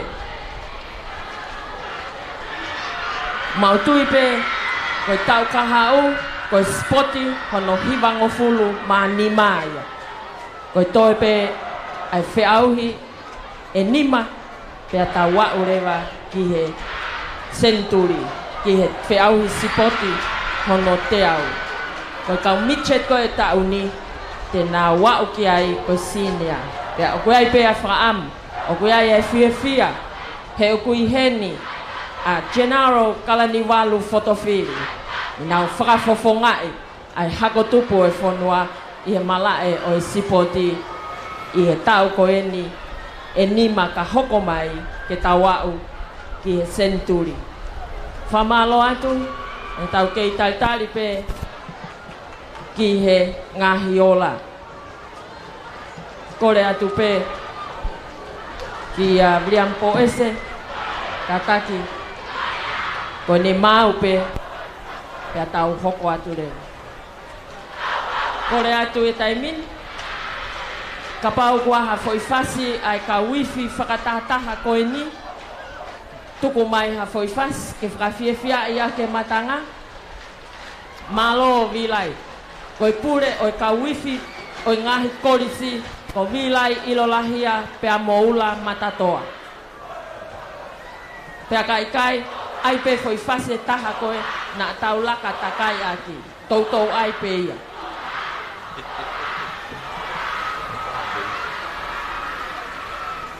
Kai ke koe kei tolo ia pe foki e tau polo kalama ko hi foki koe kei mau mai hono whakakato mai o e ngau e koe ia mei he pepa, au me pepa ko mea mahui ngai e whai aki ko hono whahoko aki o ngahi whaki ngahi pare makehe ko ia te tau wao whangatuku aki ko ia ai polo kalama o e spoti koe ni hono hima o furu maa wha. Ko e mea o whaia ai kautaha Pacific mei osi pe ai aho saus e tau whanonga mai mo ia i he aho koe ni whao kau mai ai. Ki e tau sipoti. Tau hia teu whaiva masangi. Apea koe ni wanoa ngau kau mai, kau spoti me me toko hiwangi au, kau official me me toko ni mai au, ngau tato ako ia. O tau wak mago ki heni, i he whaasinga koe ni, tau whamalo i pek mga kau taha me tua, au nau toko ni mai, ki tau kongai whataha mo e walhutu koe ni ma, ai Pacific Forum Line. Pege Real Tonga Airlines, E.M. Jones, Tonga Hills Promotion, Waterfront Restaurant, le mo e whato mafi finance. Nau kau mai koe ki tau wahemahe, lai ke ka tau wakai katoa, i he hangat koe ia, mea kani ke whaki katoa, ki kono whahako mai ai ola, whamui ma ofisiare koe ia, ai sipoti hono hiwang fumawha ki he tauni. Pea ngai tau whanonga koe e tō lahi na tō koe e lau kua whiri mai ke nau kau he national team hamila ke kau koe ke whiahui Oceania koe me whawhiwhia e ke nau tōru nau whamalo sino mai o weno tau kau ke spoti hea honi kona ko ui mai mo hingoa ke kamatarema ai whamalo sino ke hema koe ai ka moulaka hako ke moulaka mo tōru mo kulukula koe whamai mui mai koe ia. Eke. Ka koe hokat pe o e sipoti. Kei maa o popo pe mo e no fo ia. Ka ku kore ke hi to ke lava e fi. Ko tong hai e ku kei hivi pe tong hai ko no ke po hivo mai pe me ta fa ko pe ke ko stonga.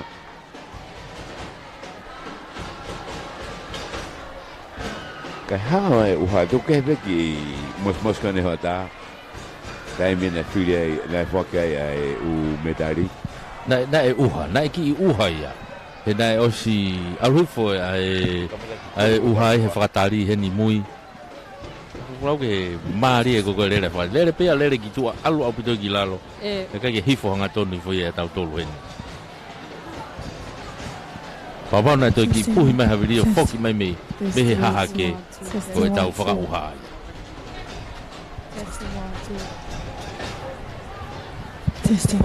Ako ako tau wa mai ki he whaasosi tau ki wakai ange kau hiwa whatolo atu ki he whawhalangangi i he whiawhiko ni ka ata ki he kau hiwa si suko e whetongi ngila i he whiawhiko ni ke whahoko ata ki fo hiwa whiawhia pe ko ngā ko kātoa ngā i o spote tau anua tahi wahe whiawhiko ni ke hake whamalo ki he otua o langi ko ngā ko e kuna ka whakawha ko tau o sia he whiawhiko ni o whake whai tabukina tau tole iki. Amen.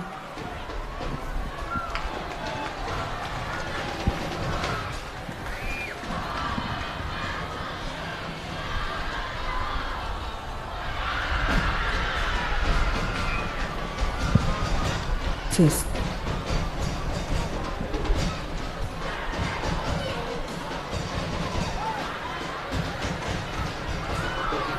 Test. Test. Kỳ bao luôn.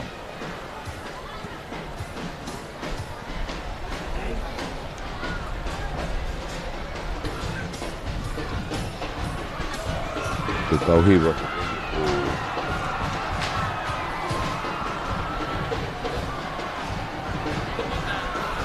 ngay là tôi set up của Hậu kỳ và cái đâu của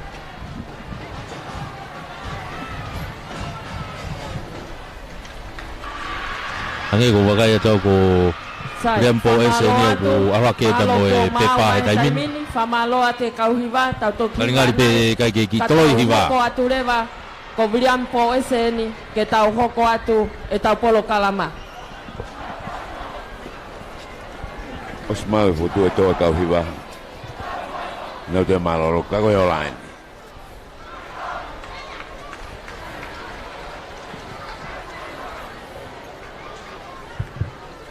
Hello.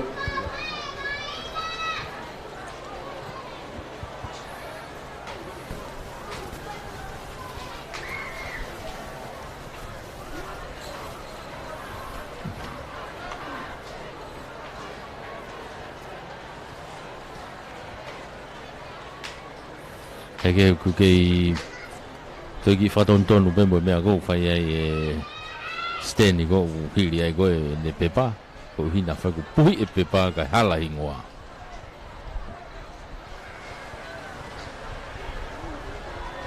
có cái có ta bukti hau có cái về mai university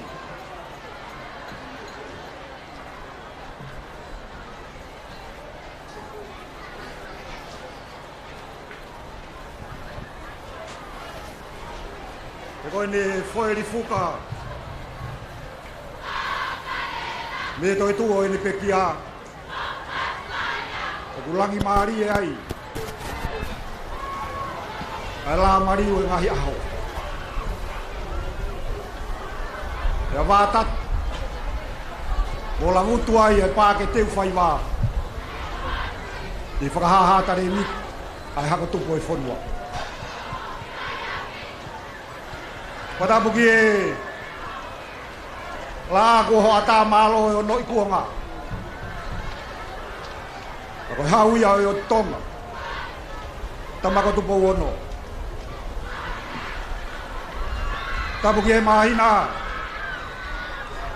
ko e fatu pai koula o e ot frente o ko de huhulu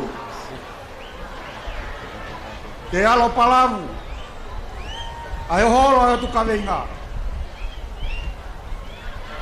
ke ho atai ai huore lo la oi ko nga no fit ka ta pakina ya kalofiam ka ko fetu e siaf oi ko nga no mal pada buki tulu mafua o kau halau ka ko e fafe fakalagi lagi o spoti hono hiwa fa o ngai korisi o wahe ngatonga tapu de wafe tahiwa tama bilinis ani wal fotofil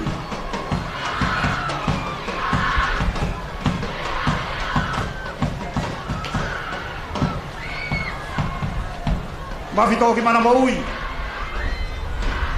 mafito ki fare mama mau bagi elot saya mau elot oku ke itu ube ai tala ya wa he ngafao kau hala uta talu pia mea tanga loh itu makiku oku te ki ai ke ririu ai tala ya o hala pai ni ka mo kuila o yo tutong ya oku ke itu tai ai tala pangailah talu pia mea lo al kau faka malu at e tala faka tapu kakato e fonua Na e toka ai e tuku mua e awhakawa o e takatoanga. Hala ia matua ia ta mahanga hala wawai o tupoutoa. He hiringa toi kai te whakakakat ai whatongia spote o afta hiwa. Maftoki mana mo ui. Tuku be mua ke hala ia no atu ai whakawhia mata muani. E tama pirinisi kalani walu fotofiri. E me anga rei pe mua. Ka le foaki anga e ngahi pare. Ki e kau tuki mua. I e ngahi kalas taktaha o ispote ua whetaha hiwa. Te toe iloa ia ko e kau Best Athletes of 2019. Panawak. O katak whakamore koe kuia te peo hingoa pa ke whakatoto mai ki muan. Te ria e taimi o e tamapirinisi te whoaki atu ai pare ko kei kuna. Tamapirinis o ki nau tōlo e ni ai tuunga mātua. Ka moe tuunga fine mātua. O whai ai nau tufi kiri. E ngai matawhanga ho tau matafonua. Ka moe amanak e hoko nau tare ni ti ke nau kakapa atu ai. Ia whainga maari e ma mo ngai makatua ku ihe moana. Te hoko e ko tawhenga monu ka nau ngai whamiri e ka au. Ko pese flits pe ko taha spoti le rei taha. Ki e whanau whewhine iki pe ko Midget Girls. O kuma uia e kaloni moala. O e mea tari koura e tolu. Ka nei he korisi kuini sa alote.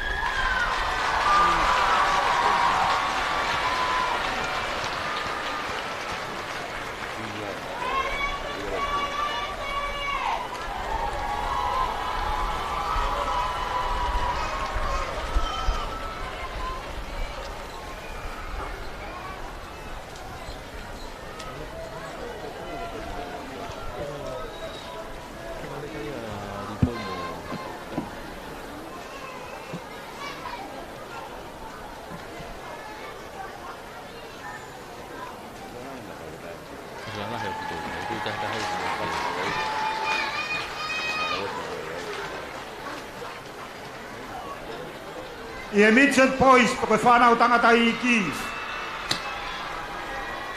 O kumahangai ai toko ua.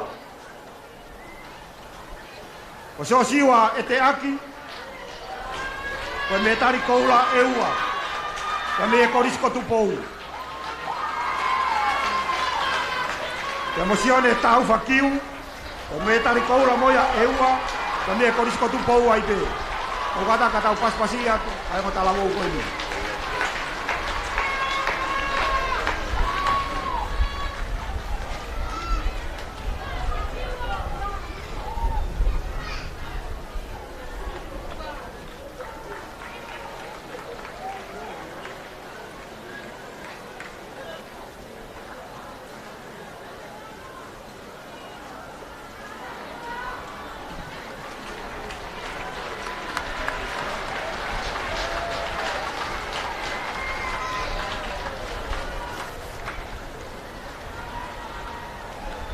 Ko toko tāsi poti le rei, ki e whanau whewhine pe ko Junior Girls, ko wike lotu mate alona, ko metari koura e tolu, ka me he Ewa Secondary School.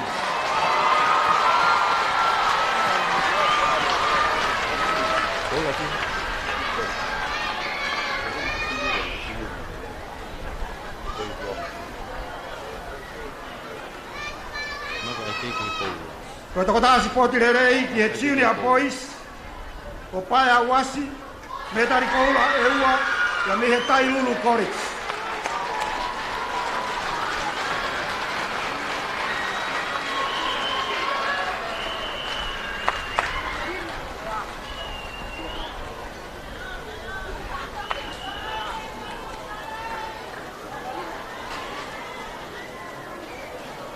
Koe pese Fritz ke Inda Girls, Intermediate Girls, ko Eleanor North, metari koula e tolu, ka mea koriskun salote.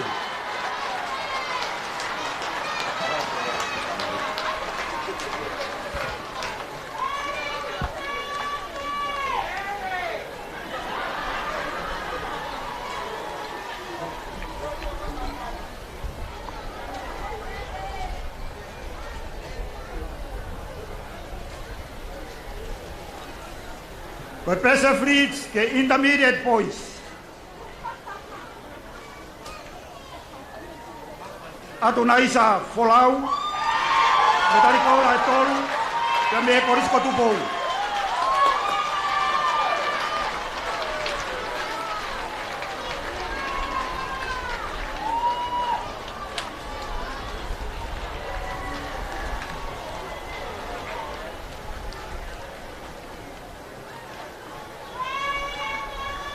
Koe pese Fritz, ye Senior Girls, ko siu titi maake, me tari koula e whaa, siriwa e taha, ja me he tonga high school.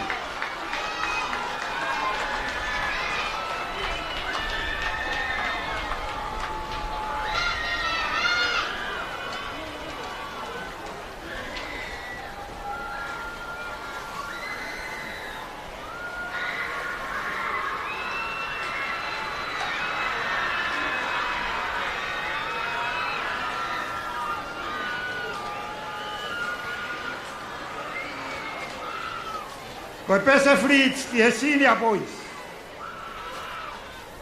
Sione tau feulungaki, me tari koula e nima, ja me korisko tupou.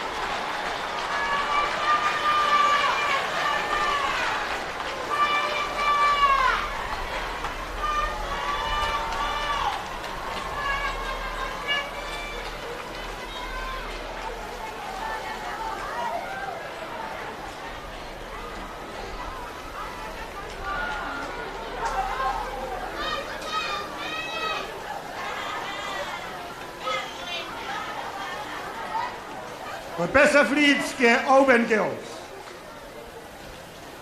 Hola i moana tauaka, me tari koula e nima, ja me he tonga high school.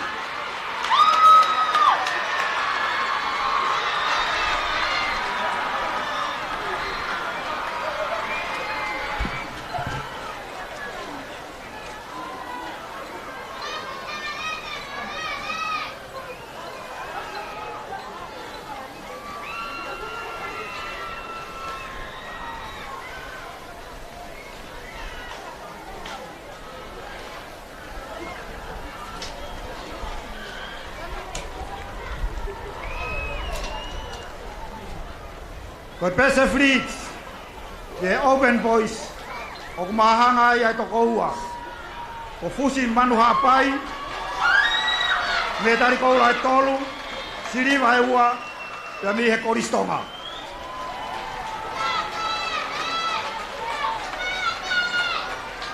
Te amo falaki ko fis fau, me tari koula e tolu, siriwa e ua, ja mi he korisko tupou.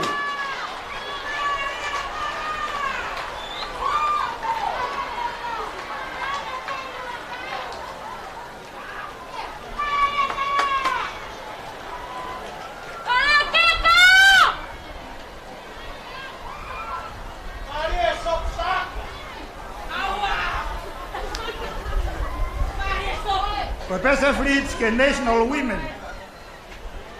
O kumahanga i ai toko ua. Ko taina halasima, me tari koula e ua. Ka mi he tonga National. Ka mo ata mahama tūta whaiwa, ko me tari koula e ua. Ka mi he tonga National ai be.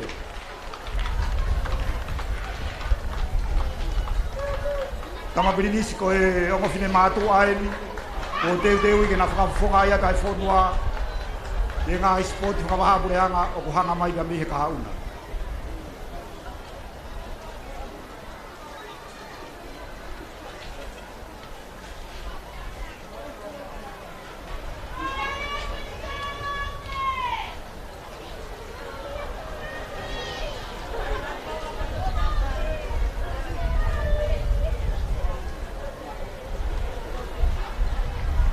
Ko pese Fritz ke national men. Ko Moses e Foriaki. Ko me tari koula e fitu. Ka me tonga national aibe.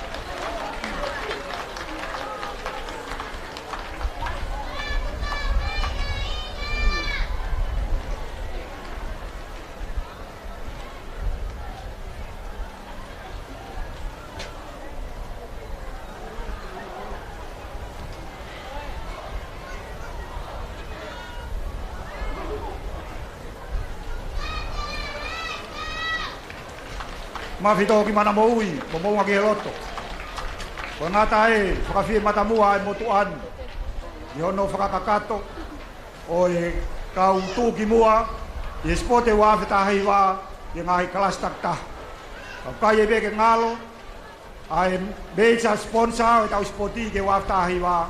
Ka koi Coca-Cola kuna whanga omai a ngahi ipu, ngahi metari o inu ke kau ofisiare Kui ai foki pa mea whakaseniti. Rewa malangkau tatawat. Whamalo atu.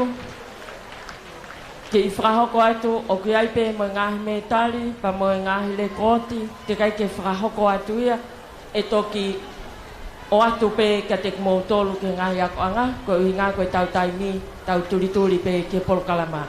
Kore atu heni ki Acting Director of Education and Training no ngā soakai ke ne whakahoko ange mua ai rea whamalo.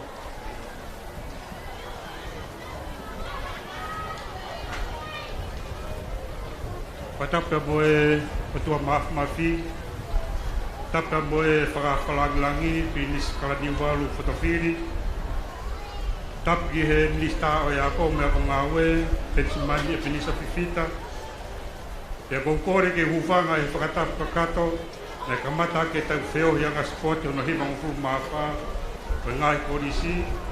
Ke ata mō ke whainga mahari e koe ni ke whakakata te tau Polokalama, o no whahauka te rea whamalo.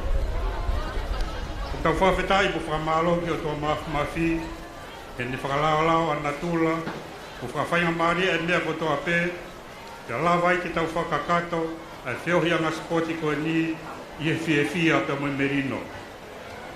O whawafo ngai at whoke administa ako, kau tare kita ako, kau pure ako, kau whai ako, mo whanau ako, e whakamalo atu ke whakawhalanglangi, I lisi ka ni walwhatawhiri. Ko hanga rei ka ke mea mai o whakalanglangi, a kātanga spoti a ngahe kōrisi, ta mo hakotupu e whanua. Ta kumau tala monu atu, Tō ngai whatongia o toa pe i e whorua. O whawhonga i at whoke minista ako, mo i kautare ki ta ako, te whakamaloa ke kau pure ako. Ko hui ka mungahi ngā ue ko toa pe i he palani, i e whotulu ngā ue, mono toa ngai e tau whanau. Te malawai ke tau whakakato, a whiohianga spoti o tau ngi. Ko ia e uata whakamalo ka teki motolu, te mumukau whai ako. Te whahauka whoke whakamalo ke Palestini, mo commit sport e ngai kōrisi, me kau whakamau whoki. Ko hui ko ngai ngāu e lahi hono palani, ko tūtū, mo whahauko le rei e tau Polokalama spoti o e tau ni. Whamalo whoki whanau ako, he tau mua e tau spoti he tau ni, mo oni, fia, te moe merino. Te ke whanau spoti, whamalo atu, e teu la. Me kalu se whai na mu whakahoko, te mu whakariarea I ho moutare ni ti, te aha moene wha ko tau ikuna, ka tau fia ko toa pe ai, ko whamalo atu. Pe toa whainga maria ko ni ke whawhonga I atu, a whamalo ka teki motolo ko toa pe, na mu tohoni mai ke whakakato e whiohianga spoti o e tau ni. E ngai kautaha, ngai potu ngā ue, ngai tokoni tau taha, ngai koristu tuku, ka pehege matua tau I whanau. O mo poupou ko tau pe mo e tokoni, na mo whakahoko, o tau lawa ia e whiohianga spoti, kono hiwa wha ngai korisi I wawheta hiwa. O tala monu atu, whatawanga ki heo tua mafi, ki te atu haivi, moa keresi o kulahi, te whakakatoa ko tau ngai whatongia ko toa pe ki a ko, te toenga o tau mahoinga ko e ni. Lewe whakahohaa, kau tatau atu. Malo. Tukon dari kita pendengar aku. Kue kapen. Demone. Fui item etaha. Tatung fai etau. Lotu.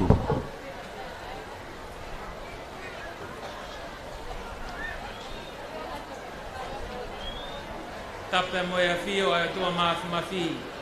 Iho tau loto ngā. Ko tua kuloto mo tau hiki ai a tonga ko toa pe.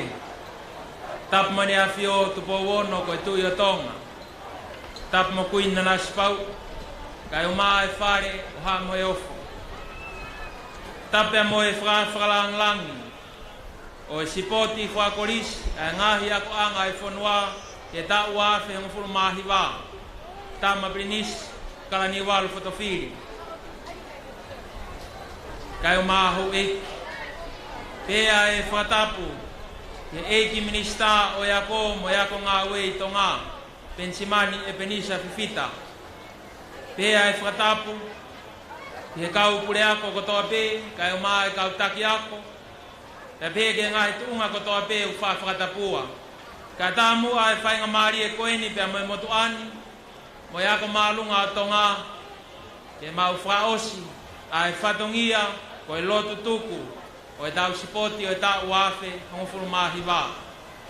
Lau atu e pot wholofola koeni ke whakamaunga ki aia e lotu whakaosi o e tau sipoti. Rakorinto vai taha wā vesi whā ki hono ono. O ki aia ngahi le anu. Pea koeni, o ku tuwha kehe a ngahi keresi, ka ku taha i pea e lau maari e. Pea ku tuwha kehe a ngahi laka ngā, ka ku taha i pea e ki. Pea ku tuwha kehe a ngahi ngā we, ka ku taha i pea e otua, ai a kune whai a ngā we kotoa pe, i e kakai kotoa pe. 1 Corinthians chapter 4 verses 4 to 6. 1 Corinthians 12 verse 4 to 6. There are different kinds of gifts, but the same Spirit. There are different kinds of service, but the same Lord. There are different kinds of working, but the same God works all of them in all men. Mafi ta uluaf, maftogi manamoui. Te pehe kia monga ki loto, o ha mata pule kotoa. Ko e hone o tau whawhetai pia mo tukoloria ke o tua mafi, ko hi ko e tau ikuna, ai sipoti, ai whonua ke tau wafe ngofuru mahi wā. Pia whatua ngā i he motu ani, pia me he tau pot wholofola, o ke ai hanga he mea lalahi e nima, o ku whai he sipoti ma e whonua. Uruaki, o ku whakaea, e sipoti o e tauni a e taleniti o e whanau. Ko e taleniti, ko e mea ofa, ku whake mai he otua, o whakoloa ki e tau whanau ako. Pea ko e honi ku tau whamooni, ki e whaki kua whai he otua, i e ngahi taleniti, kehe, i he lele, i he puna, i he tolo, i e ngahi, i veni kehe o e loto mala e. Pea ku tau honga i ai ke otua mafi. Ko kore ake tau whake a pas, ki e taleniti o whake e ki, mai tau whanau. Ka i he taimi ta tau, o ku whamanatu ka te tau tolu e wholofola, ko e taleniti, ko e mea ia ai otua. Pea ku to tonu mo tau, ke whai ha whamalo ke otua, i e ngahi taleniti ko ne oatu mak mo tolu ka whanau spoti, i au whakoloa ko eni. Ko hono wā, o ku hanga e spoti o e tauni o omi ke whonua, ai lau maari e o e wowo ngataha. Ke talaki pe atufaki ke tunga kotoa pe o e whonuani. O ku malava ke taha ai kakai o tonga. I he lau maari o e sipoti e aho koeni. O koe o ke tui ki ai whaka pas ke e ki. O ku hanga he tau sipoti o holoke a vahe. O ku lava ke tuku whakataha ai whanau ako. Lanu pulu, lanu mata, lanu pulopula, lanu marun. Mo e lanu kotoa pe mai eko sisu kalaisi. Whaka pas ke eki. Te kai ngata he lau maari e wowo ngataha. Ta ko e lau maari o e fia. Neo mo pepe ha e tūkunga kuyai. Ai tau ngahi whei ngā whanau sipoti aho koeni. Tau ki ai e lau maari o e fia. Ko e fia i he tau kau ke sipoti e tau koeni. Pena te mau ha me tari pe kai. Ko e fia. Ko me tari mau inga ia. Tau te whaka pas ke fia ko ia. Ko hono wha. O ku whaki e sipoti ko e ni ki e whonua. Ai lau maari e o i kuna. Ko e whai tau whakaristiane ni o e toi tuu. Ku toi tuu a si isu pia kune omi e i kuna. Ki e tapa kotoa pe o e whonua. Pia ko e ahoni. Tau kaunga i kuna mo kalaisi. Kore ke tau whaka pas ke e ki. E lau maari e o i kuna. Pia ko hono whakao si rewa. O ku whaki e sipoti. O e tauni ki e whonua. Ai langi mo e koloria lahi. Tau wakai ke koloria mo e nau ia mo e langi. O ku hamai e sipoti e tauni. Kau whamanatu atu, kau pule sipoti. Tau maanga i aku anga kotoa pe o e whonua. Ke oua mua na tau puke e langi mo e koloria ka te tau tolu. Ka ke tau whafoke e langi mo e koloria ke o tua mafi. E koia toko taha pe. O ku tau mo e langi pia mo e whakawhita i kotoa pe. Me ai ni ma whaki mai e sipoti ke whonua. Tale ni ti. Whakai ai tale ni te whanau. Hua ke ai une whakai amai lau maari e wowo ngataha. Tolu, lau maari e whiawhia. Wha, lau maari e ikuna. Pea ko hono ni ma. Ko e langi. O e o tua mafi. Ko ia e whainga maari e koe ni. Tala mai e sa me te au ni manoa vesi ono. I longa ha mea aku manawa. Ke ne whai e whakamalo ia. Ako kore atu e ni ke whanau e kautaha lau toi tapu. Ke mo kata ko meha ki o lunga. I hoku tu ape. Ke tau kau whataha ia hiva. Tau o lunga fia ke o tua ke kato ngai. Ai kuna mo e merino ai sipoti o e tau koeni. I e tau kau pea mo e o tua. Kore atu tau whaka pas ke eki.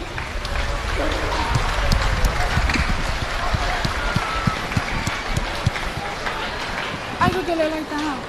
Pato e whakawhe, ka teke motoro e whanau sipoti. Pato ngai pe me ate tau whakawhe kalangi. Tuku pe me whetu o ke iai o tau olunga fia ki he eki. Tau ki whaiva pe ua koe ni. Tau olunga fia, tau whahoko rewa e tau himi whakawasi. Malo, kau hiva eni ai sisu koe whetu ngingila. Nau popo mai ki e whanau ako. Malo.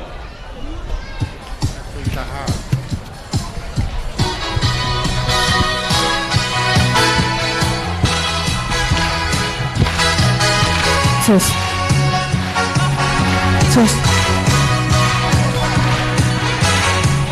Oku fia hoku loto. Oku fia hoku loto. Oku fia hoku loto. Kohi koko. Oku fia hoku loto. Oku fia hoku loto. Oku fia hoku loto. Kohi koko. Teu me, teu hiva, teu kaila, teu hikimpe, aho apa. Teu lele, teu me, teu hiva, teu kaila, teu hikimpe, aho apa. Teu lele aqui hokubae. Teu lele aqui hokubae. Teu lele aqui hokubae. Teu hikoko. Teu lele aqui hokubae. Teu lele aqui hokubae. Teu lele aqui hokubae. Teu hikoko. Teu lele, teu me, teu hiva. Teu kaila, teu hikimpe, aho apa. Teu lele, teu me, teu hiva, teu kaila, teu hikimpe, aho apa.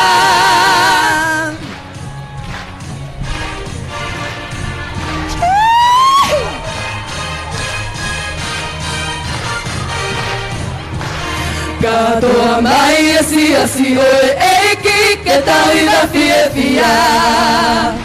Katoa mai ke tatu whakataha Fia ki o tua Koe aho e mawava Mawava fia Katoa mai asi o e eiki Ke tau iwa fia Ke tau le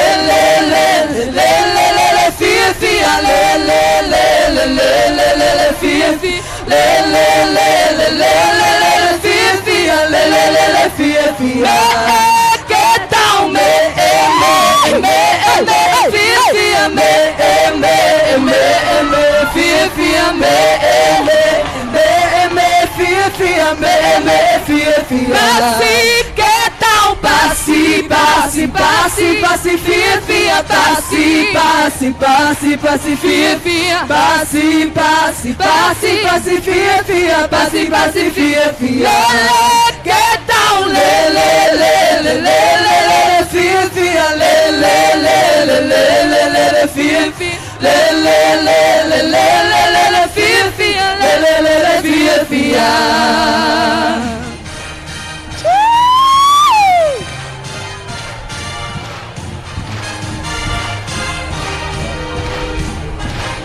I'm gonna walk on water with Jesus. I'm gonna walk on water with Jesus. He never fails.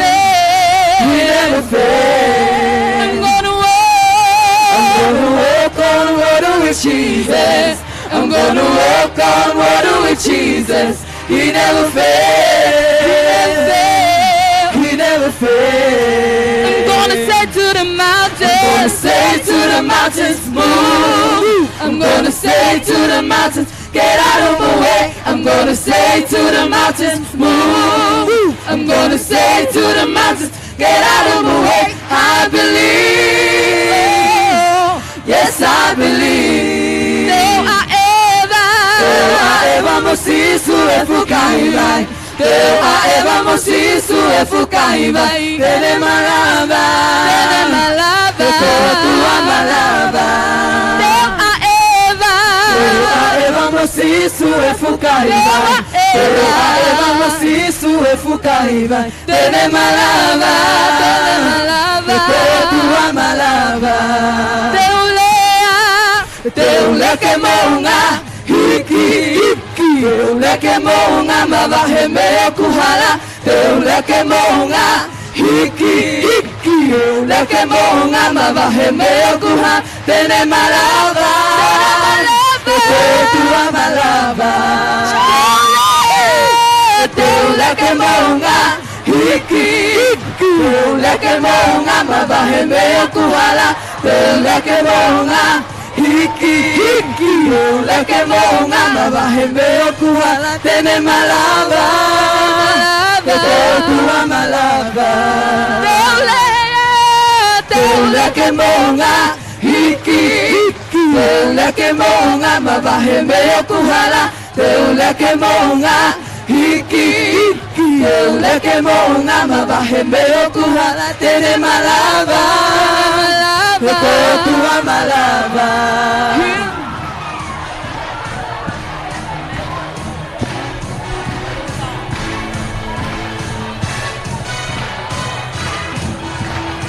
Ba-na-na-na-na-na-na. Ba-na-na-na-na-na.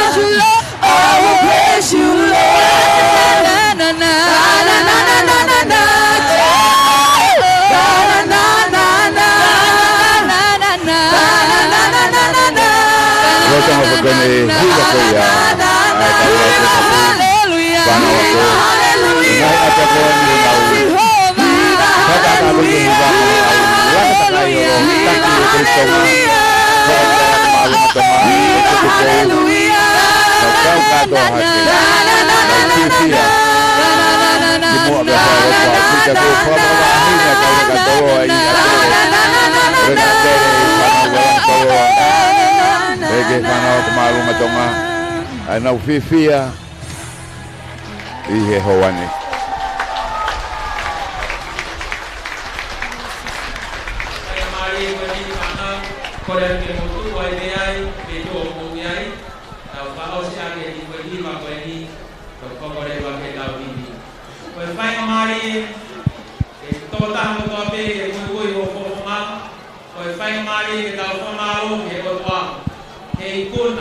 Merino, ai dau sport e dau ko i le ko Halo. Test.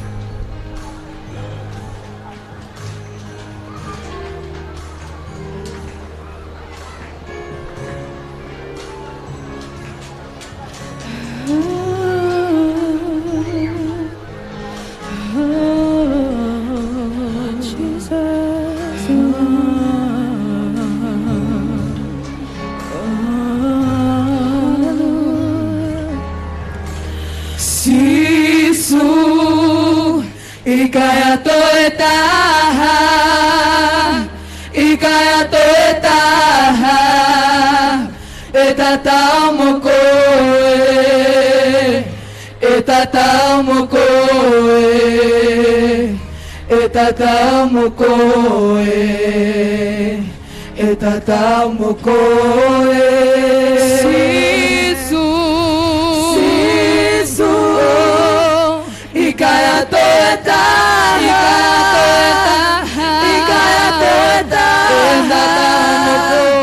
Etatamo koe, etatamo koe, etatamo koe, etatamo koe. Ikayataha, tatamo koe, ikayataha, tatamo koe, ikayataha, tatamo koe.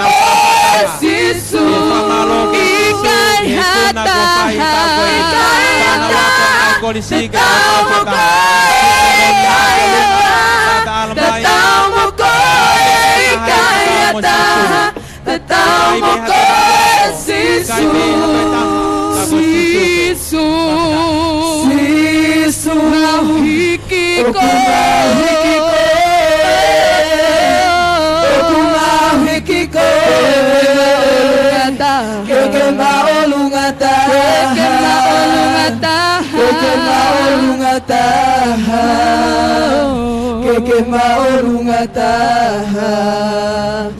Keke maolungataha sisu sisu mahiki okumahiki koe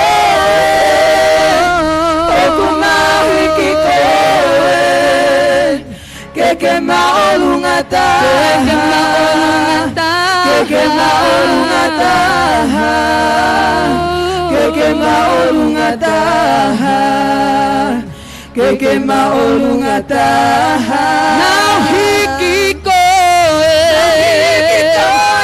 ke maolungataha mahiki koe ke maolungataha mahiki koe ke maolungataha mahiki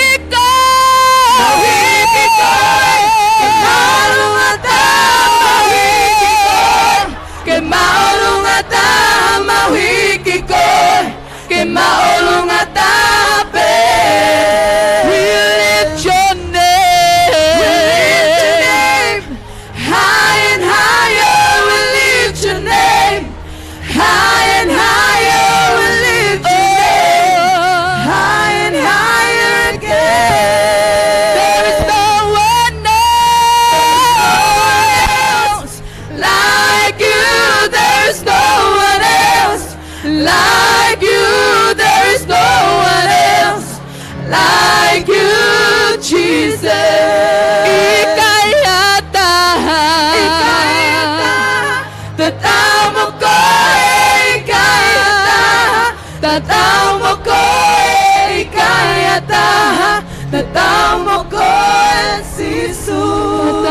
moko sisu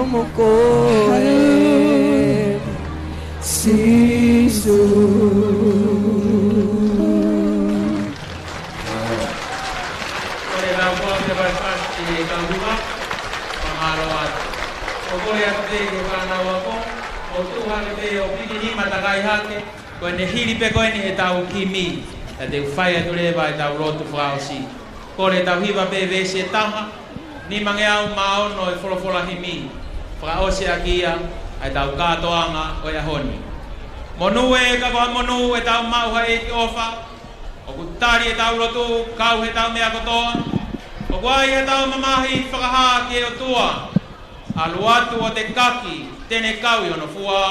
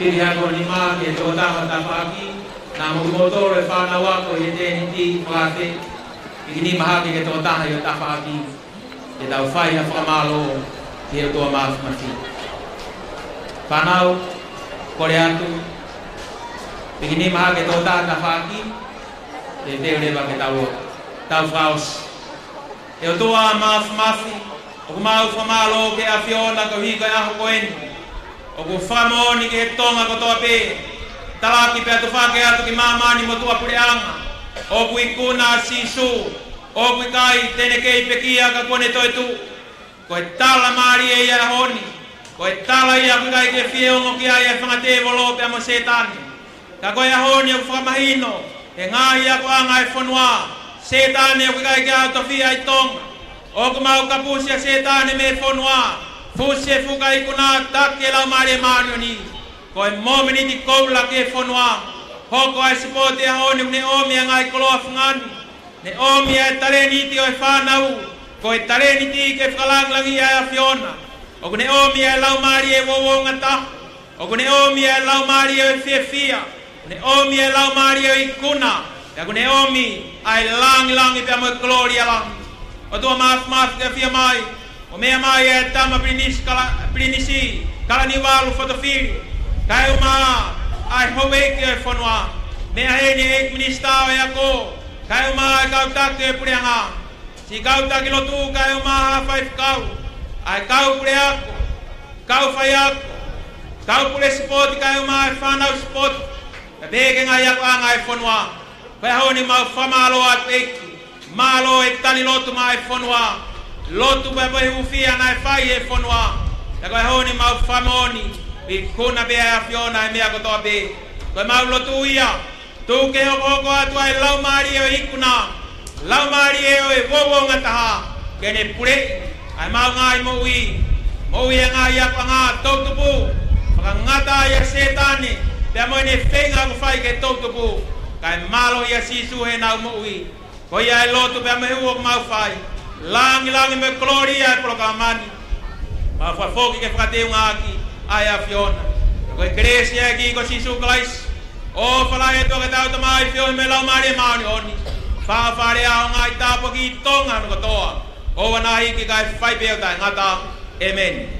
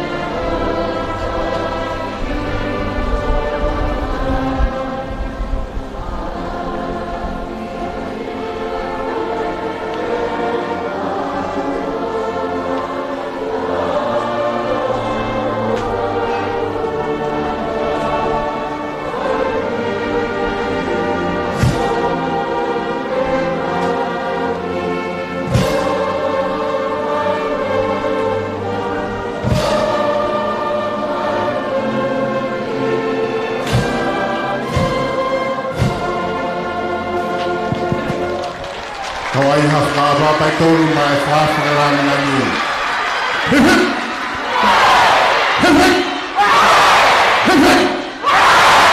Kau ai maha foi tolu mai kau spoti hono hiwa mo fulu maa wha.